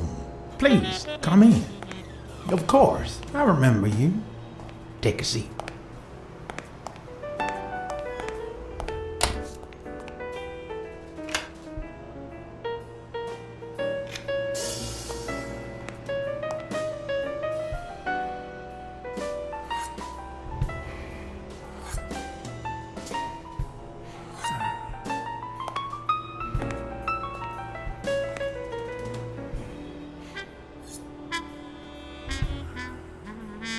I'm sure you'll understand we can't be too careful. Our host has many enemies, and someone has to keep them at bay. Sure, I get it. I'm glad to hear that. Now, please answer my question. How much does it cost to get yourself a clean Vietnamese shave?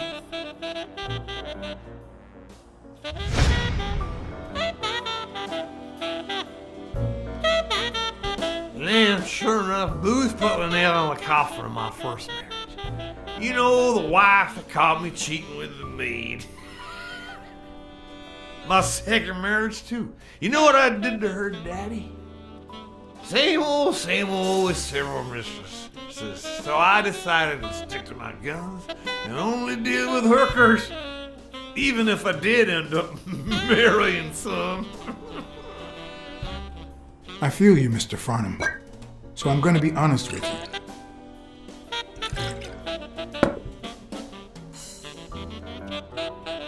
I'm betraying my boss by saying this, but Cassidy's bad news. Sure enough, boy, he's in the boxing industry. I mean, he won't play a fair game, but I can tell you his trick for a small share of the winnings. What I care if I lose? If you knew how much I pay just to get into the game, you'd chew off your own pants. Pick your teeth with your belt buckle. It's just petty cash to me. Petty cash, to be honest. I asked you how much. Of course they gave me my receipt. These things I am, boy. Wait, I'll show you. I gotta get somewhere. Just a sec. I'll get it. I just put it over. I think I'll be right back.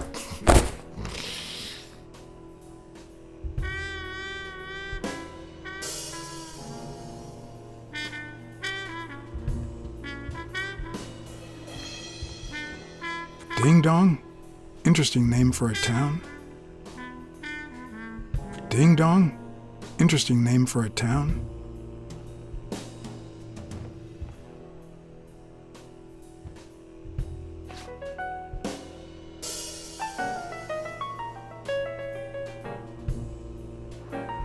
Why didn't you just say you had the receipt in your pocket? I'm almost certain, but tell me, who told you to come to this barber shop?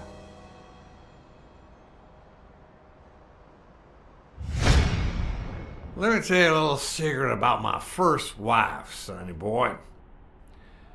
When I met that woman, she had no manners, no money, Who in the hell?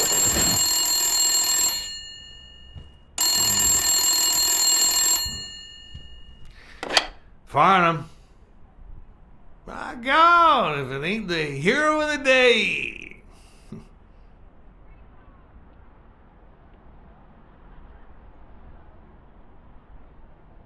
Knowing Farnham, the owner of this bra only came here for business.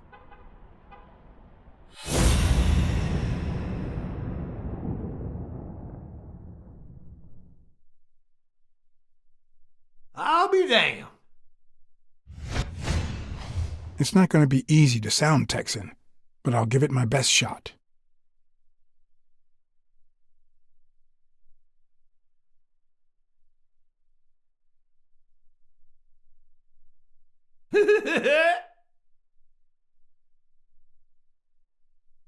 Yes, sir. New York City.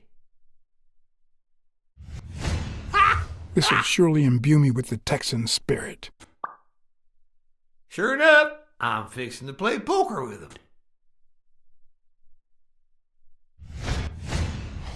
Nothing says Texan like a cowboy hat.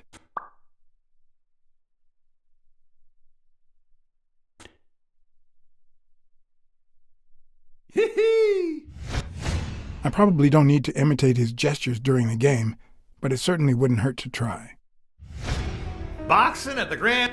Anyway, Kenny, thanks for fixing the game with Cassidy.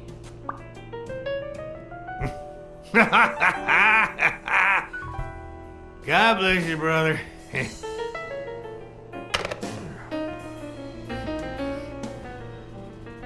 Craziest goddamn Texan in New York. My good old friend Kenny. Craziest goddamn Texan in New York. You know how many Kennys there are in New York? Kenny who? So besides when and where the game will be, the password, and the money Farnham dished out, what else do I need?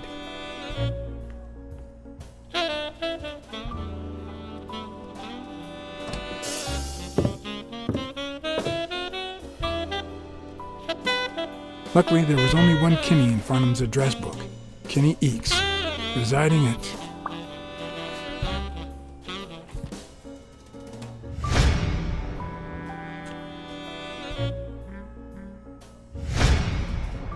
Cornell Plaza, Manhattan. Stunning penthouse.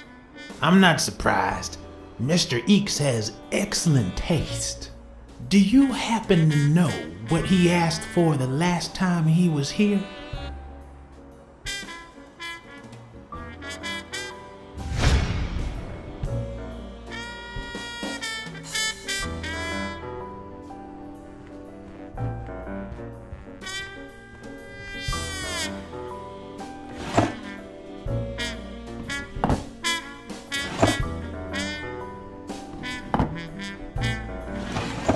Not even a Bible.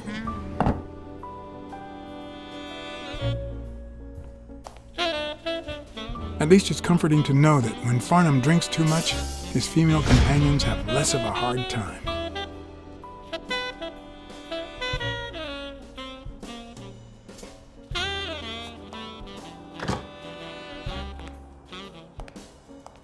Don't tell me, Billy Bob.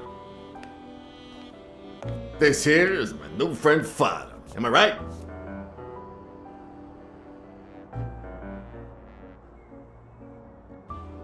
Sure enough, your barber was fixing to give me a shave. You can get a good shave at another time. Billy Bob is always at our beck and call. Of course. Hey, come on. Let's get in there before they finish all the bourbon without us. I haven't frisked him yet, sir. I don't think that'll be necessary. Mr. Farnham here, he's an honest Texan. And I'm sure he'll hand over his weapon if we ask him to. Right?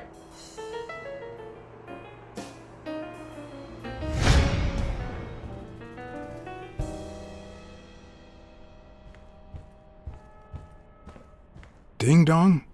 Interesting name for a town.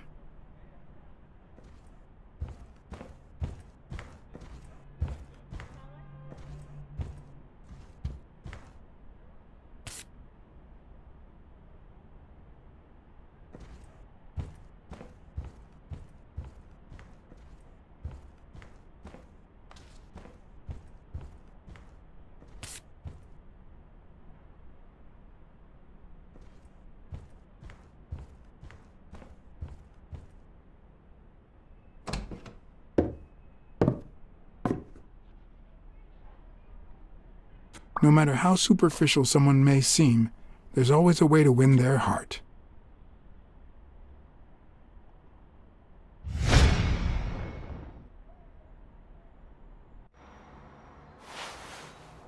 It'll be my pleasure.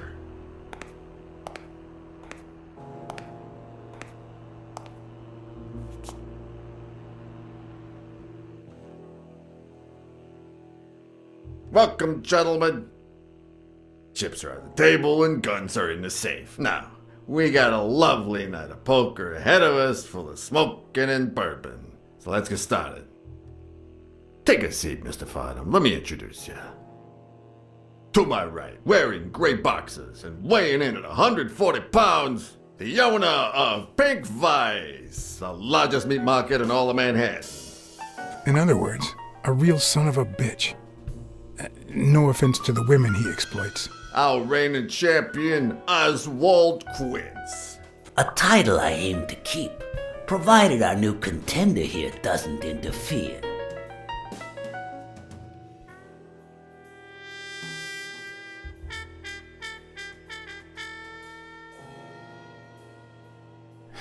Sorry, partner.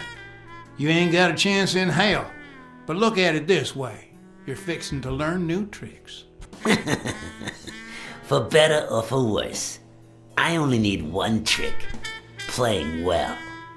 The truth is that our friend Farnham owns the largest and, I dare say, most entertaining establishment in Texas.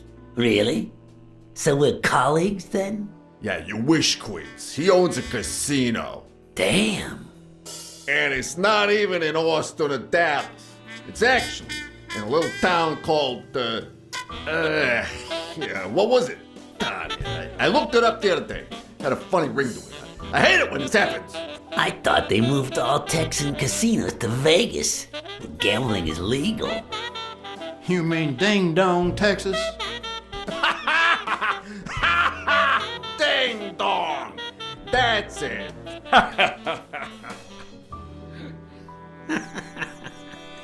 Who'd ever think of a name like that? Well, casino or no casino, let's just hope he doesn't keep as many aces up his sleeve as the late Ventimiglia, huh? Amen. To my left, wearing brown boxers and weighing in at 396 pounds. Frank, show some respect, huh? The hospitality tycoon, Polly... no. Tycoon? I just own a small bar with pool tables. Clients drink close to nothing and play even less, but certain business transactions just couldn't happen anywhere else. Damn it, Paulie. Why don't I know your last name? Because they took it away from me. You have no idea how good my ex-wife's lawyer is. Women, they even take our damn names.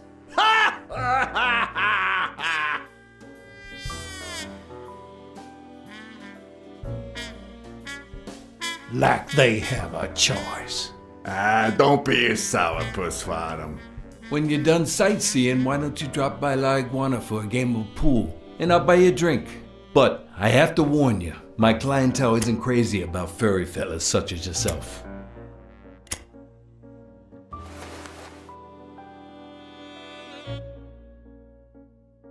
Thanks. I love me some pool. Perfect. It'll be my pleasure. You looking to start your own pool business, Farnham? This guy here wants to start a boxing association in Texas. Guess who he's turning to for advice? To be honest, several things got me worried, so I'd be much obliged for any counseling. So, what worries you?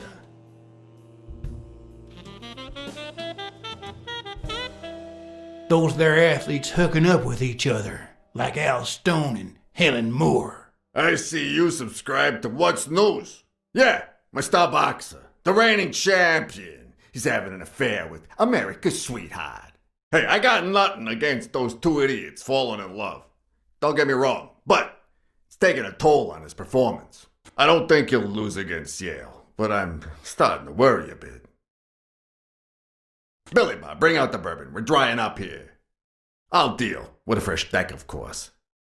We respect traditions in this establishment. Poker is as boring as it is simple. All you need to do is read people's faces.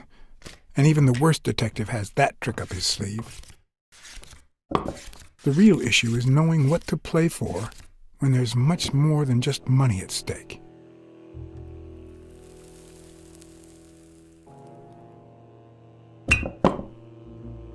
Damn it! What, again? How many games have you won, Farnham? Mark my words. Farnham will be calling his wife before the night is over. Ha! Oh, hey, by the way, did you guys hear about Kenny's wife? Pretty tragic, huh? What happened? Oh, plain bad luck. Hey, but Farnham, I'm sure you know more about it than I do.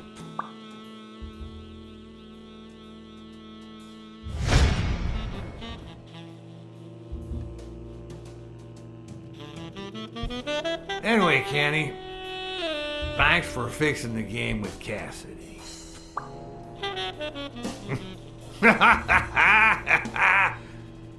God bless you, brother.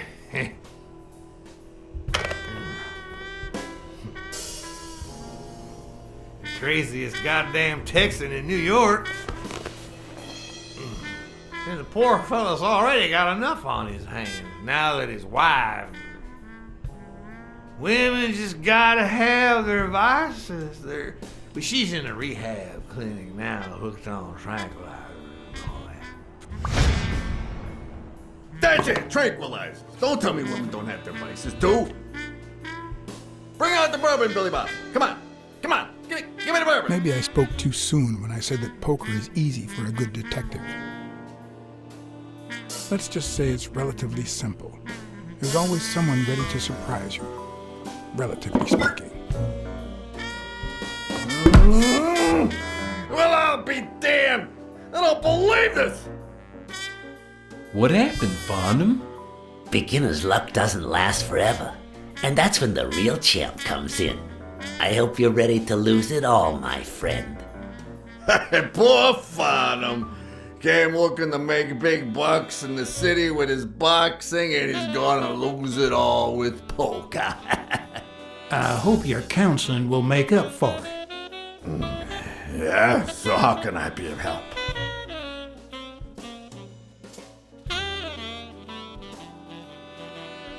Homicidal boxers like Bobby Yale. Ha! That's some piece of news, huh? Hey, I don't know if he did it, but the real problem is that the fight against my champ Stone might not even frickin' happen. The good news is that I've almost convinced the governor to let him out of prison on the day of the fight. Under police escort, that is. I bet you the audience gets a kick out of that.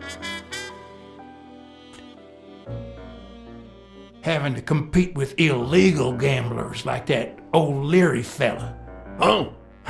One would almost think that you live in New York, my friend. That son of a bitch killed one of my men and left the poor bastard on my damn porch. But he's a goner now. Ever since the sport got put on TV, people want a fair game, honest boxes, and no shady business. You can't break the law anymore like before. Nowadays, they gotta bribe those big network executives to negotiate for broadcasting rights. Come on, let's steal another hand before Quince accuses us of trying to break his winning streak. Ain't gonna happen. Gentlemen, I suggest you never tell your sons about this game, unless you want to lose their respect. Wait, you mean our sons actually respect us? I hear you. There's no way to set boys straight these days. They don't even respond to a good old beating. Then try not beating them. There are better ways to educate boys. Hey, careful, Quince. You're talking to a pro. So, Kenny told me you had quite a house full. How many kids you got in that house full of yours?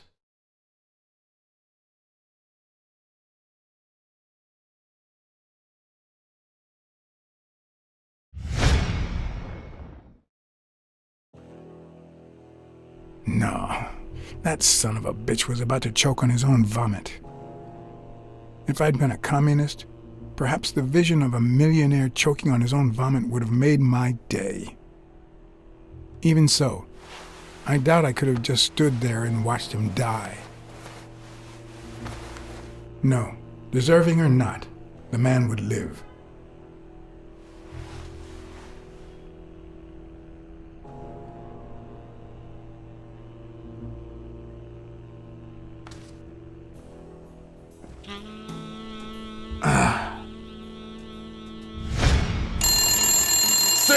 swat at something. I don't know how you deal with all of that. All boys?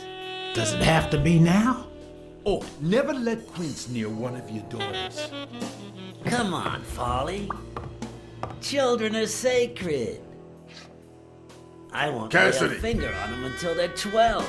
After that, well... let's just say... some men have needs that can only be met by a young girl that age, if you know what I mean. Are you all right, Farnham?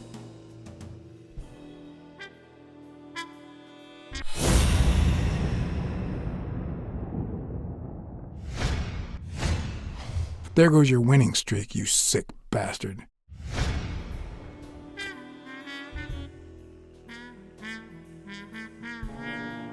Sooner or later, the police are gonna bust your ass. Quince. What the hell are you talking about? I bet you're as bad at hiding those poor girls as you are at keeping that ace up your sleeve. What? You lying piece of shit. Quince. Don't believe a word he's saying, Frank.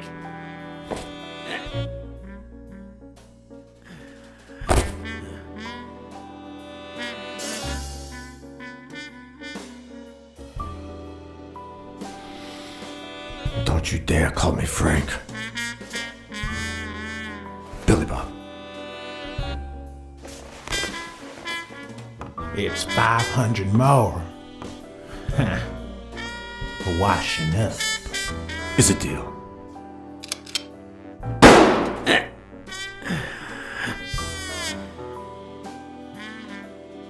A good call, Father. I owe you one. Please, take that flying scumbag's tokens. And mine too, if you want them. I'm feeling generous. Hey, turns out the governor accepted my suggestion to let Bobby yell out of prison on the day of the fight. Hey, this is turning out to be the perfect night. If you decide to go ahead with your new venture, call me, Farnham. Your behavior at last night's game was utterly insulting. Never contact me again or I'll put an end to your pathetic life. If our common acquaintance should ask you about your business endeavors, tell him that boxing is too violent for you. Signed, Frank Cassidy.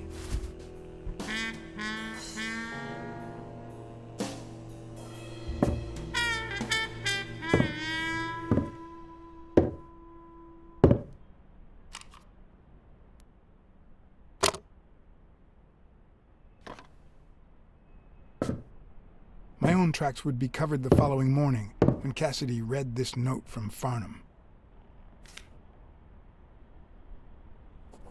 Dear Mr. Cassidy, although I'm grateful for your kind help, last night's game made me realize that boxing is just too violent for a peaceful Texan like myself. I have decided to invest elsewhere. Yours sincerely, Howard M. Farnham II. Damn Texans.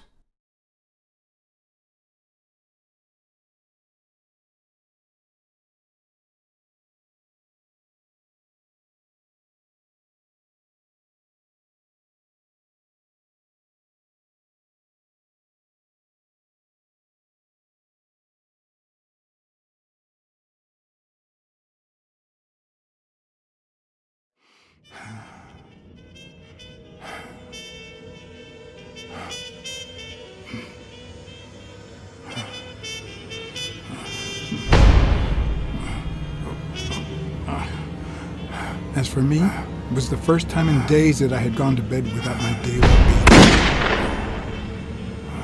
A real shame.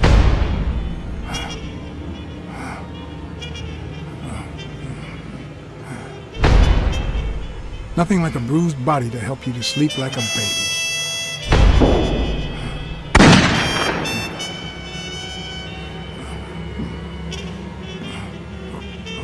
Maybe I should have given myself a beat.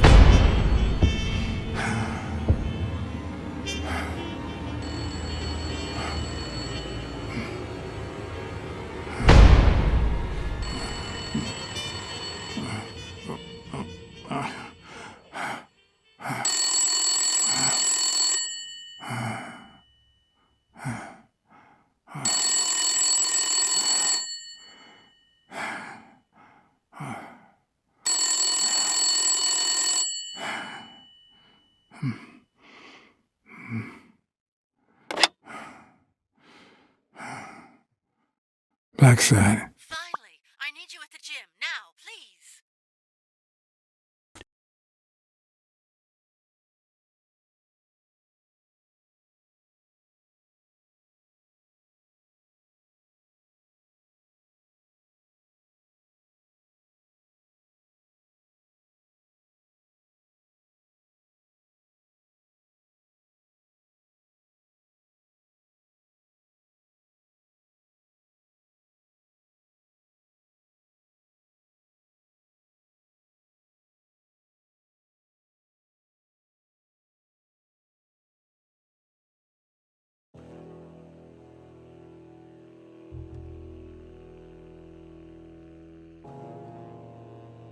It was like this when I got here.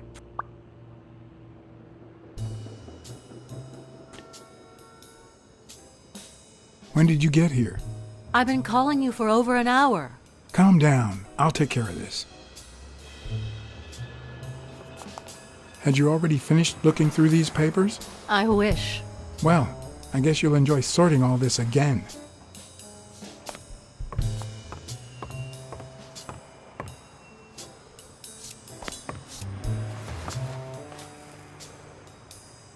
What are you doing? Do you like sardines? Excuse me? Do you like sardines? Ugh.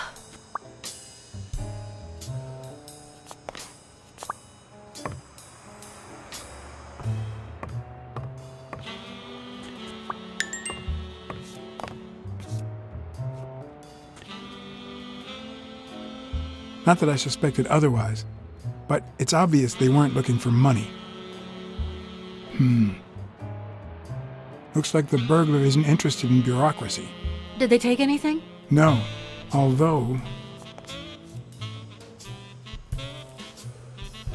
When you went in the hospital room to get your purse, did you get the gun as well? Yes. Isn't it there? I put it back. I'd rather not go through that again. That's too bad. It looks like they took it.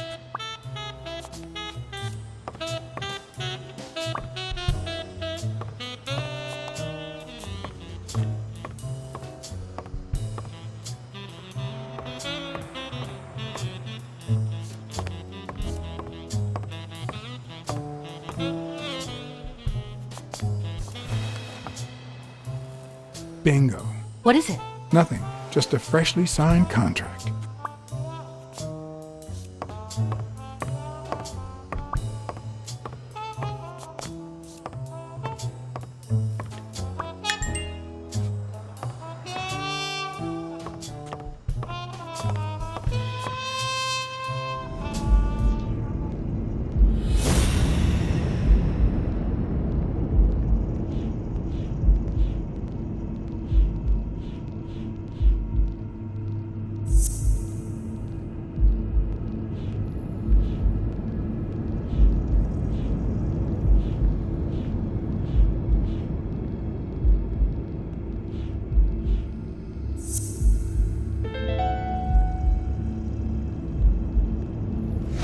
It's pretty clear that Helen Moore's cigarette case was a gift from O'Leary.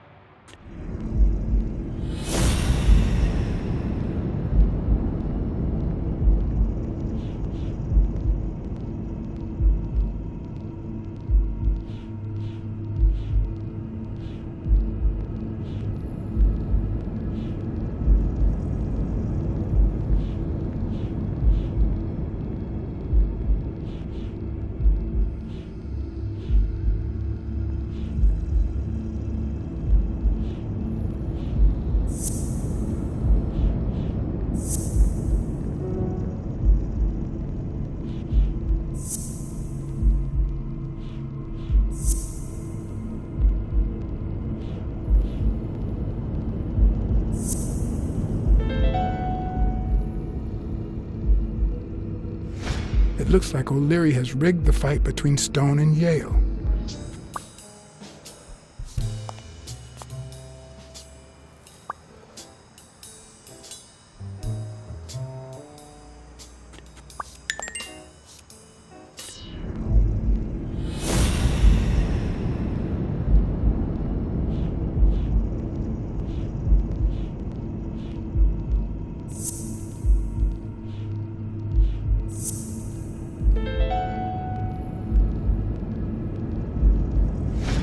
she's still in love, why does she claim she hates him? What is she hiding?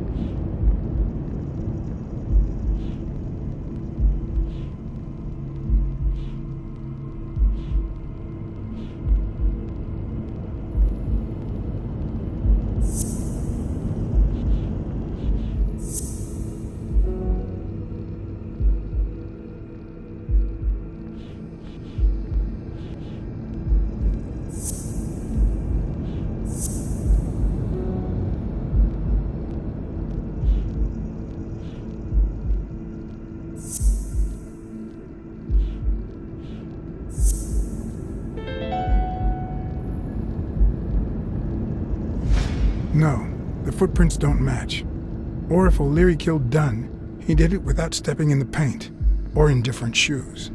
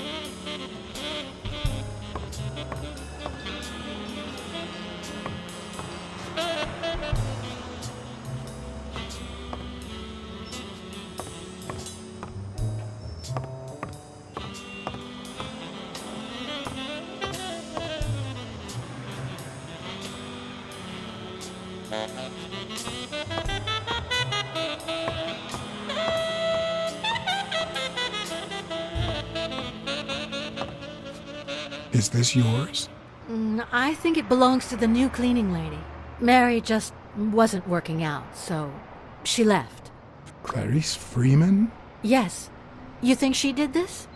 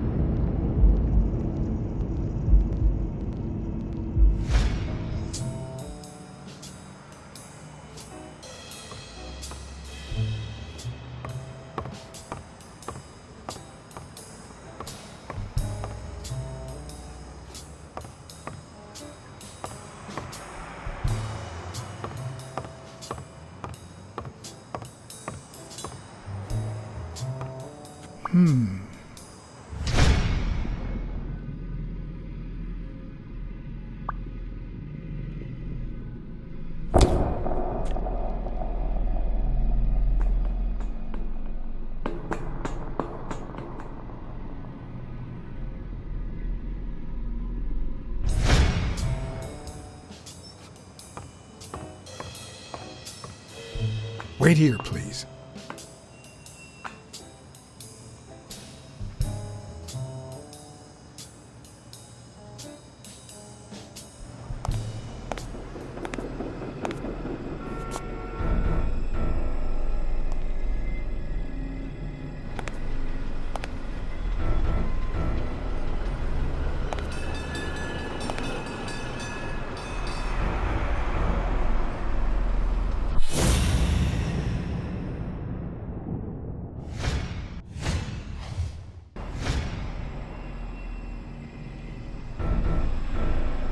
Ah, damn.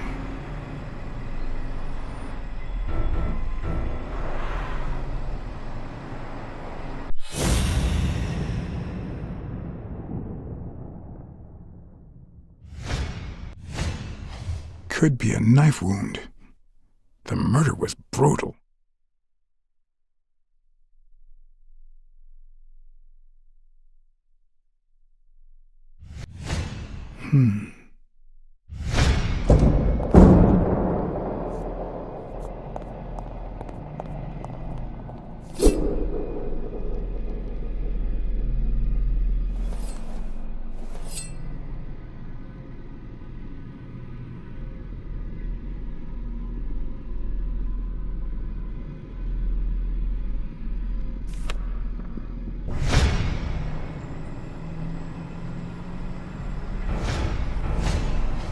I can just picture her saying, "Honey, I found a job.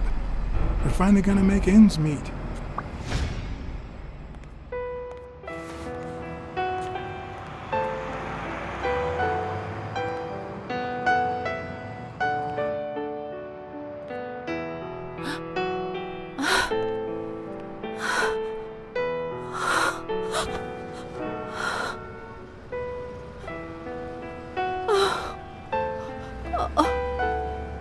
I want you to call the police, Sonia, and then go straight to a friend's house. Don't even think about going home, and definitely don't come back here.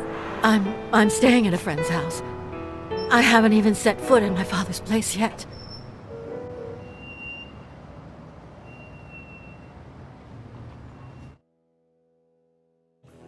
Good. Do you have the keys? If the murderer didn't find what he was looking for, that might be his next stop, if he hasn't been there yet.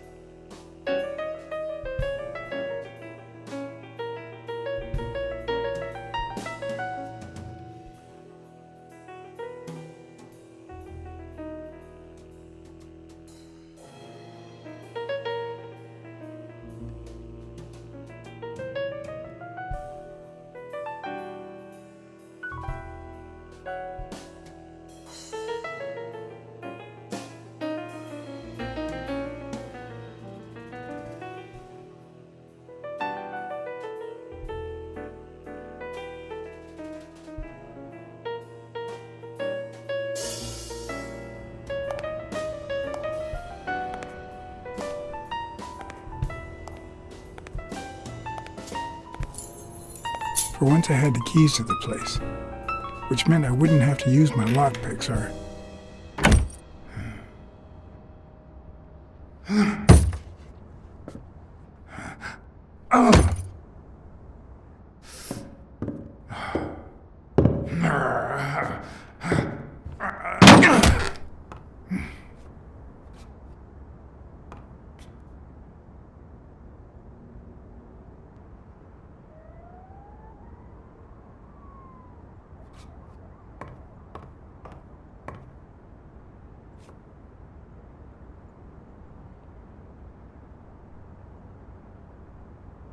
Look at that. The guy sure had good taste.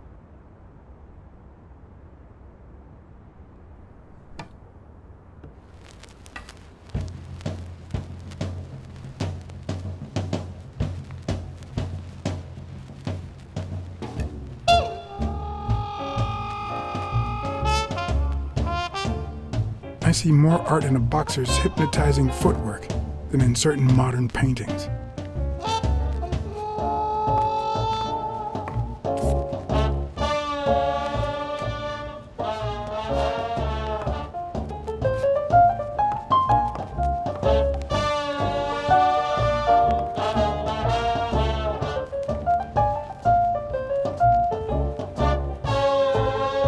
It looks like Dunn had already begun to move his things.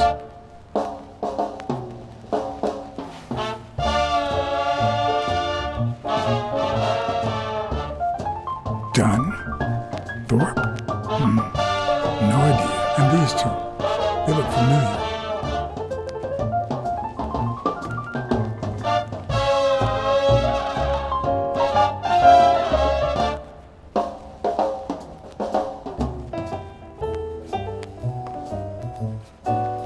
It's hard to believe that a pair of boxing fists could play something like this, although I'm sure he had the lungs for it.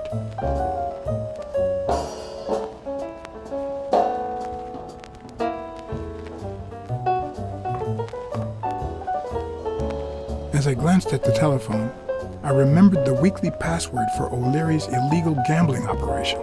Even though I had rejected his reward for telling him about Colbert and his wife, I had managed to make my own dirty money by ratting out the Eagle Pimp during our poker game. How much damage could a small bet do?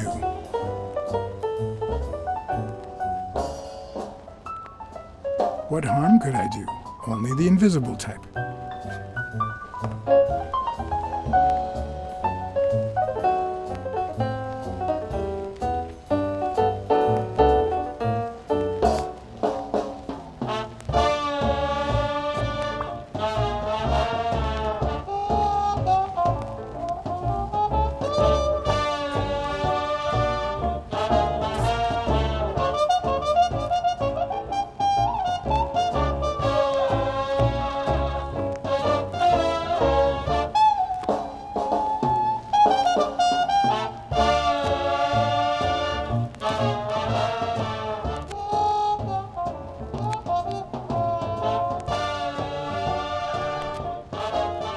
I seem to recall Fitz Randolph being a boxer, but who knows?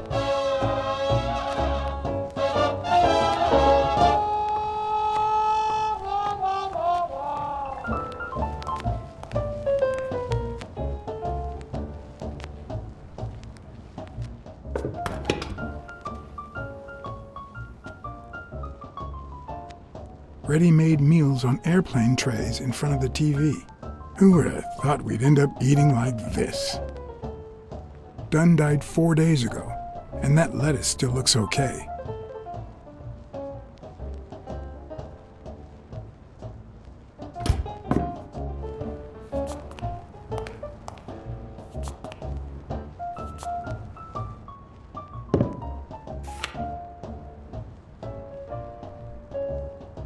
Of course.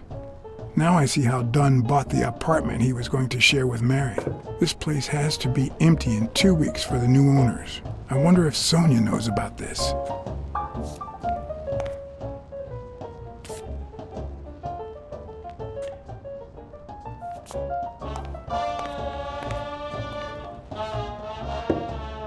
Sardines.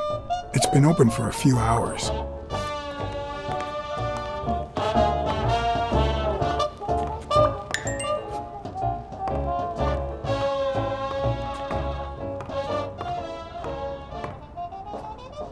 Elaine. I think that was Dunn's wife's name, according to Jake.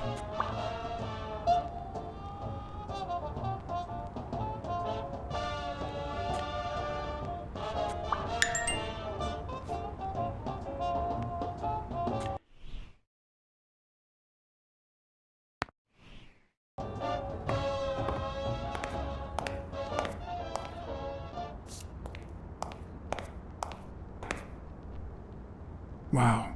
Could Dunn really afford such luxuries? Or did he only want to impress Mary?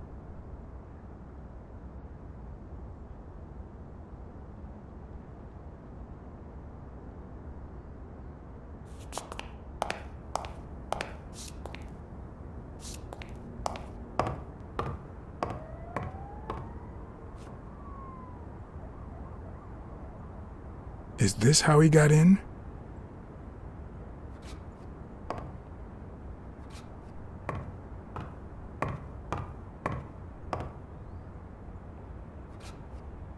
You still looked at her every morning, so many years later, with a new love? Maybe we don't need to forget. Maybe pain just transforms into, I don't know, something.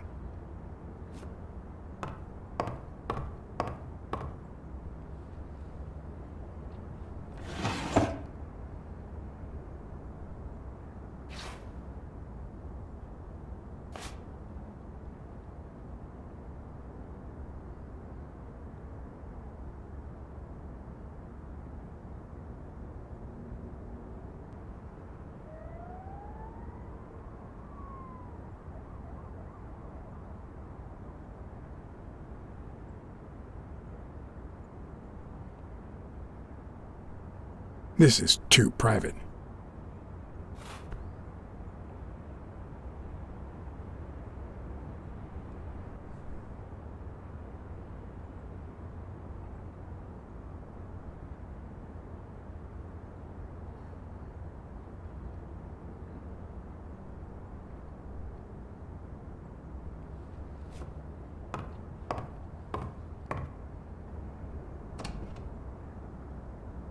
Another empty closet.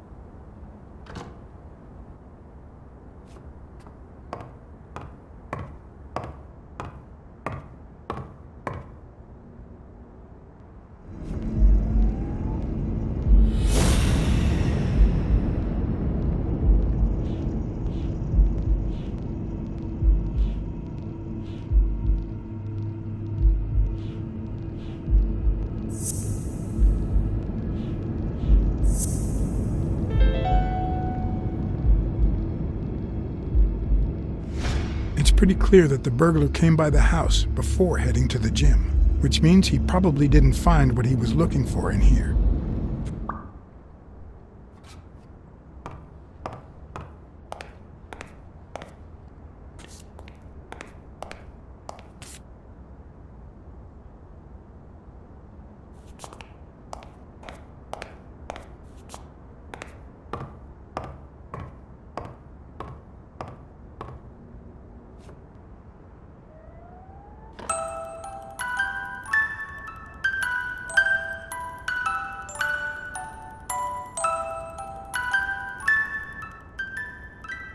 Could this be the origin of Sonia's interest in business management?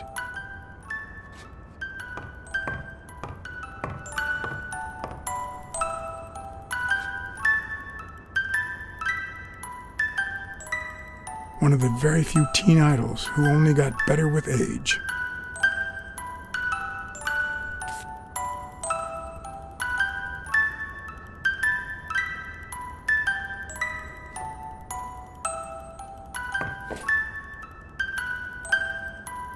What's this doing here?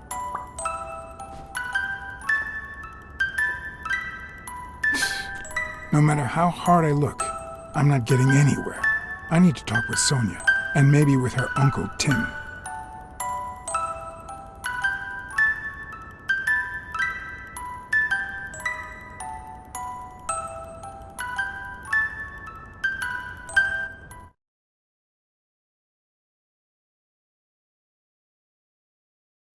It brings back, I don't know.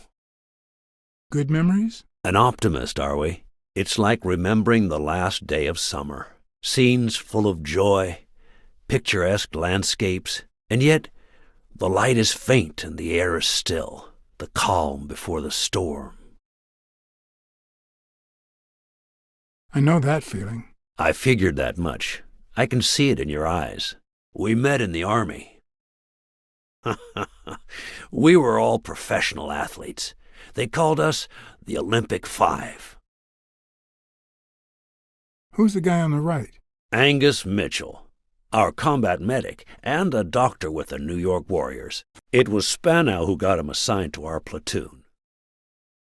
Hey, isn't that Craig Spanow? The guy on the Morley's billboards? Yes, indeed. Our captain. He was the oldest, after all, and star of the New York Warriors. He was an orphan, you know. But he loved the sport so much that he said baseball was his family. He was the one who had Mitchell assigned to our platoon. Who's the guy on the left? Ah, Viktor Sukovsky, the athlete. You've probably heard of his medals. Was Dunn already boxing? Yes, he was. I had already seen him fight before I even met him. He was as humble in the ring as he was in life. He'd always let his rivals take the initiative. I remember how he barely dodged the blows. If you didn't look at his feet, it seemed like he wasn't even moving. And the footwork, pure dancing. You could almost hear the music. The song would play until his opponent was exhausted. Then came the drum roll, followed by Dunn's victory by KO. What about you? I had just signed with the Milestones. I hadn't even played my first game, but people said I had a bright future ahead of me. And you did. The cop at the hospital sure seemed happy to be the proud owner of a Tim Ironarm Thorpe autograph. Who would have thought that I'd end up becoming Tim Iron Legs Thorpe? What happened? I fought the Nazis for 2 years, up there in the sky, over Europe. And I never set foot in a field hospital. 3 years later, I crossed the street without looking. And look at me now. What happened to all of them? Zhukovsky died the same day they injured Dunn. Dunn received an honorable discharge and came home. He quit boxing and opened his gym. Mitchell was redeployed to a field hospital. Spano and I continued in the same unit, but nothing was ever the same. You see what I meant with the last day of summer. And after the war, well, who the hell cares? I do.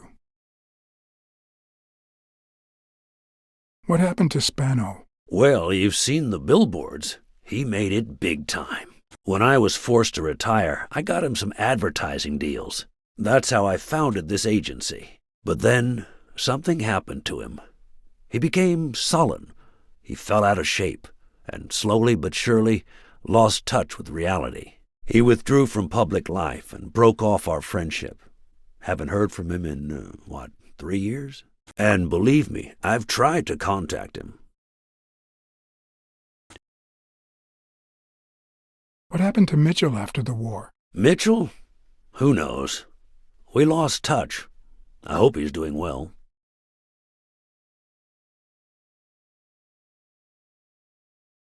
I think I saw Mitchell not too long ago, but I can't remember where. Seriously? Please try to remember. I'd love to hear from him again. I'll do my best. You think Spano might have been involved in Dunn's death? Spano? No way. He and Dunn were always... Well, Spano's changed so much that it's hard to say. Allow me to double your wage. You have to find the murderer. Maybe Dunn stayed in touch with Mitchell or Spano. Maybe even with both. But he never told me anything. Maybe Sonia knows. I doubt it. But that's not the only question I've got for her. May I?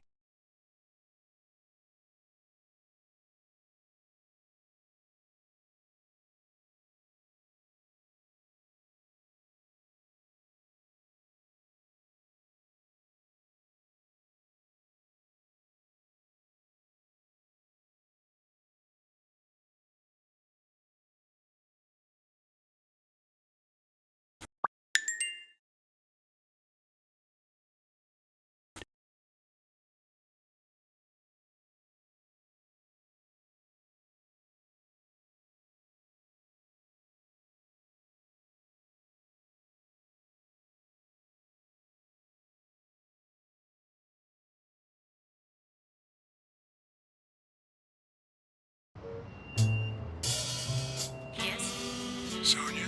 No, she's not here. Who's calling? Where is she?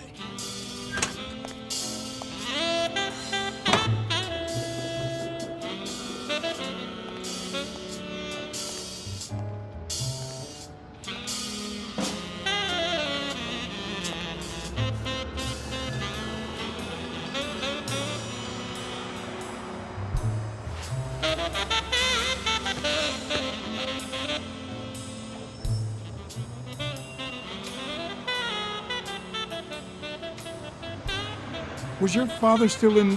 Have you ever wished you'd never been born? What?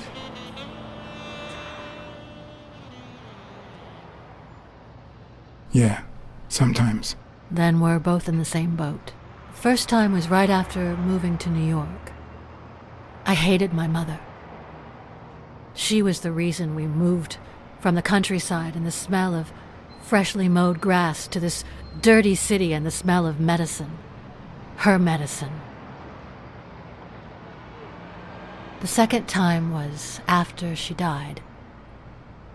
I hated myself for having hated her before, for not having loved her enough. The third time was when my father shut himself off.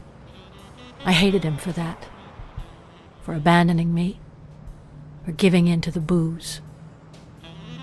Now he's dead, so take a guess.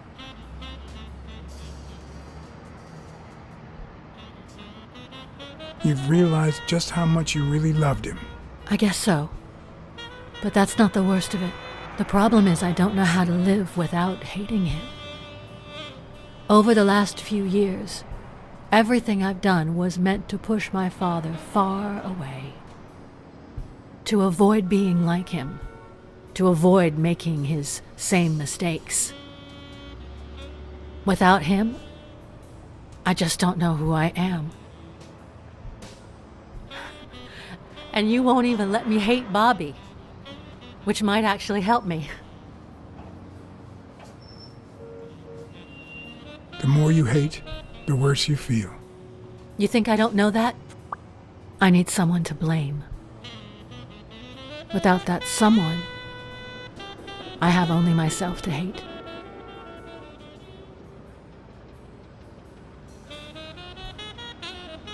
I'll find the person who did this. I promise. Let me have my doubts. Although, you've already come so far. I'm sorry I haven't been a little more grateful.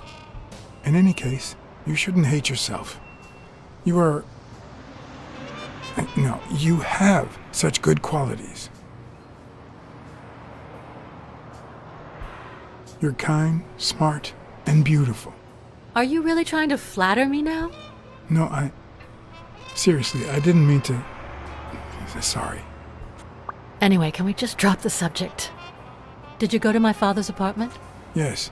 The thief went there before coming to the gym, which leads me to believe he didn't find what he was looking for. And what was he looking for? That's what I intend to find out, with your help.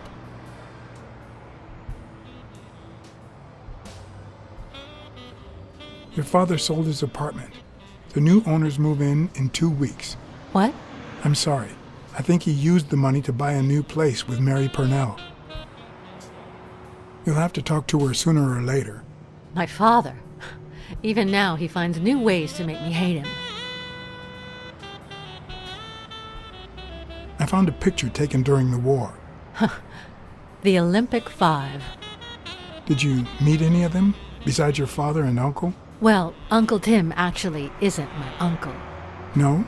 He and my father loved each other like brothers. Did he tell you that he saved his life? Your father saved Thorpe?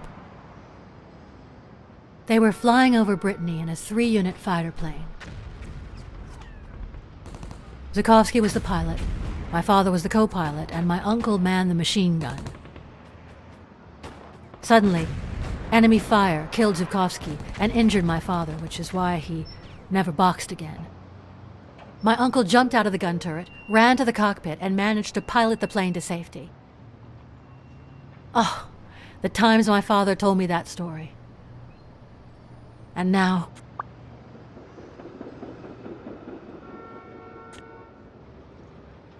You still have your uncle. Yes, I guess you're right. Maybe he can also save me. Did you ever meet Spano? What can you tell me about him? I think I saw him once, but I was just a little girl. I think my uncle turned him into a star. That was a long time ago. I found a baseball glove with Spano's autograph in your room. Oh, I've never seen it. My father must have put it there, although I don't remember him having a signed glove.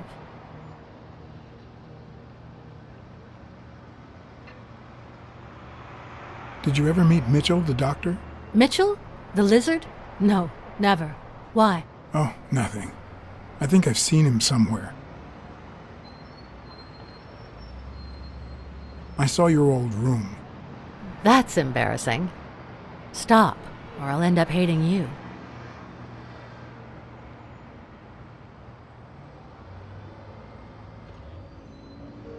It's odd that there are practically no toys or memories of your childhood in the room, except for a small music box. That box? It might just be my last happy memory.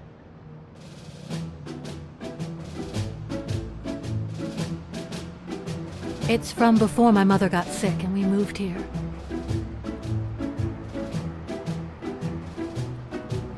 I loved reading stories about pirates.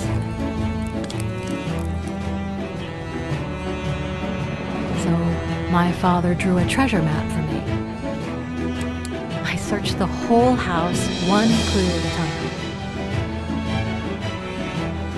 It led me to this enormous tree in the yard where Daddy had put up a tire swing. X marks the spot, so I dug to find my treasure. I loved the music it played, the ballerina, and the little secret compartment. Oh, the secrets I kept in there. I think it's the first time I heard you call your father Daddy. Really?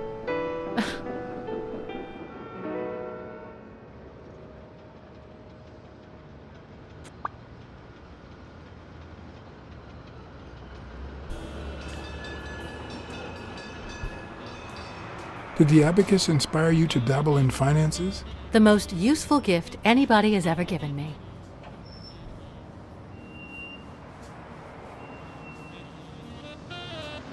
A gift from your Uncle Tim? He used to say that in this day and age, a woman should know how to count. My father didn't agree, but he didn't oppose it either. People thought he was a liberal because of his attitude towards racial issues. But at home, things were different. I'm also a fan of Frank Papalia. Oh yeah, the poster. I only liked him because my father thought he was too modern.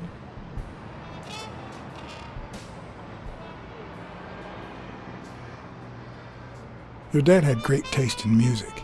So, better taste than I had as a child? Well, now you've put me on the spot.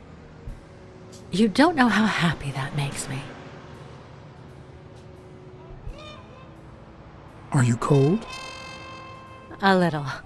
Maybe I should go. Anyway. Thanks for the company.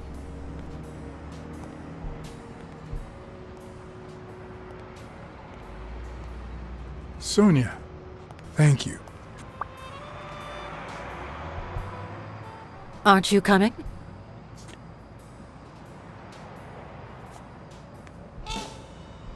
I knew I was looking at a solution, but what exactly needed solving?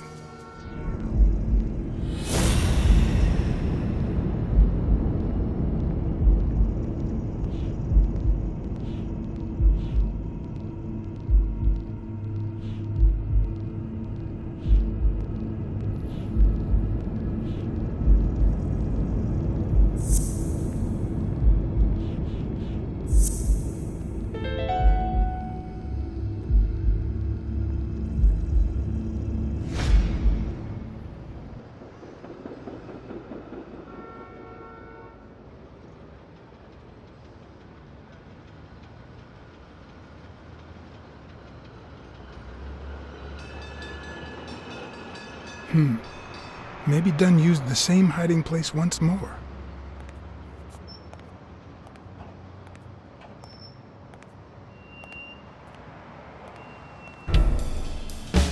I'll never understand why detectives and criminals bluster while they fight each other in the pictures. What a waste of breath, focus, and energy.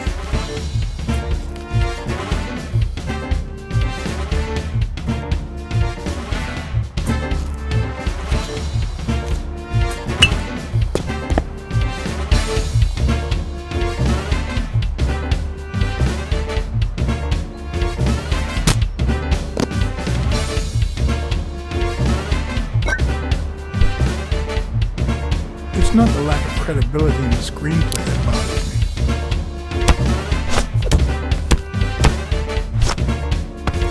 Plus, it's actually pretty handy. When a crook talks to you in the middle of a fight, you know you're up against a rookie.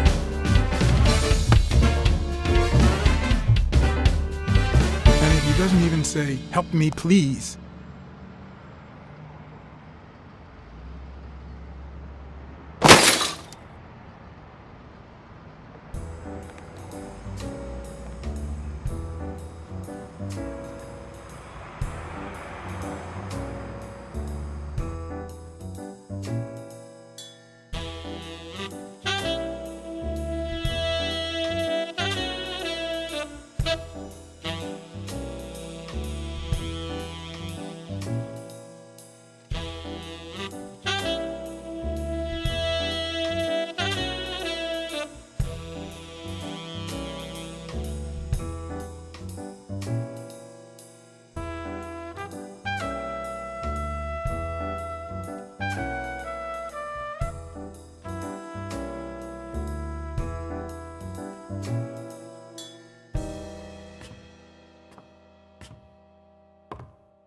What did they say?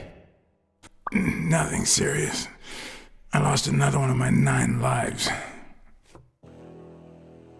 Oh, this hurts. Got many left? I'm in the red.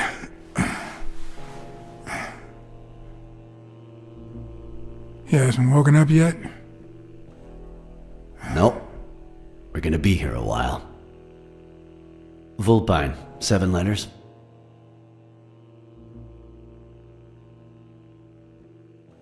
Devious? You think that's the same thing? I don't know. Sounds a bit off to me.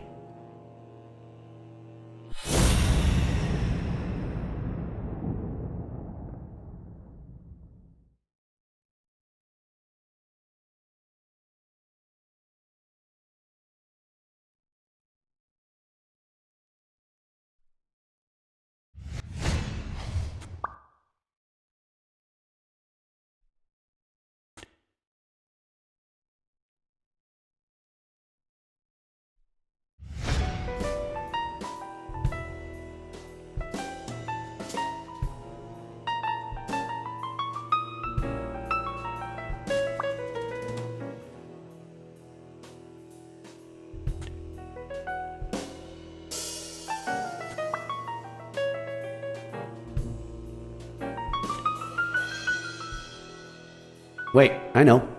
Vulpine, 7 letters. Cunning. What are you looking for? Nothing. Will he live? He'll live. So what have you found out? Randall Lee.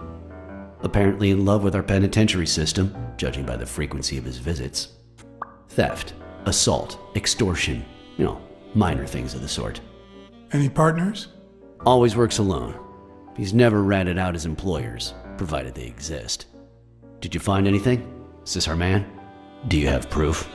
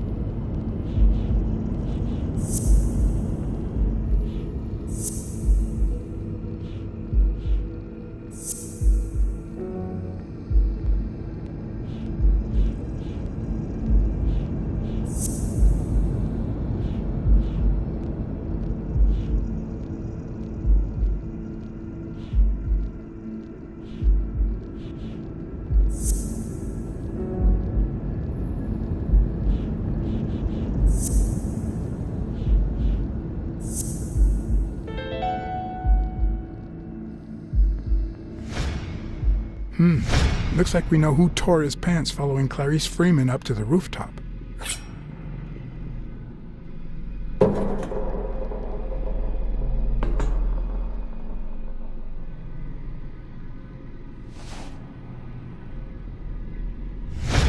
His pants have a tear in them.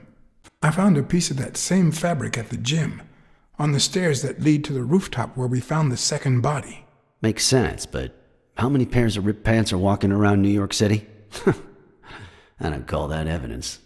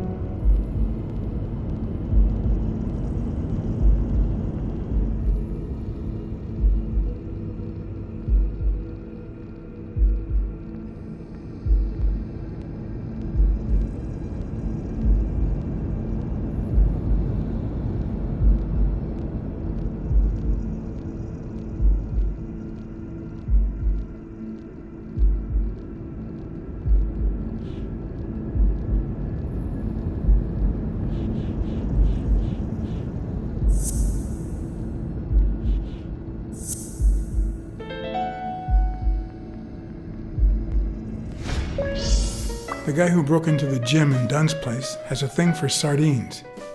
Did you smell his breath? Right, because there's only one sardine fanatic on this side of the Hudson. I need something more.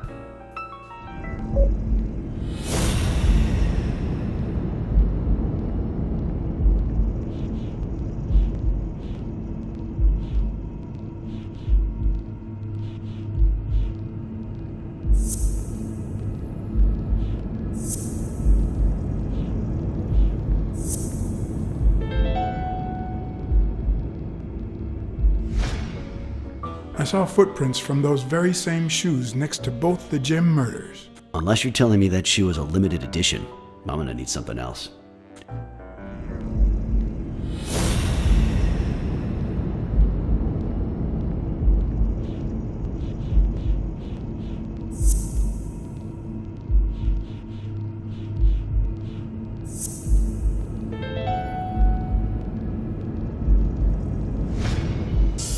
One of the thugs that attacked me the other night had a snout just like his. I'm sorry, but you can't incriminate someone based solely on species. What else you got? What more do you need? I've given you 4 pieces of evidence. None of which are conclusive. He tried to throw me off the rooftop. Yeah, you're right. I'm sorry. He's our man. No, he's not our man. Make up your mind. He's just a puppet. Someone is pulling his strings. Could it be Yale?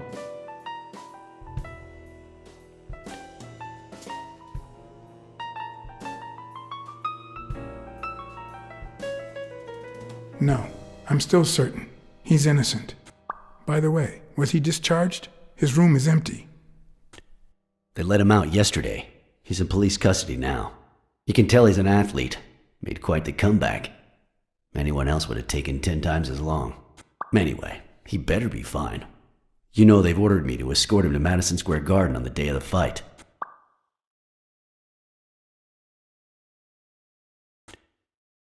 That's the first I hear of it.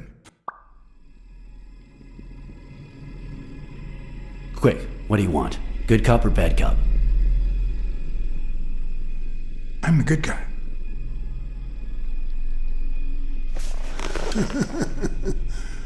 Good thing someone took out the trash.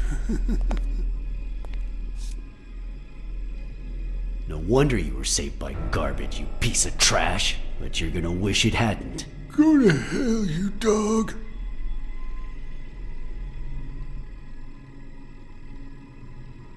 Don't pay any attention to flat feet, Mr. Lee. Yeah, You're in a tight spot, but there's always a way out. We have proof that you killed Joe Dunn and Clarice Freeman. I'll call your bluff. You ain't got nothing. Are you acquainted with our usual witness program? For a modest sum, they'll say they saw your sorry snout when and where we tell them to. Cut the crap, Smirnov. You know we've got conclusive evidence. However, we can offer you a deal if you tell us who hired you. What can you offer me? We could significantly reduce your sentence. I could testify that you helped me on the rooftop. That's a start, but it's not good enough. I want in on the witness protection program. New city, new job, new identity, and a clean police record. That's the only way I'll talk.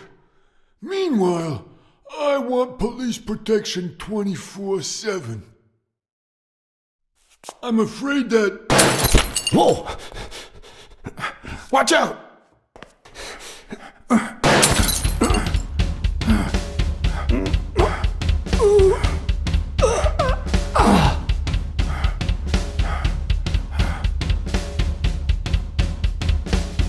I'm afraid that... Whoa! Watch out!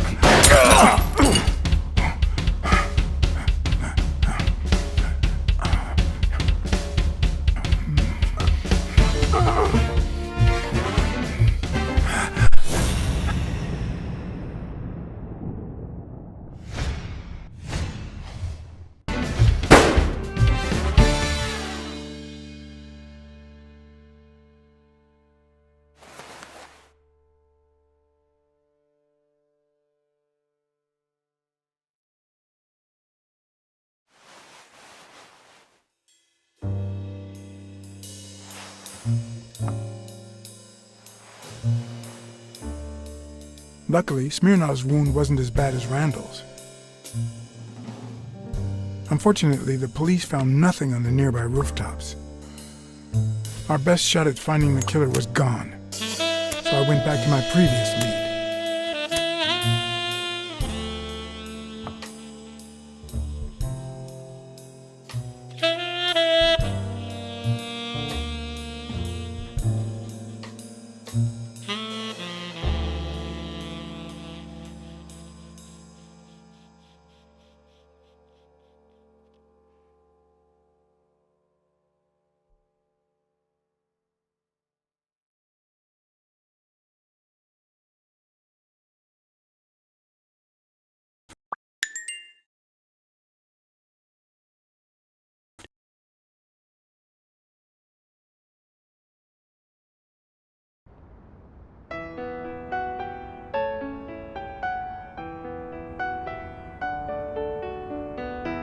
It's from before my mother got sick and we moved here. I loved reading stories about pirates, so my father drew a treasure map for me.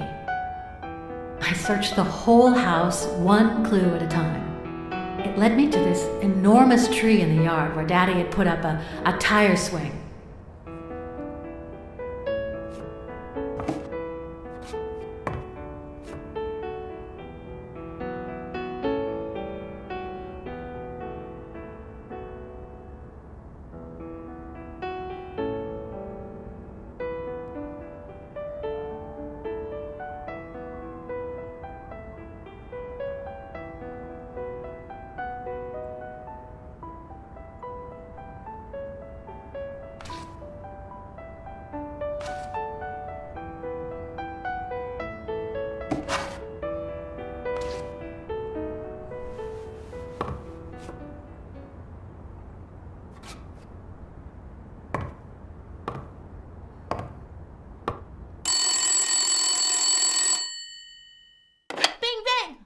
Hello, Smirnoff residence. You're dead! No, I got you with my lasso! Can you quiet down, kids? Dunn got killed for stirring the hornet's nest. And you confessed your crime! Kids, please. He'd been investigating athletes for months, including Helen Moore and Al Stone, among others. Dunn's notes aren't all that clear, and I'm not sure what he was after. But I'd say we're facing a widespread corruption case. Well, if you're right, that could be some dangerous evidence. Bring it here ASAP. Sure, but there's something important that I need to finish first.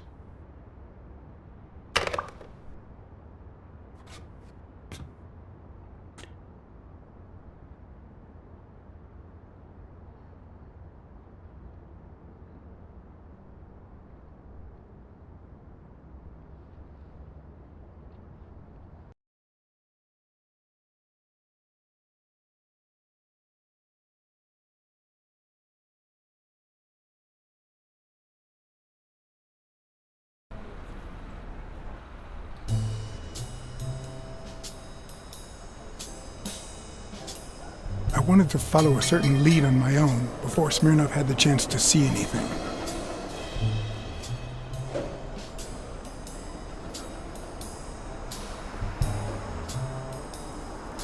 According to his notebook, Dunn had seen Craig Spano at Sam's Diner just 4 days before his death.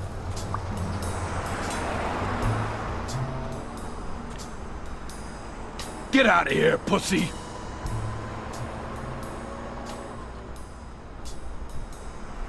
I have some questions for you. Oh, well, maybe I don't have answers for a pussy. It might have been easier to slap the information out of him, but I decided to trust in a universal truth. Everyone is guilty of something. You don't know who I am, right? Don't know and don't care. Come on, spit it out. I'm John H. Blackmore, Public Health Inspector. Oh, yeah, right.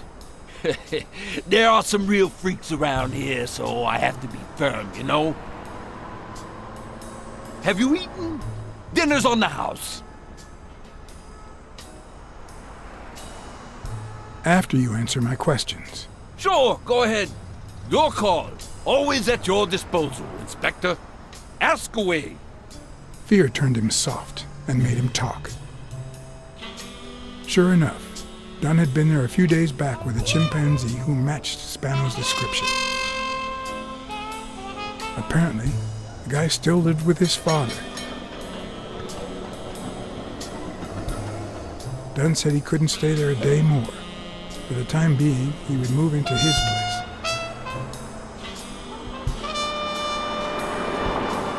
Wait a minute.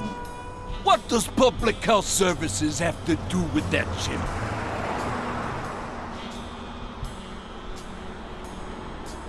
The chimp died of food poisoning. But wait! He didn't even eat! Which is even worse.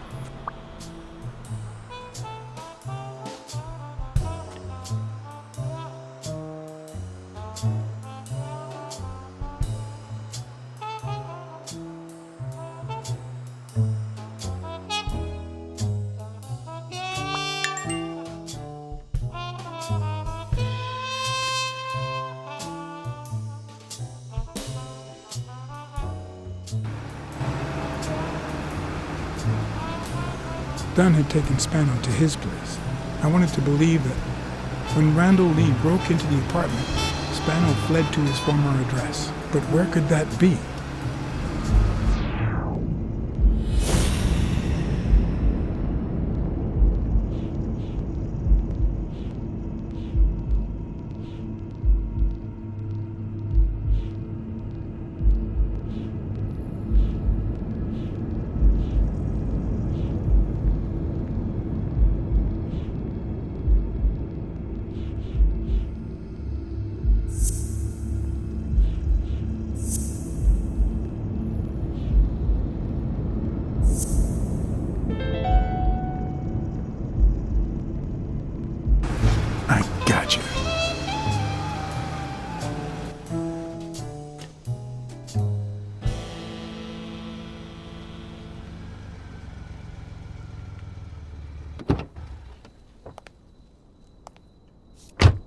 If the living have rich and poor neighborhoods, so do the dead.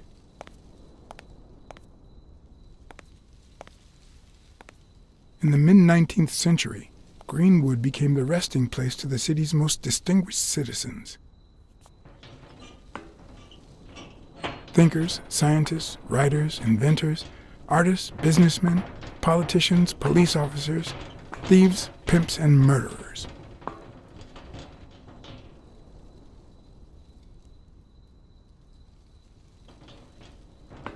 Here lie the bodies of the soulless minds that raised New York from the ground up. Now you know where to go to become somebody in the Big Apple.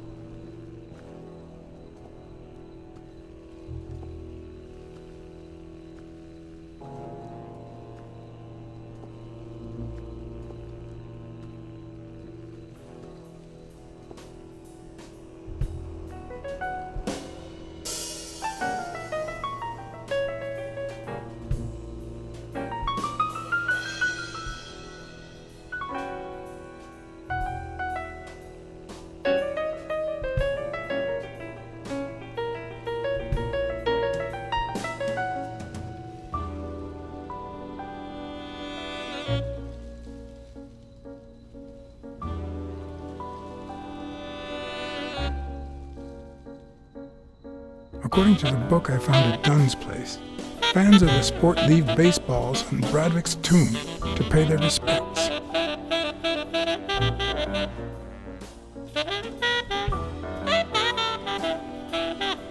It'd be even better with a skull between the bats.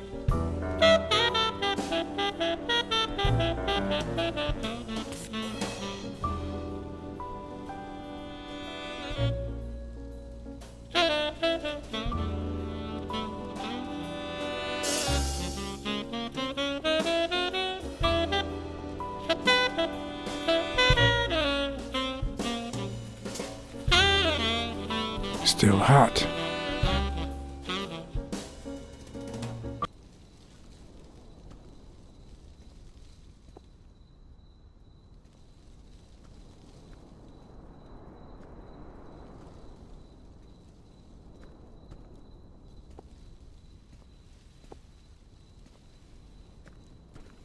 If this had been here over 30 minutes, it'd be covered in ants.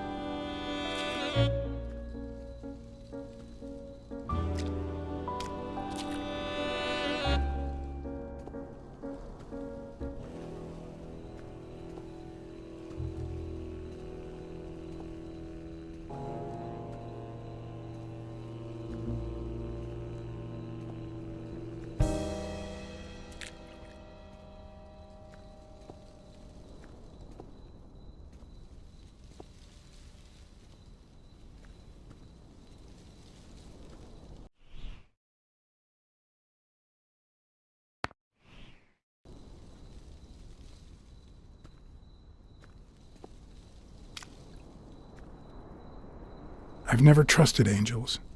When they fall,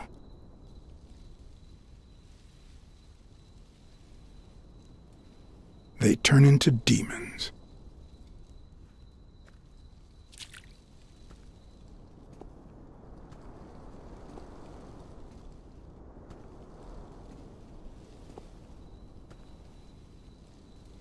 A Celtic cross.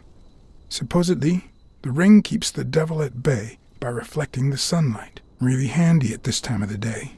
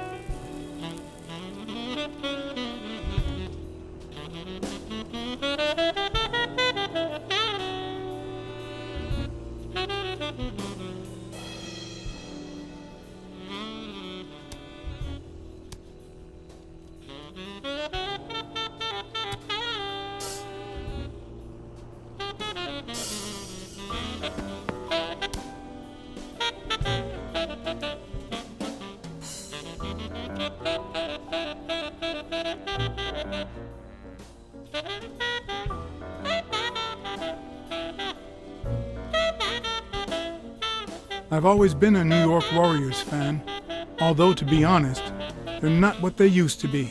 Yep, they just haven't been the same without Craig Spano.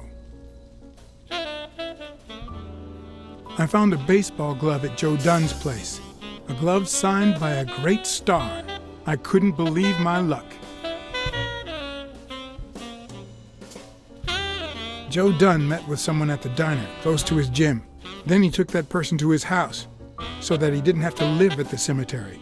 I would have never guessed the person's identity.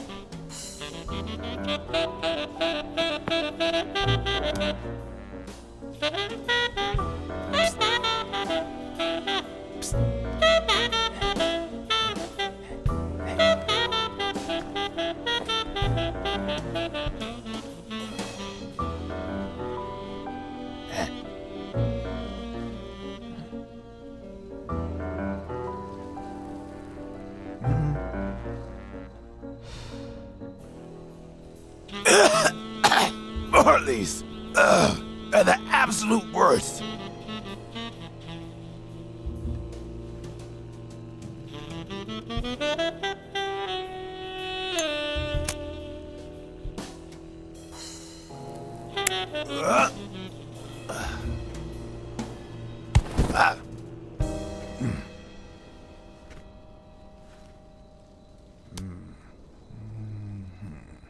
Who are you? I'm John Blacksad, private investigator. How's Joe? One question at a time. It's my turn.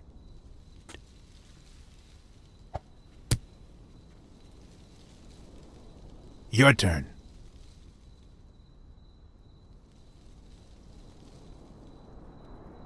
What was your glove doing at Dunn's place? Because Dunn said he was shaking the hornet's nest, that sooner or later they'd come after me, because they wanted to kill me, because he offered me his home, and then vanished. Because I waited for him for 2 days, and then they came to get me. Because I had no time to take my glove when I escaped through the window. What did he want from you? And who wants to kill you? One question at a time.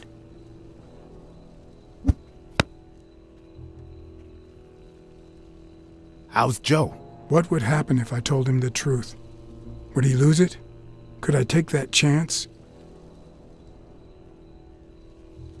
Joe Dunn is dead. Murdered. I told you, Joe. How did it happen?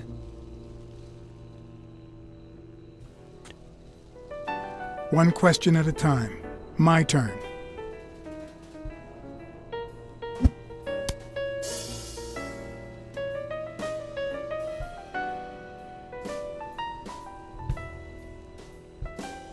What did Dunn want from you? He wanted to know who was playing dirty in the sporting business.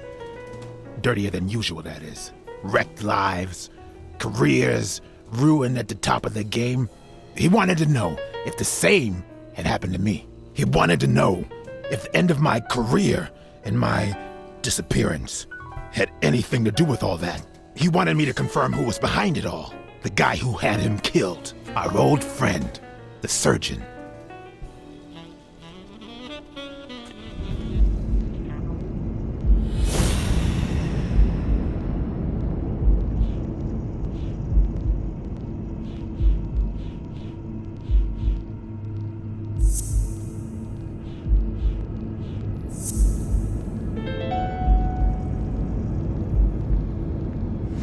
Is Mitchell the surgeon? Is he the person behind all of this? That surgeon you mentioned, is he... My turn.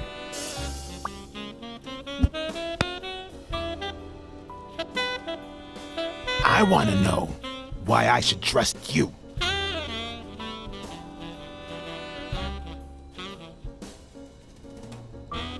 Do it for Joe Dunn, our common friend. It's my turn. That surgeon that you mentioned, is he in this photo I got here? Ow! Hey!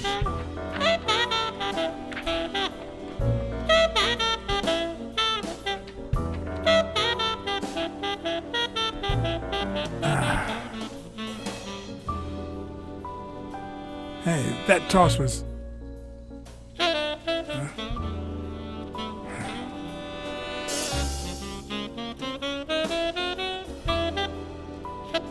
Both my ear and my self-esteem would hurt for days. But at least I had a new lead to follow, the surgeon. The bastard had avoided my scrutiny by passing as a hospital doctor. But now, all of my senses were on guard. No matter how good the disguise or how well he hid, I would find him.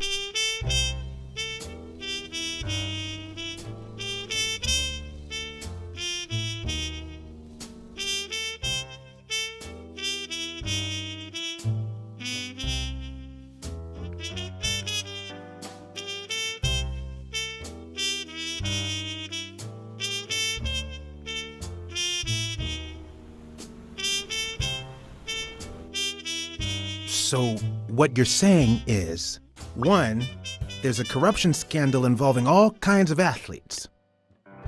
2, our puppet master is a surgeon named Mitchell, a man who happened to fight in the war with Dunn, right?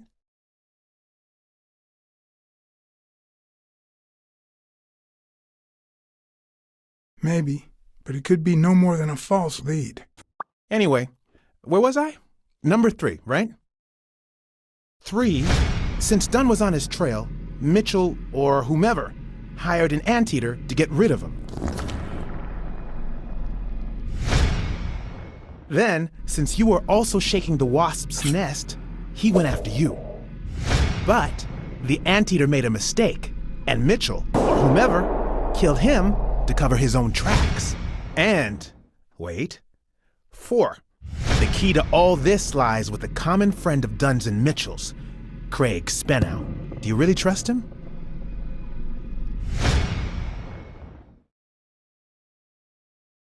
I think he didn't lie to us. Although he might not know the whole truth. 5. Dunn was murdered 4 days after taking Spenow to his house.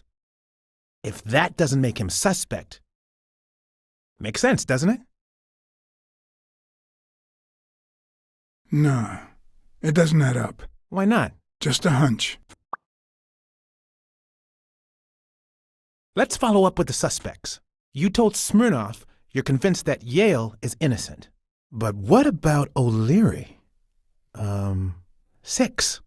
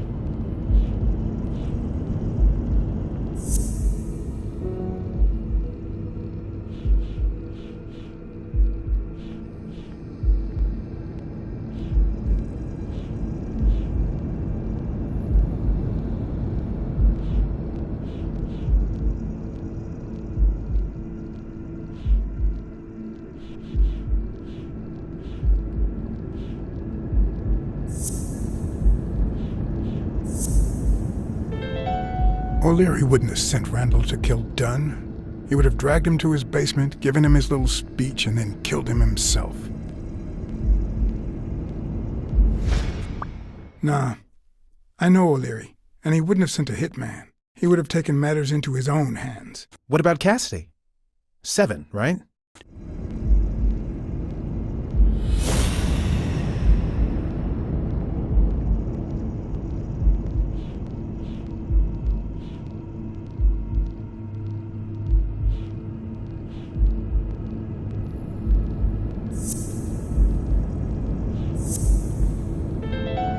I think it's safe to rule out Cassidy as Dunn's murderer. He seems too impulsive to have planned such a twisted crime.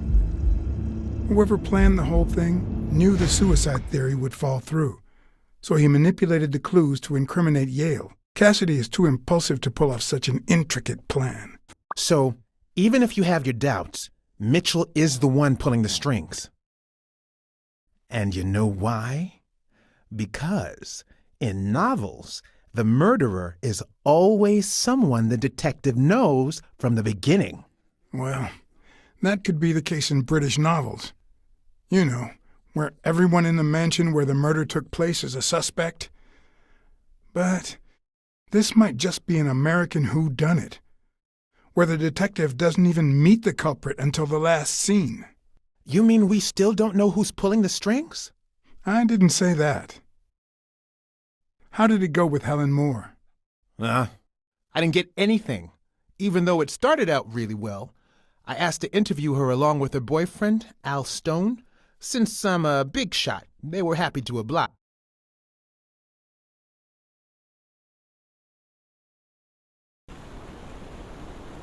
Perfect.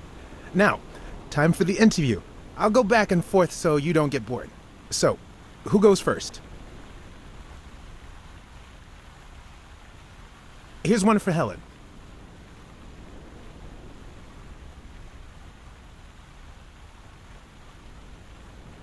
Dating a boxer can be dangerous.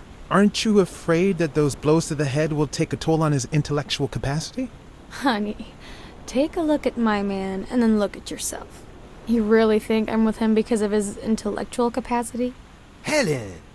Write this down. Nothing will change my man. His smarts, manliness, and integrity are all boxing proof. Okay, now, here's a question for Al.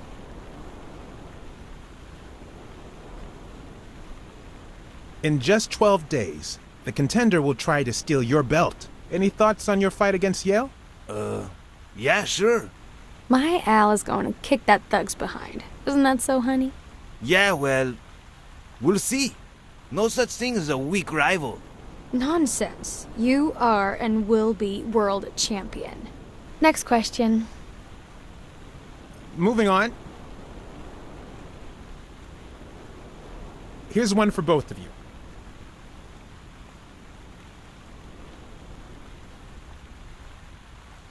How did you meet? At the party organized by Díaz. Al, who threw the party doesn't matter one bit. What matters is that I saw you and you saw me. Our paths crossed and our lives were changed forever. Now what?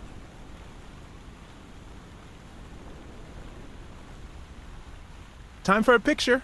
How should we pose?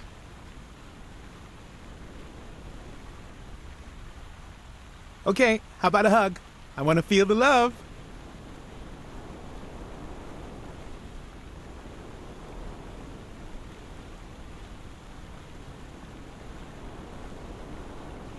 You're the envy of all America. Okay, one more question, and... Al, honey, can you answer it? I've got to go say hi to a fan. I'll be right back, Mr. Pulitzer. Wait. You mean she stopped smiling when that fan showed up? Yeah. Could you describe him for me? I'll be able to show you something as soon as I'm done developing these pictures. And actually, I thought it was odd too. So while I continued to interview Stone, I managed to take some pictures of Moore and whoever her mysterious fan was.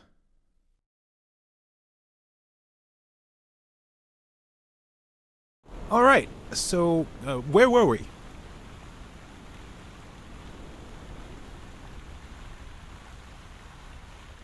Your manager is Frank Cassidy, president of the Boxing Managers Association of New York. According to him, only boxers working with member managers should be allowed to compete. What do you think about that? Cassidy is a great manager, really.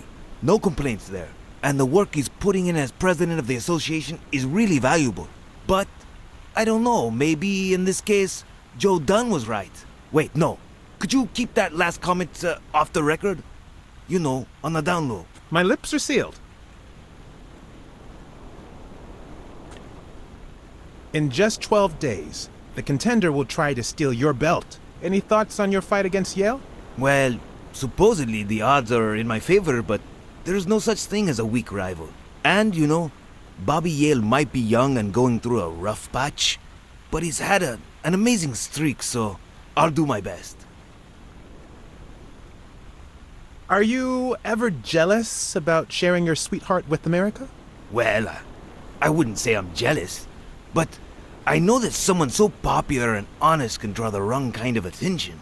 There are plenty of people who would love to put an end to her career, so it's not easy. Let's get that picture taken. Okay, now raise your head and your arms up like you were celebrating a victory. Like this? Exactly. Wait, I accidentally moved. Stand still. I'll take another one. What's with me today? Don't move, please. Now we got it. Should we keep at it? I'm going to take one more, all right? Let's see what you think about this. Close your eyes and rest your chin on your fist. The boxing thinker. Like this? Exactly.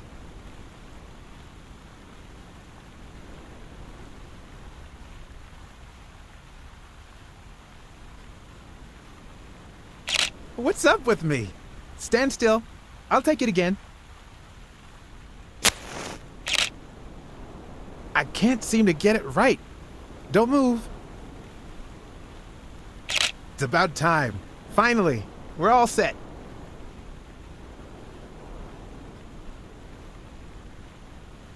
Wait.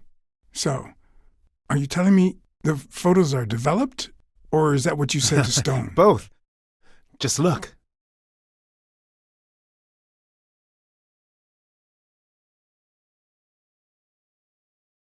Who's that guy? I know he's not a fan. You should have seen her face when she saw him. You know, I thought he'd be cocky, but he didn't seem too convinced about beating Yale. It makes sense. O'Leary's rigged the fight. Stone has to lose. Look at his hand. Is he pulling something out of Moore's purse? Or putting it in?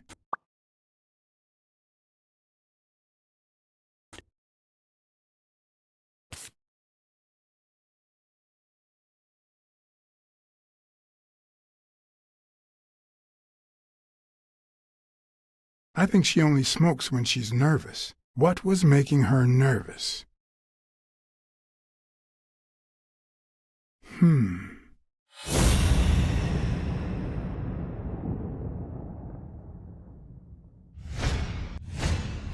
Wait, that's him. Who? Mitchell, the surgeon. Seriously?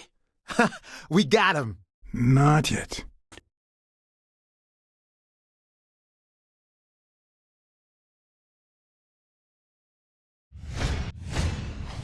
I've seen that matchbox before. Focus, Blacksad. We need to figure out how to find that Mitchell guy. Hey, pal. Did you hear what I just said? We need to keep looking at all those pictures. We need a clue that'll take us to Mitchell. Hey, see? There. Just like I was saying.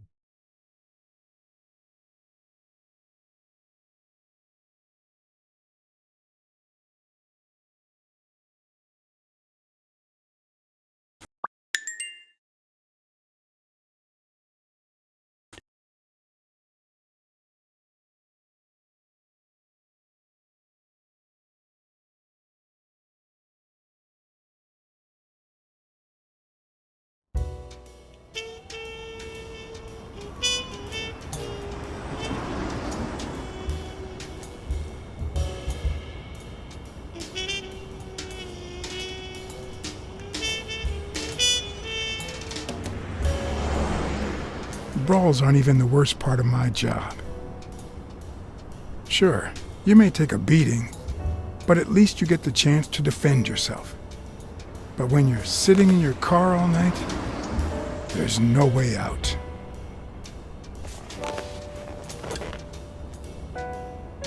Your legs cramp up, your back and neck feel stiff, Your entire body aches to be somewhere else.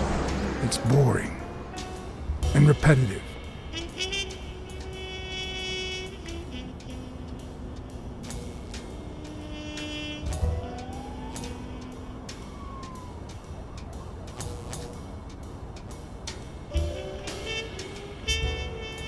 People were finally leaving the place. The bar was about to close. And I hadn't seen Mitchell go in or out.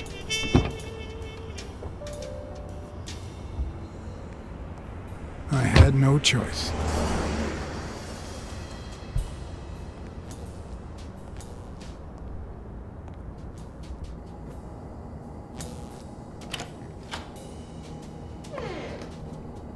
I see you took me up on my invitation. And you're smart. You knew not to come until my anti-fur regulars had all cleared out. I can't say no to good advice. Or good bourbon.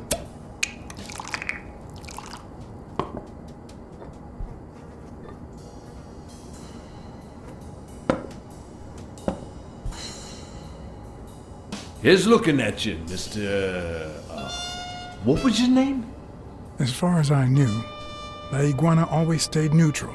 He played poker with Cassidy, but his joint was used as the gambling drop-off for O'Leary's operation. Did it make sense to keep faking it? Or was it too dangerous not to? Blackmore. John H. Blackmore. I knew it. Although your Texan isn't half bad. Let's just say I represent certain sports lobbies I'd rather not talk about. I understand. My pleasure, Mr. Blackmore.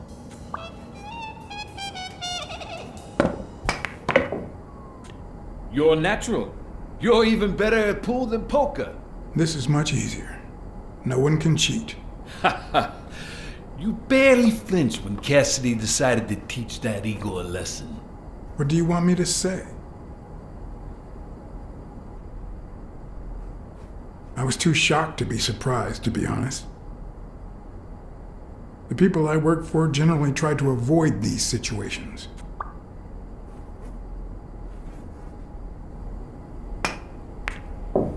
Damn it. Well, nobody's perfect. Tell me, what do you really want with Cassidy? I just don't understand your motives.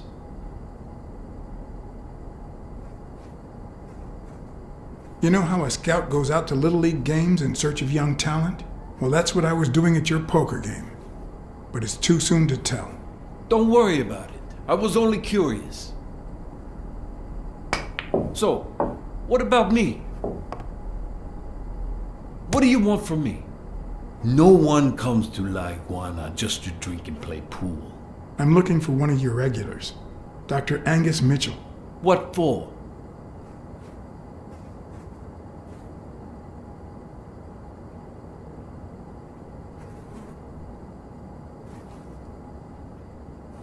I know he's got his own sport business, and I think a partnership could benefit us both. Sure. Tell you what, I'll talk to Mitchell. Come back tomorrow night. You don't understand. I have to talk to him, or else. Or else what?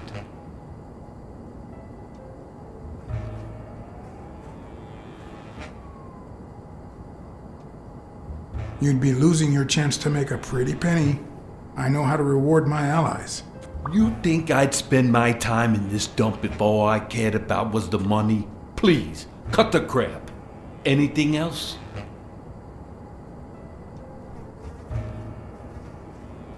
I've got friends in high places. Friends you don't want to meet. Oh, and you don't think I do? You think this dump would still be open otherwise? Please, cut the crap. I hate to say this, but you're running out of options. I don't think Cassidy would be too happy about the role his poker buddy plays in O'Leary's gambling operation. I'm sure you understand that. Son of a bitch. All right. Give me your phone number, and I'll give you a call when Mitchell shows up. No. You're gonna call him right now, And you're going to give him this message. But when you're sitting in your car all night, there's no way out. Your legs cramp up, your back and neck feel stiff, your entire body aches to be somewhere else. It's boring and repetitive. It's so bad that your thoughts spiral in a never-ending loop, like when you're stuck in your car, on surveillance duty. The owner of La Iguana was supposed to tell Mitchell that a certain anteater was still alive, and that it was only a matter of time before he ratted him out. With a bit of luck, that would make him nervous enough to force his hand. Now all I had to do was follow him.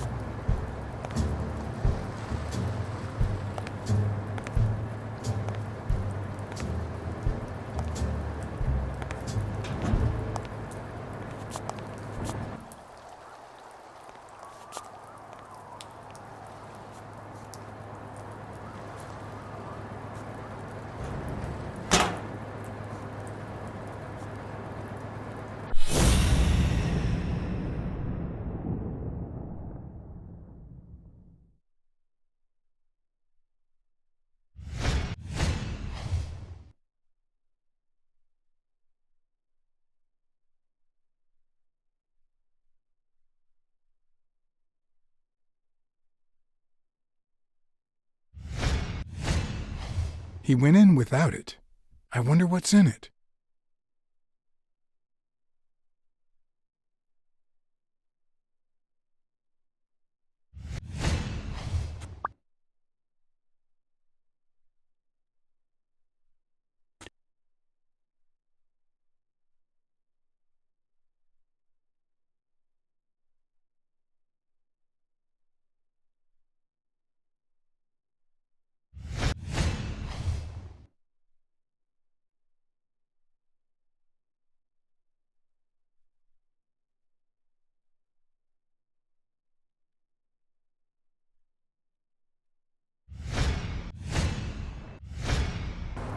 We'll be just fine, don't worry.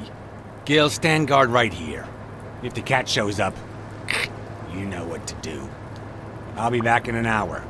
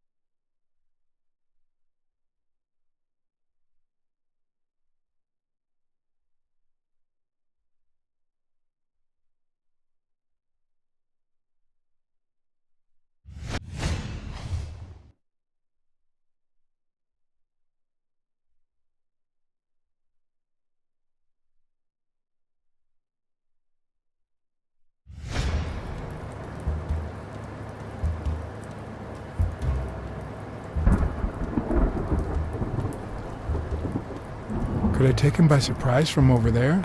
Although I don't know how I'd get there.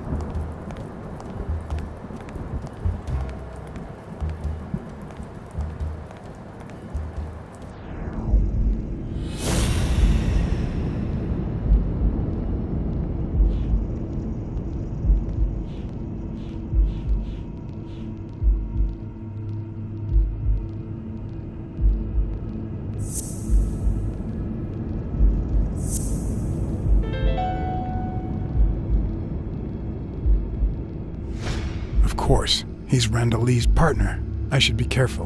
When they gave me a beating, I could see he was kinda trigger happy.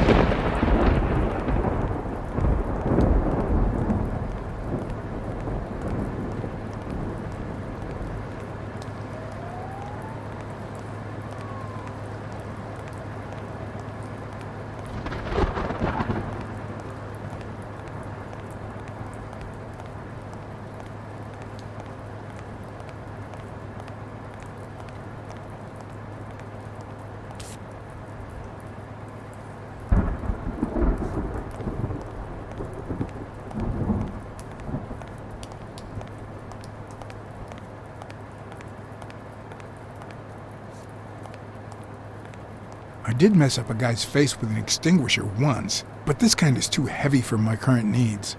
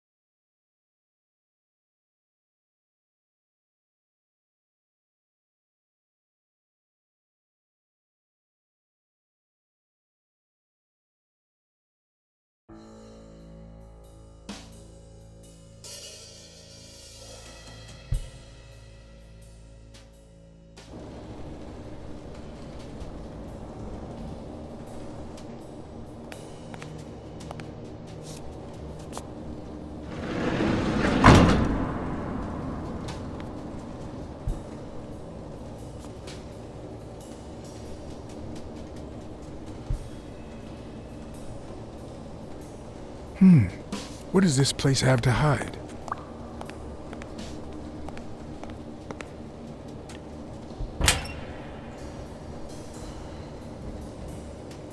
Hmm.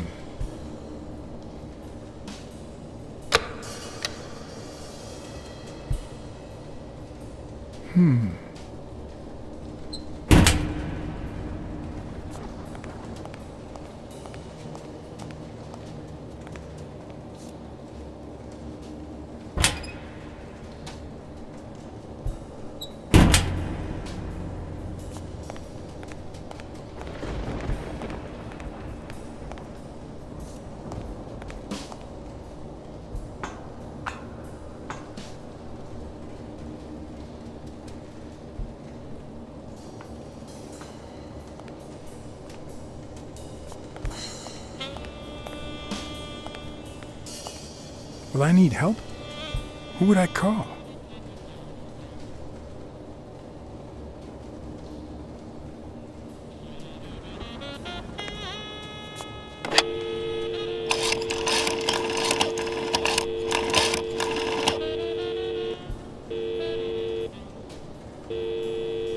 Smirnoff. Pier 36. Meet me in an hour. Blacksad. If you're coming from Montgomery, it's the 6th sea-facing warehouse. What's going on? And bring the cavalry.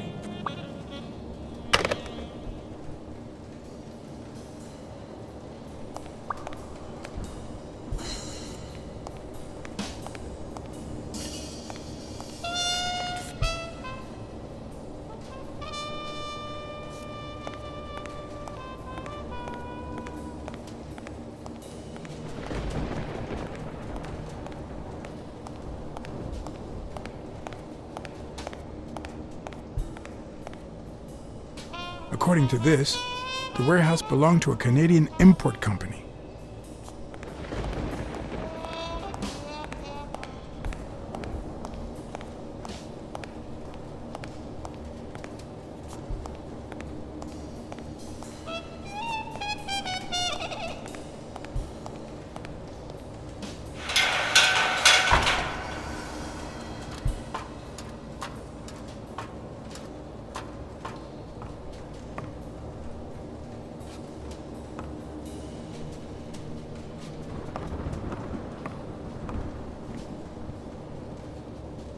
If I'm not mistaken, these are incense sticks, used in cleansing rituals. A dream catcher. It's supposed to protect children during the night, trapping all evil in its spider web.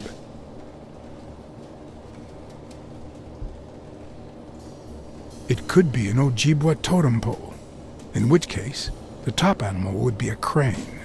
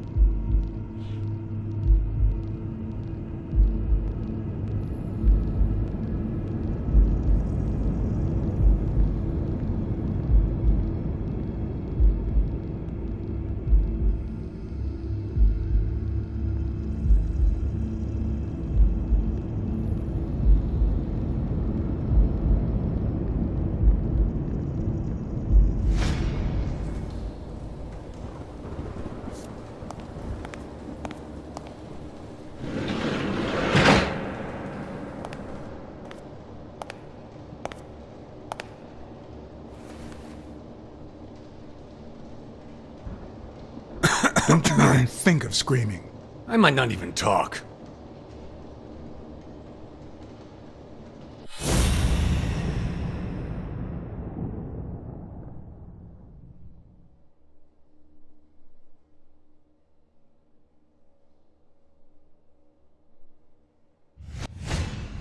It looks like an arrowhead.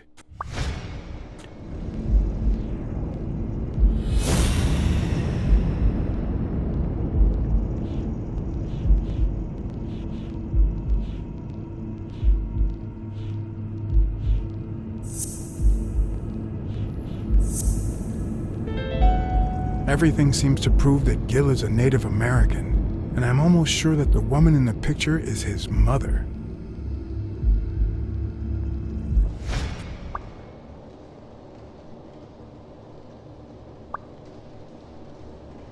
You know who'll always believe in you? Your mother. My mother never lost her faith in me, and I gave her plenty of reasons when I was a kid. It all started with something as stupid as keeping the change when she sent me for groceries. Then I started stealing fruit from the street stands, and finally I turned to pickpocketing. Somehow my mother managed to keep me in school until I got into college, but I never gave her reasons to believe in me then either.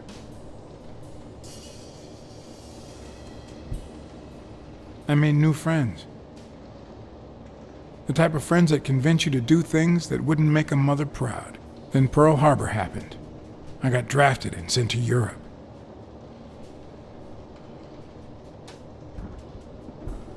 I never knew how to follow orders. They sent me back home with a dishonorable discharge. But when I got back, I was treated like a pariah, a veteran outcast who never should have come back in the first place. And yet, my mother never ceased to...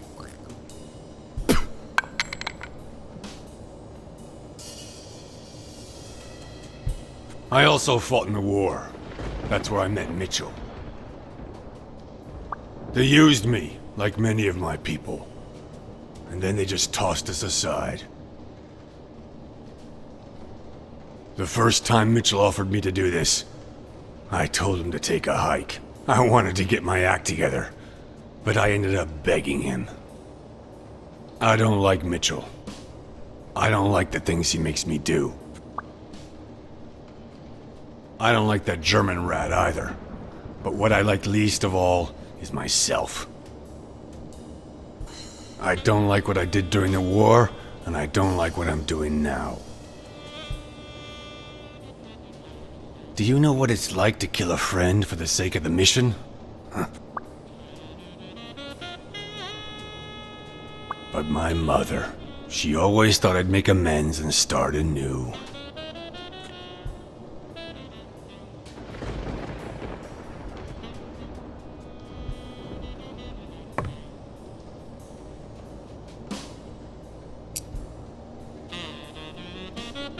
Maybe it's time I did just that. It's number 3.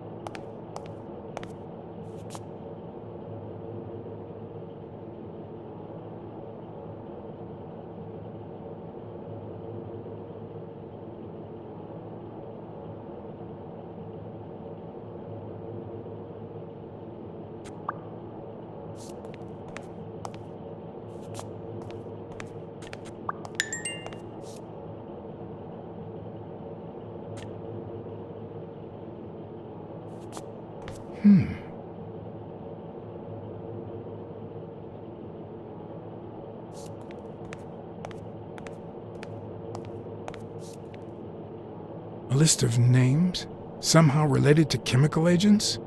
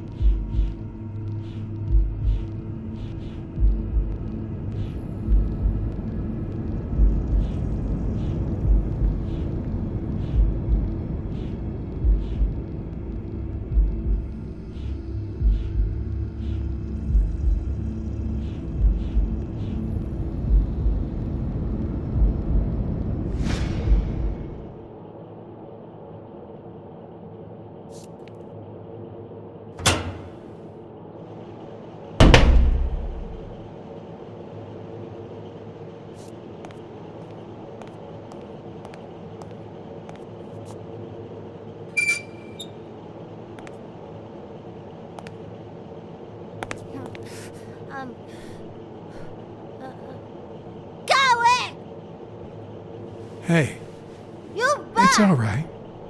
Don't be afraid, little girl.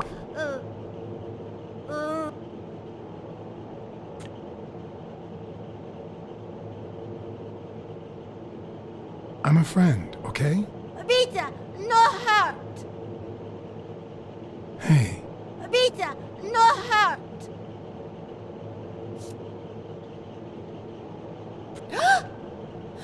Ah!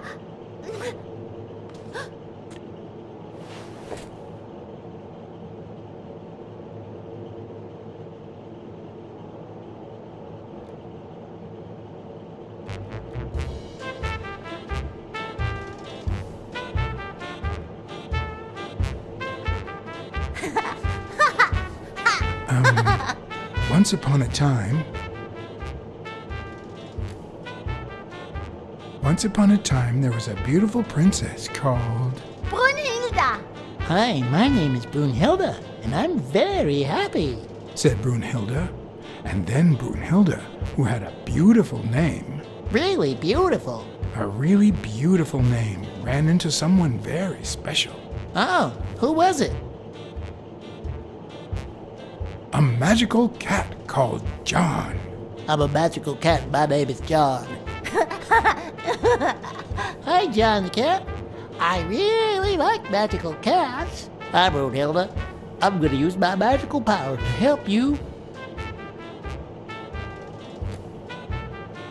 bake some delicious pies. I love pies. Which is your favorite?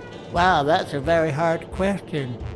But John the cat, it's the easiest question in the world. Let me show you how easy it is. My favorite pie is... apple! Whoa, Brunhilde? That's exactly what I was about to say. Well...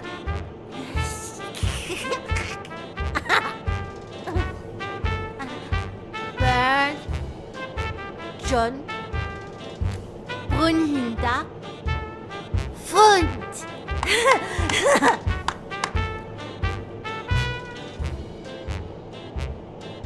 Do play? Each look. Okay. Hi, Bird. Why are you wearing that mask? Weil... gas. Well, maybe we should get out of here. What do you think, Bird? And what about you, Brunhilde? Don't you think that?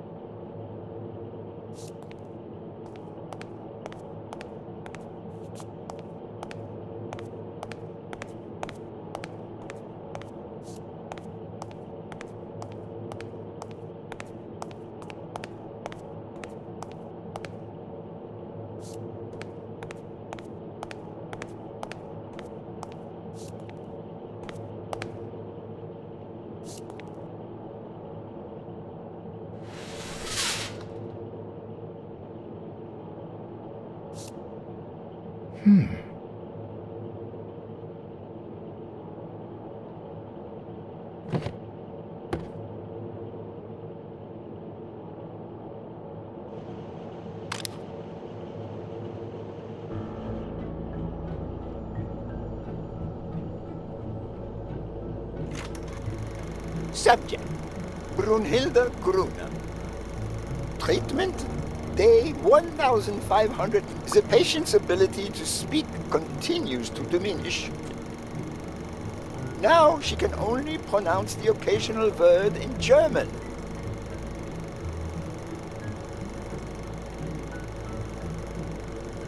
Tissue degeneration persists.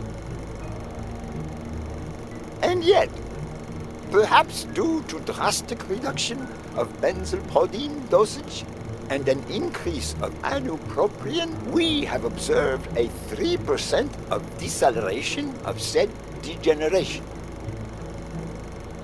Furthermore, and perhaps this is the best finding so far, the subject exhibits a mild recovery of her speaking. It's not a lot, and yet we are on the right track. All hope is not lost.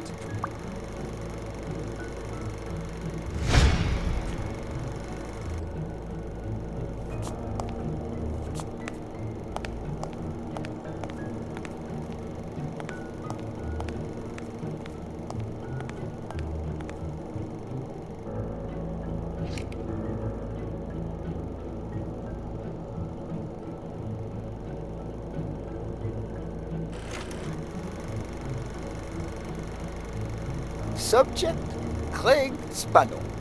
Treatment, day 0. The subject is a veteran baseball player who has lost speed, strength, and agility due to the regular aging process. The patient refers intense pain on the right scapula, most likely caused by an old injury. The goals of our medical approach are twofold.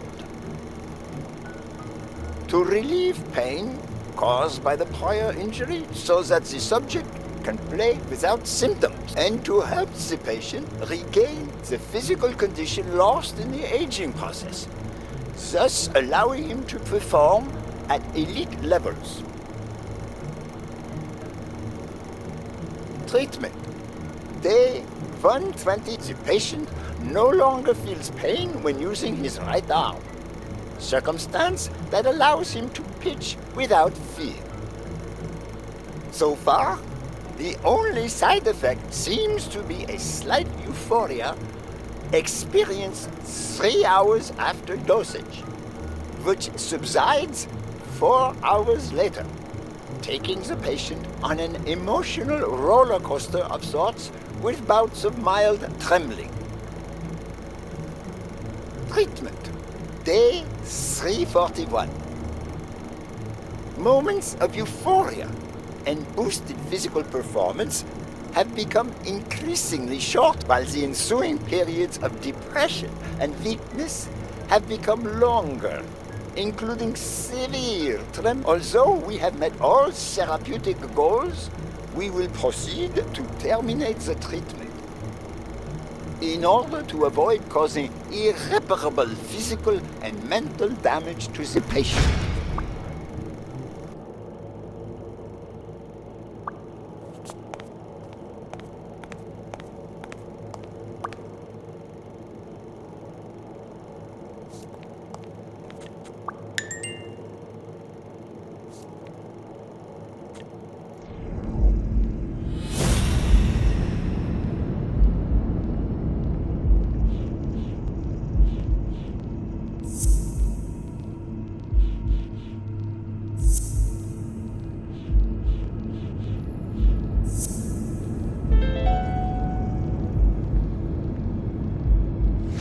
Mitchell is cashing in by selling drugs to enhance athletes' performances.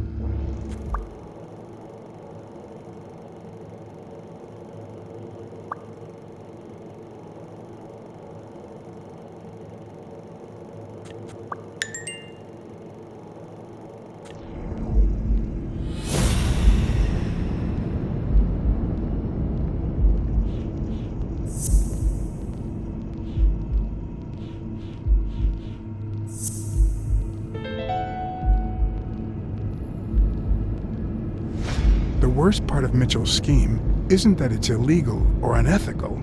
It's that he didn't even care about compromising the athlete's health.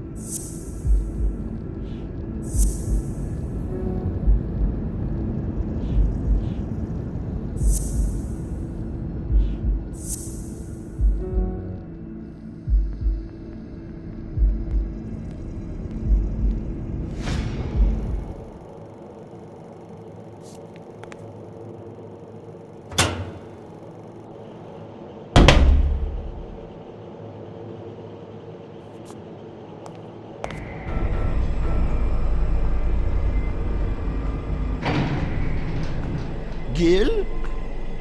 You know you're not allowed down here. You know you're not allowed. It's... You bastard! I kill you right here, right now! I don't know. You don't know? You ruined Craig Spano's career. Why? I did it all for her. For Brunhilde, my daughter.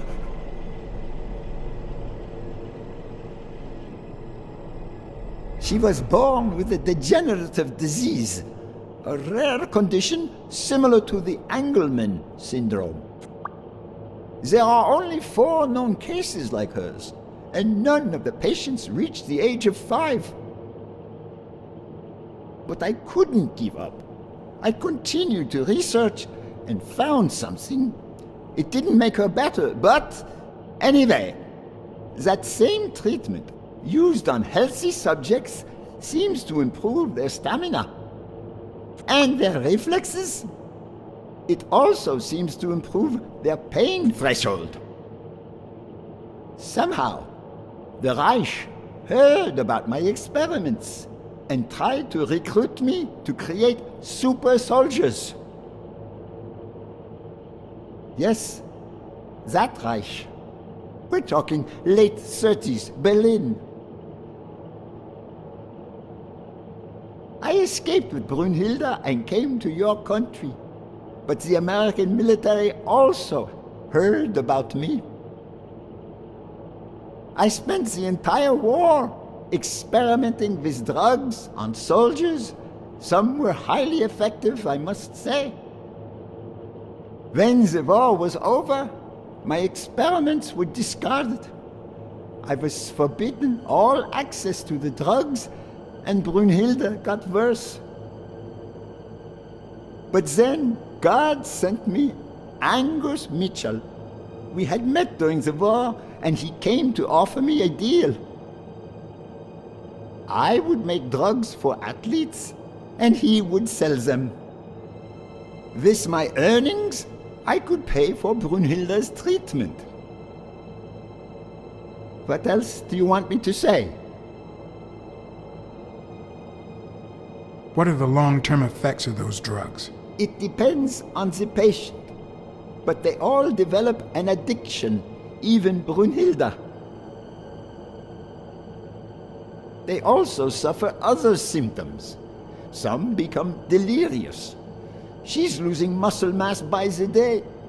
Others lose their ability to focus. And some, slowly but surely, lose it all.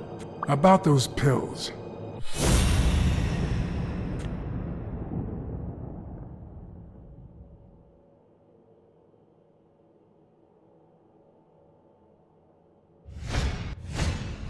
There was a bottle there before.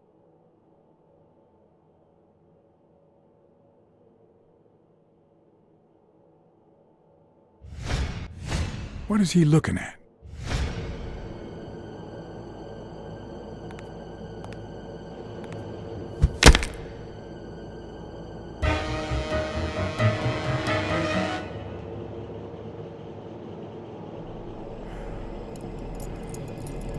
Don't dwell on it, Josh. You had to tell him the truth in order to protect Brunhilde. I would have done the same thing. Finish packing up your things and stop torturing yourself, okay? Thanks, Angus. I won't be long. Oh, honey. You like living here? Yeah, me too. But we have to go somewhere else, and it's all that bad cat's fault. Yes, sweetie. We're going to a new home now. A prettier one, and you'll be happier there. Now go with Papa, honey. Give him a kiss. Go on. Give him a kiss. Go on.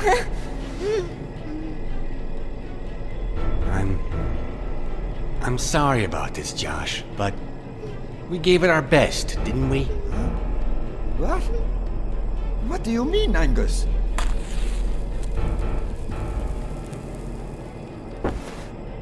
I wish it hadn't come to this. Angus, what's wrong? Goodbye, Josh.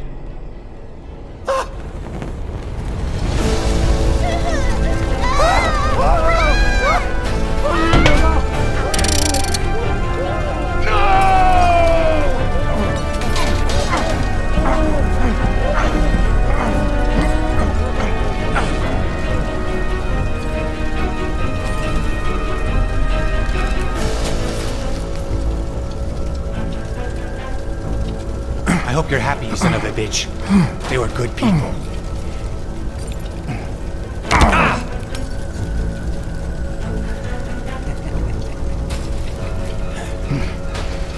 I hope that made you feel better.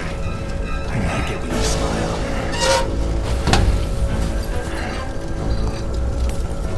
You're so far from the truth. What the?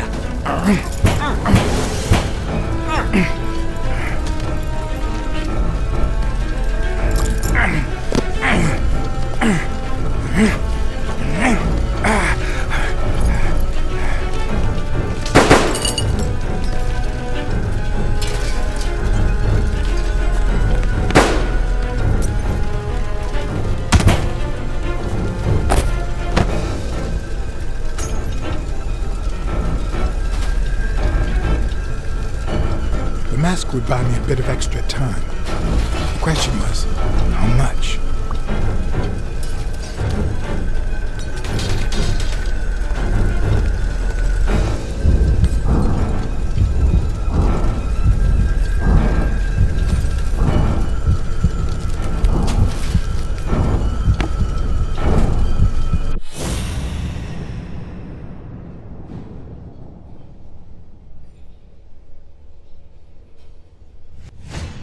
Spaniel just ran out that way.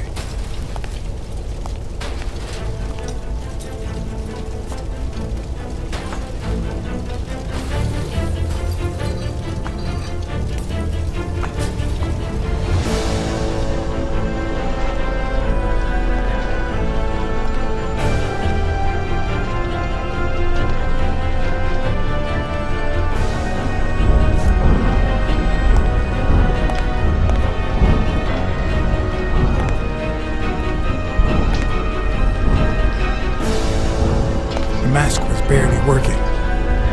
I needed fresh air.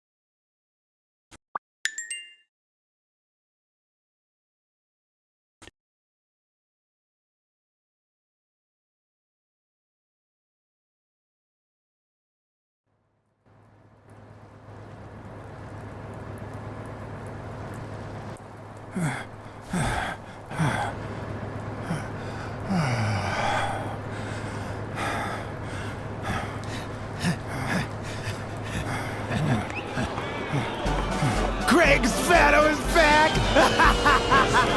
Did you miss me?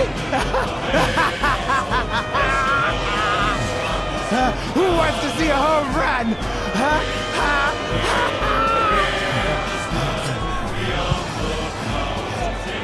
Now you're gonna see! Bring it on! Let's go!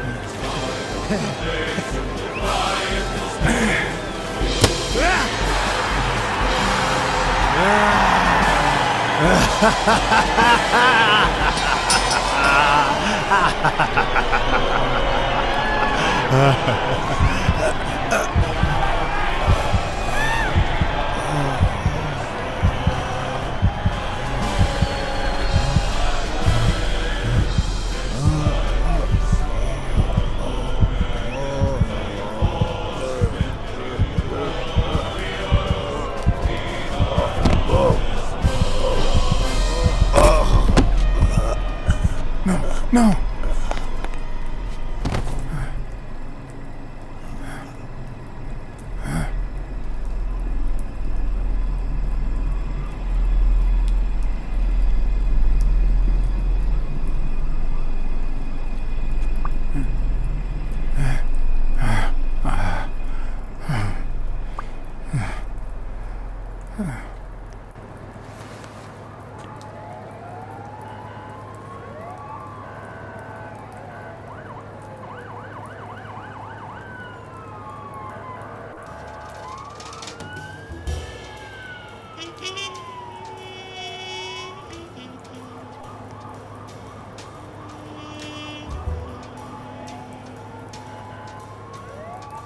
Don't torture yourself. You did everything you could.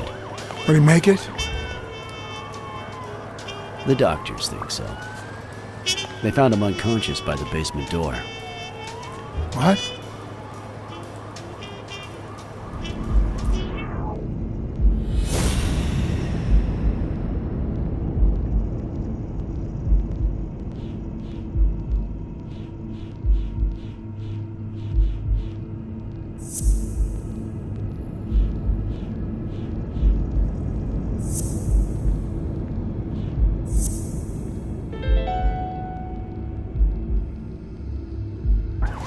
Could Gil have blocked the basement door from the outside to kill Mitchell?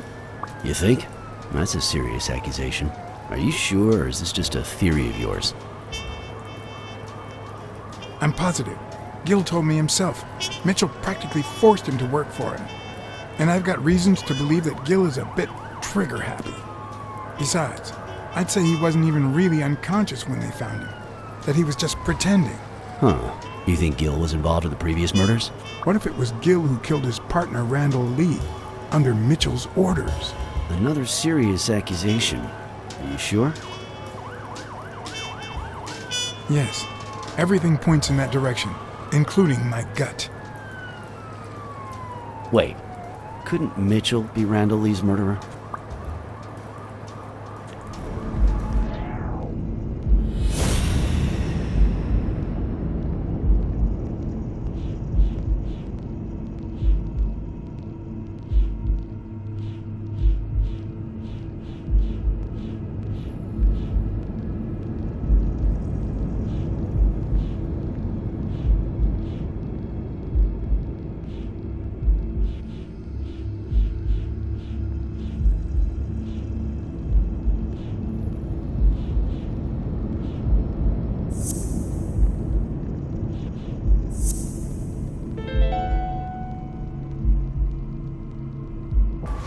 So he misses with 2 shots at point-blank range, and then he hits a guy smack in the forehead from across the street?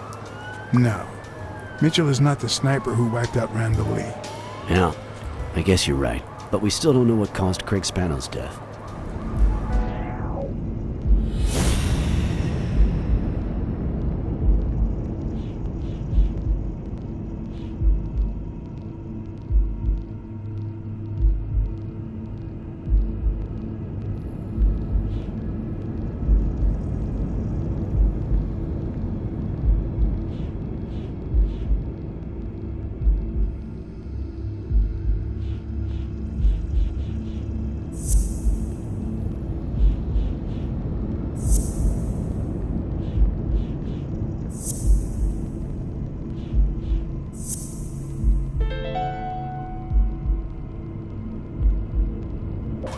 There's no doubt about it. Spano took drugs from the lab, and they killed him.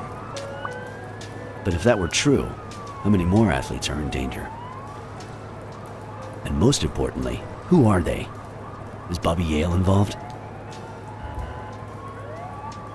I didn't see them all, but write down these names. Peter Lowe, Xavier Chains, Helen Moore, Bill Goldman, Miles Benton, Alexander Wood, Jacob Ziegler, and yes, Bobby Yale. Thanks. Saving lives for a change, huh? In any case, thanks for the call. I was starting to think you'd never trust the police again. I don't trust the cops. I trust you.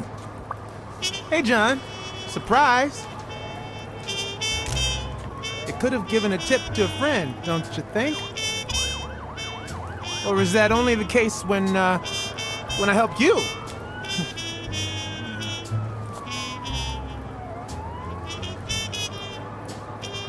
Get that guy out of here.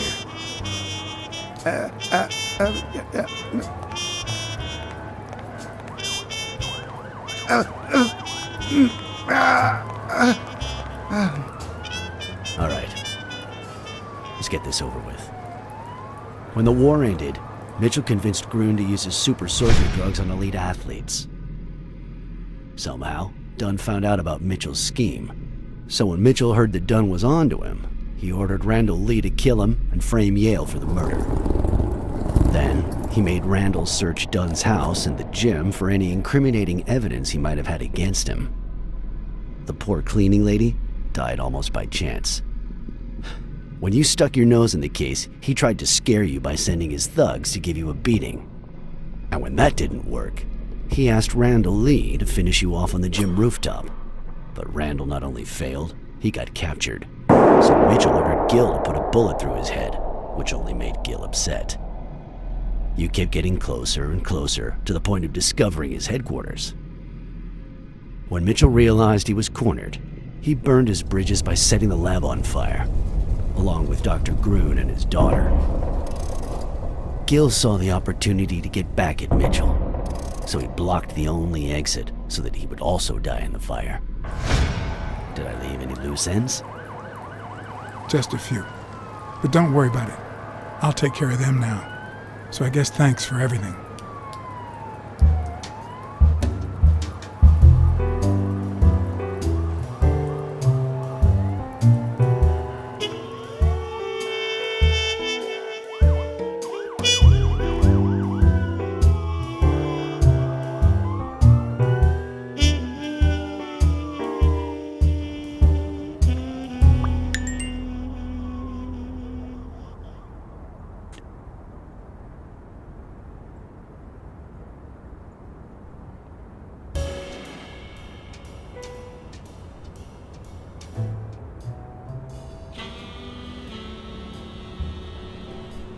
In your classic noir films and novels, solving a case never amounts to a happy ending. The detective is always left with a sense of bitterness. A feeling that, before he took the case, the world was a better place. That he was a better person. Come on, now speed it out! Sometimes I just let my character get the best of me. What do you want from me? I told Stone what I knew, that he was going to let Yale win, that if he didn't, O'Leary would destroy Helen Moore's career, and that Moore was doomed either way, or would be as soon as America discovered her sweetheart was on drugs. I don't believe you. No way. Who sent you? Today? Nobody. And what if I did believe you? What would that change? If I don't do this for her, how could I ever look her in the eyes? How could we stay together? You think you'll stay together when you lose your title and they accuse her of doping? At least I know I tried.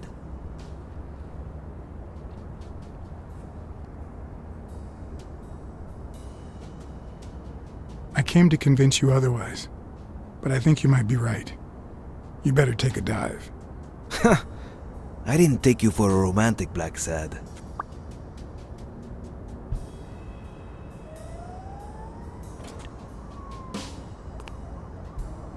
I feel you. But trust me, your manager is a murderer. Get as far away from him as possible. Hey, Blacksad! Thank you.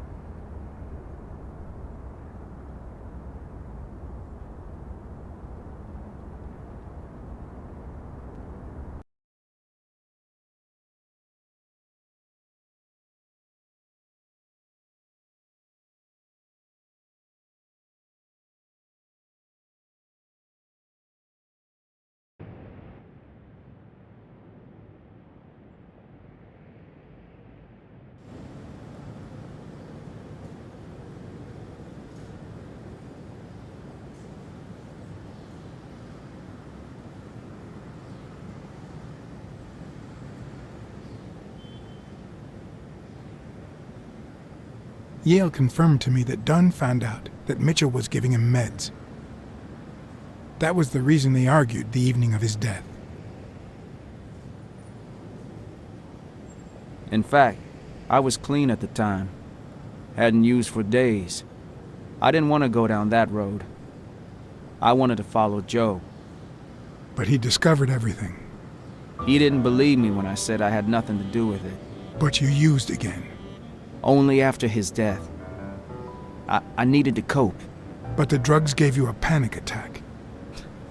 Yeah. But I've been clean ever since. Mitchell gave you the pills when he stopped by the hospital. Hence, your miraculous recovery. Are you planning on taking them before the fight? You know what? It's none of my business. But they'll be your last pills. Then what?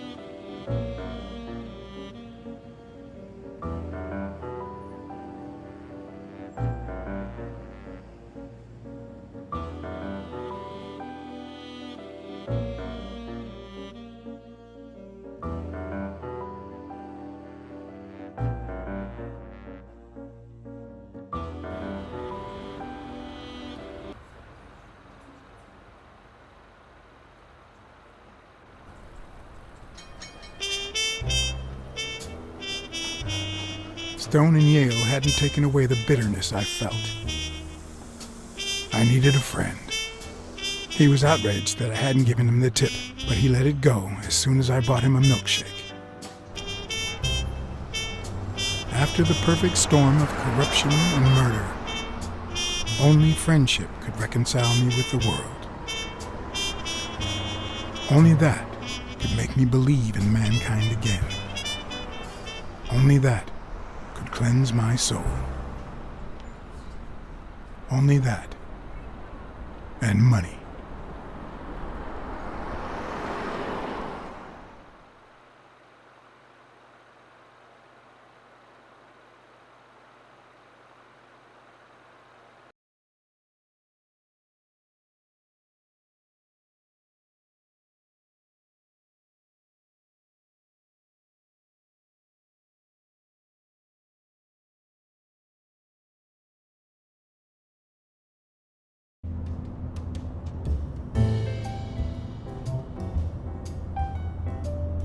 In your standard noir novel, Yale and Stone would be punished for breaking the rules. There would be justice for Sonia, the victim. But this was the real world. As the detective who had cracked the case, I just had to get my paycheck and be on my way. Nice to meet you, Mr. Blacksad. Mr. Thorpe is on his way. Care to take a seat while you wait?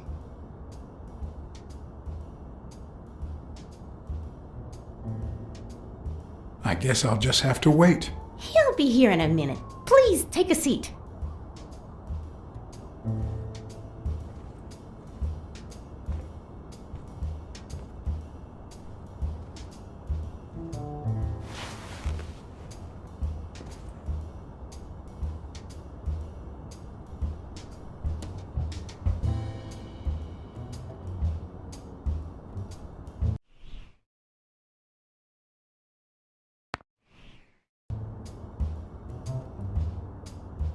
No matter how many curveballs destiny throws his way, he always manages to land on his feet. When he was a rising sports talent, the war put an end to his career, so he became a war hero. After the war, he didn't end up like Gil or like me. He became an elite athlete, a Hall of Fame football star. When an accident left him in a wheelchair, he went on to succeed in advertising.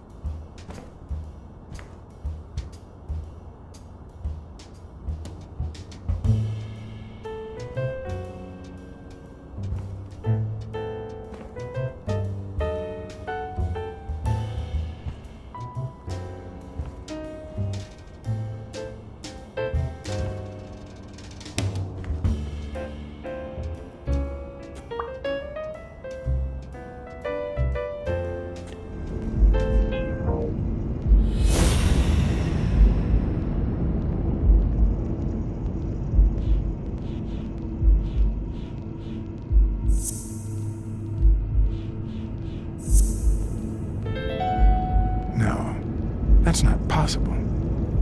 But what if Tim Thorpe was somehow involved in Mitchell's operation? Mr. Blacksad? Mr. Thorpe is running later than expected, but he insists on meeting you, if you don't mind. Sure, as long as you help me fight off this boredom. That's not in my job description, but...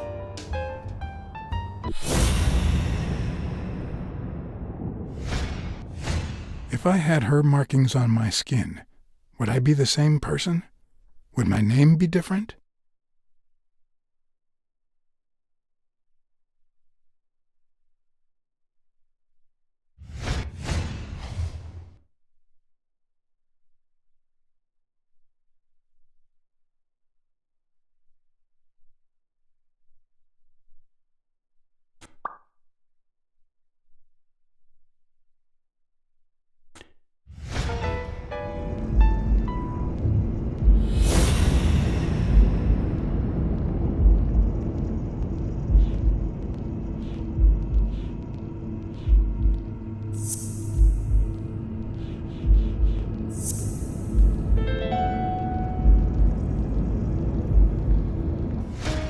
If my hunch is right, there should be a meeting with Mitchell noted somewhere in Thorpe's agenda.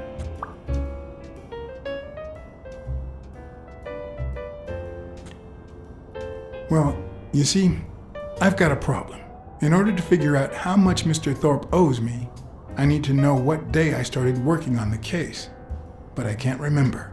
You wouldn't have that written down, would you? It sure wasn't on my shift. I'd remember. Let me see.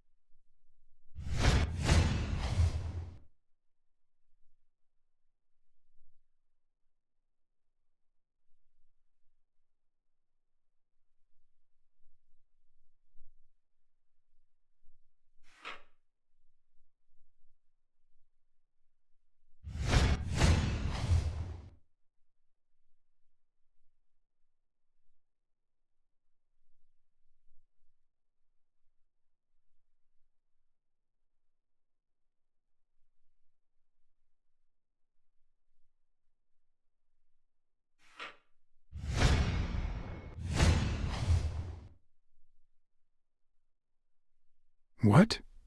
Dunn was here 2 days before he died? Why didn't Thorpe ever mention that? I'm sorry, but your name's not on here. Wait, I just remembered something. The day I came, Joe Dunn had just walked out the door. Well, no. You don't have any appointments. Although, I guess I could have forgotten to write you in. Mr. Dunn, who's usually very kind, left in a flurry. He even slammed Mr. Thorpe's door. Okay. Now I know I have to get into Thorpe's office. And he didn't even say goodbye. Yes, that was the day. You don't recall me because the minute I saw Dunn stomp out, I followed him. I never actually came in. Of course. That explains it. No doubt. So, since it looks like Mr. Thorpe won't be here soon, I think I'll go take a walk down the hall. Gotta stay in shape.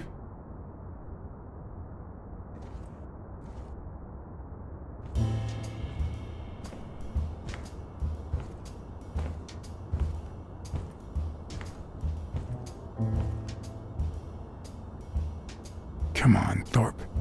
Tell me there's a back door to your office.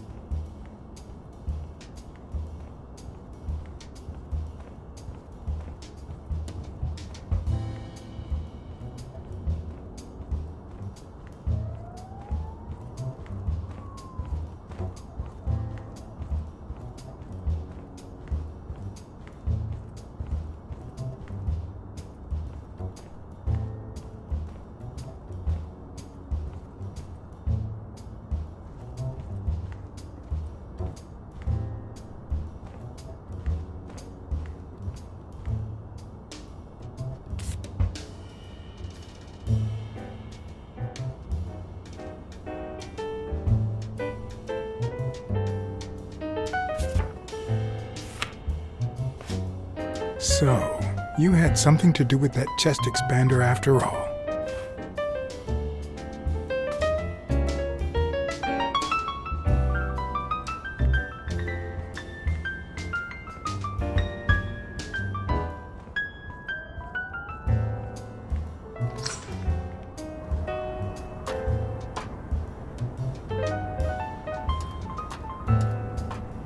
Cats aren't afraid of heights. That's why I've never felt vertigo.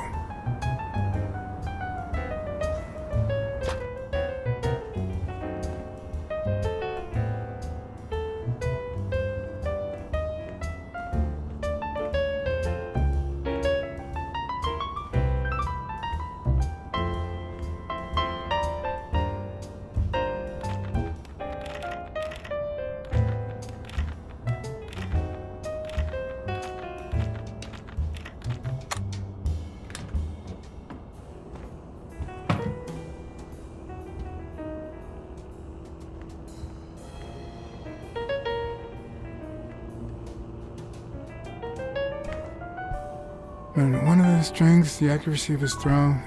I earned the nickname Iron Arm. I used to throw the ball in 15 in a row.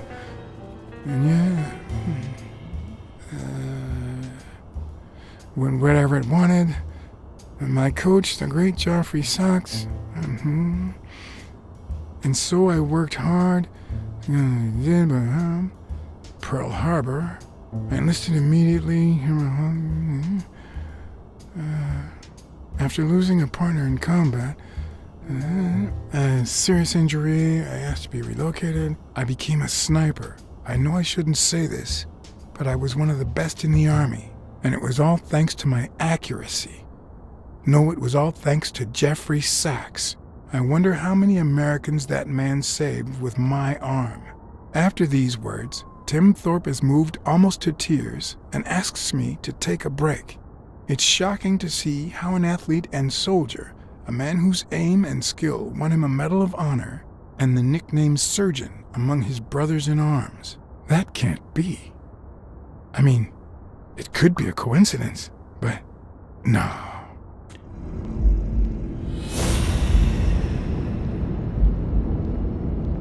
Why am I surprised? In every investigation, there comes a point where every single lead seems to go down the drain. And you have to retrace your steps to get back on the right track.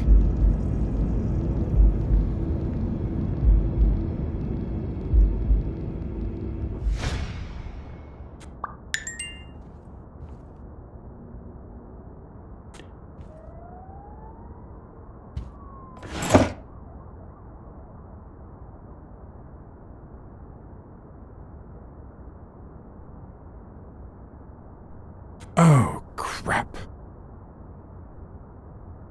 Of course.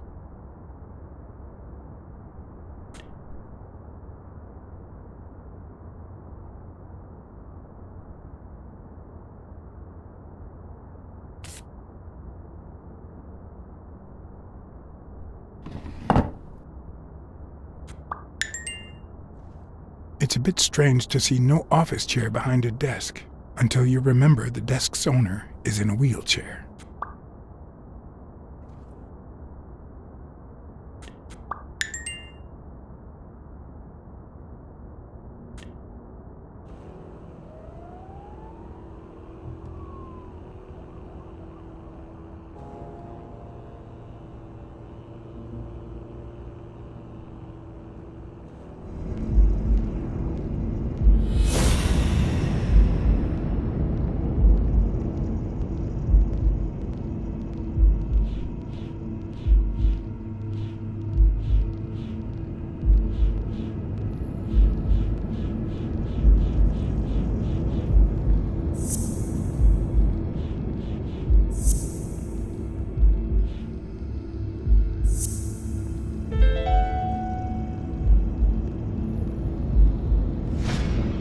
That's it. Thorpe is the man behind the whole drug operation.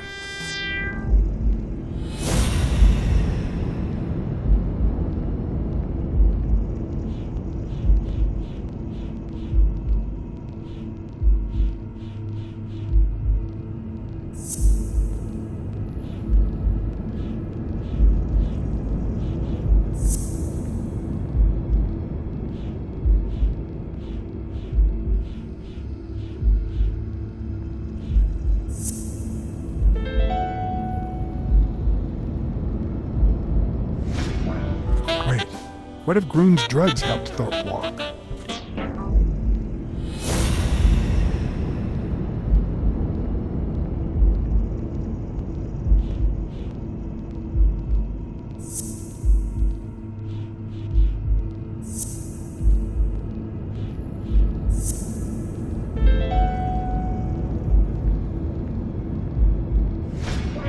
Of course, it wasn't Mitchell or Gill.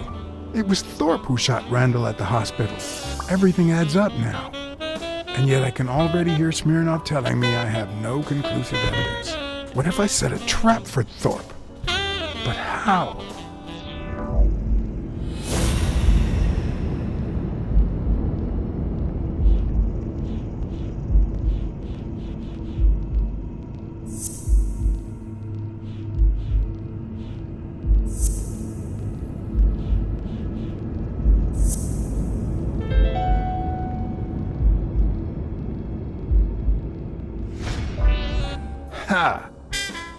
What if I place Thorpe's gun up there and corner him so that he has to stand up to get it?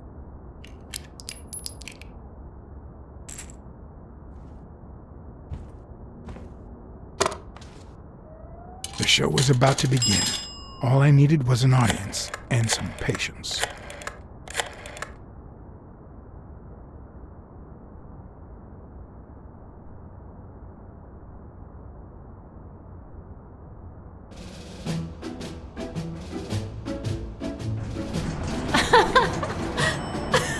Stop it! Arr! Don't you know who you're dealing with, matey? What a silly man. Mutiny! You wants to be shark-bait, do ya? Oh, Blacksad. I feel terrible for keeping you waiting. John. But you see, there was mutiny on board, so... Stop! You see what I have to put up with. All right, helmswoman, to the cabin with you! Onward! Aye, aye, Captain. Come along, Blacksad.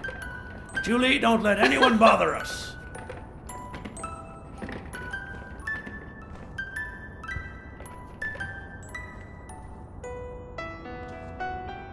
Honey, will you wait in the boardroom for me, please? But... I'll just be a minute then. I think you've already suffered enough. Okay. And think about where you'd like to have dinner tonight, okay?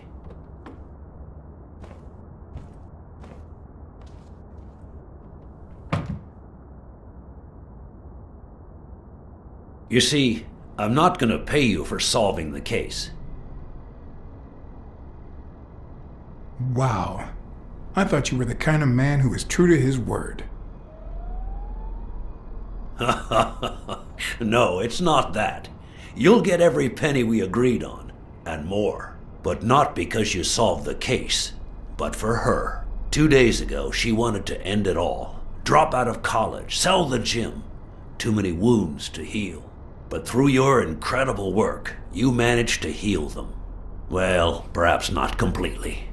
It takes time to get over something like this. But at least, thanks to you, Sonia wants to be happy. She has hope.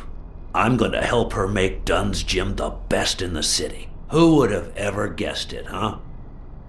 I'm happy for her. She's been through a lot, and honestly, I wasn't sure she'd make it. Well, she hasn't just yet. But she will in time. Anyway, back to the case. All those people you confronted. Gill, the German doctor, even Mitchell. Huh. I would have never suspected him. Did they say anything? Why did they do it? Did they mention any accomplices? They did mention a certain surgeon. Surgeon? You have any idea who that could be? A journalist told me. Ring a bell?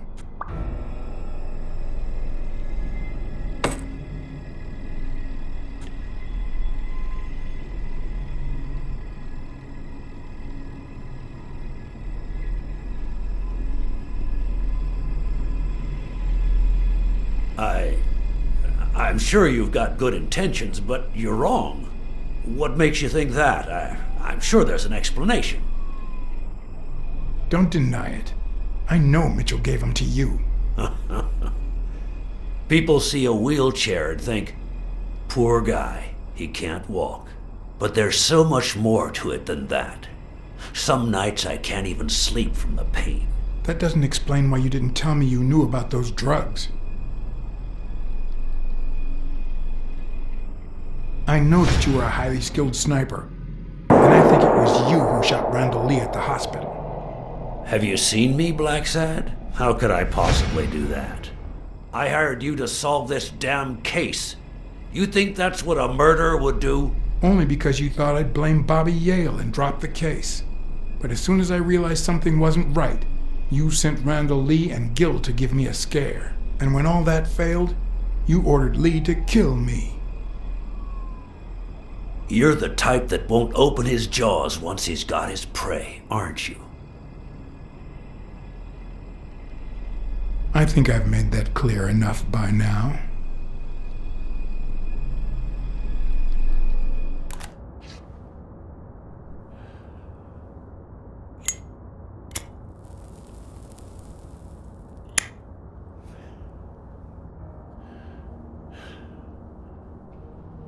Put yourself in my place for a minute. You're a promising football player who just got back from the war, but you're still a nobody. The man you saved kindly opens his house to you, and that man is still undone by his wife's passing. He works all day at his gym, and he drinks himself to sleep at night. So you practically end up raising his daughter. You give her her very first abacus. You encourage her to further her education. You comfort her when she misses her mother and her father.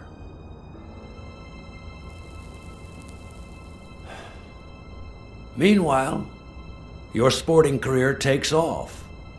Life is good. Until one day, out of the blue, an accident cripples you. An old friend, Mitchell, tells you he knows someone who can help you. A German doctor. His drugs take some time to work, but they do wonders. You manage to walk for short bursts at a time, little by little. And those bursts keep getting longer. But the drugs aren't cheap at all.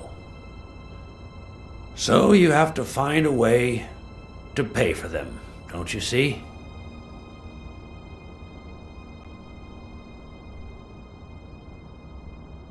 So you started by selling drugs to athletes. Then you decided to start an advertising agency to hire those same athletes. Drugs would help them excel, and you'd get better ad deals. The perfect business model. Your first client? Craig Spano. His career had hit a rough patch, so he was the guinea pig for your new operation. And yet, when the drugs started having serious side effects, you got rid of him. Afraid he would talk, you tried to kill him. That's why he hid. From then on, your business was smooth sailing. You even began to think you were above the law. You thought that you were untouchable. Until Joe Dunn found out, and then, 2 days before his unfortunate death, he came to see you. That's enough now! You stop it!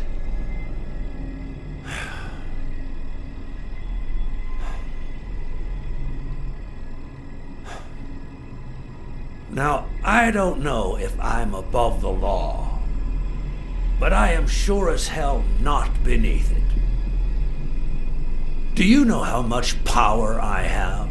The kind of people I eat with every day? I could shoot you right now, and nothing would happen to me. With that gun you keep in your drawer? I'm afraid not. I placed your pistol out of reach, just in case you happen to confirm my suspicions, Iron Arm. And now, if you'll excuse me, I have an appointment with the police.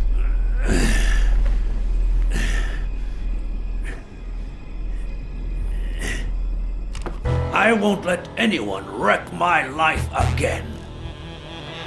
Sonia and I, we deserve a future. You can come in now, Smirnoff. Timothy Wilson Thorpe, drop your weapon. You're under arrest. You have the right to remain silent. Anything you say can and will be used against you in a court of law. You have the right to an attorney. If you cannot afford one, the state will provide one for you. Mr. Thorpe.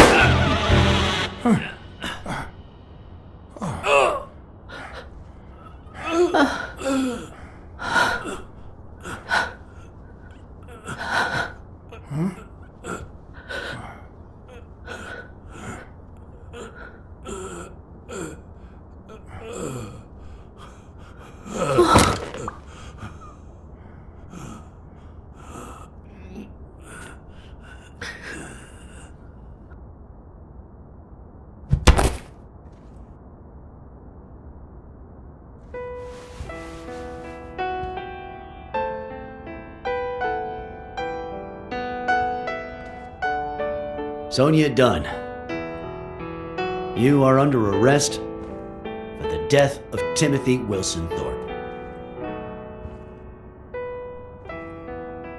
You have the right to remain silent. Anything you say can and will be used against you in a court of law. Just shut up.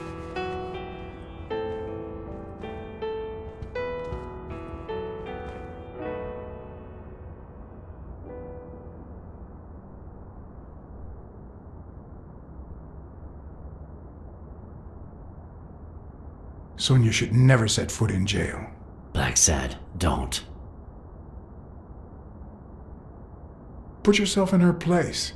One of the only two people you love in this world kills the other out of sheer greed. Isn't that enough to drive you mad? No, there's no way this could work. How do we hide this? John? I'll put the bullets back in the gun. Thorpe had me at gunpoint, but I was faster. We're doing the right thing, Chief. John, why do I end up getting my hands dirty every time I'm close to you?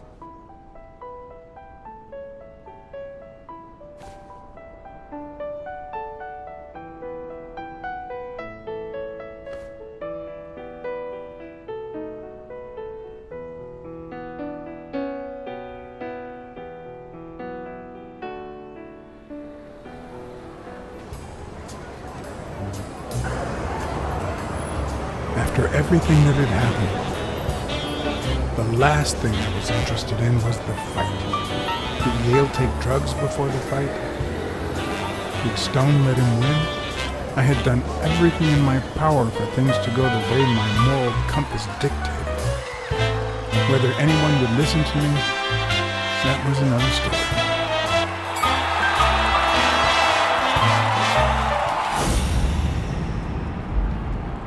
Because no matter what they tell us, our actions don't always determine our future. My moral compass. As if I even knew what that means. I didn't even know what to think of my performance throughout the case. Did I have a clear conscience?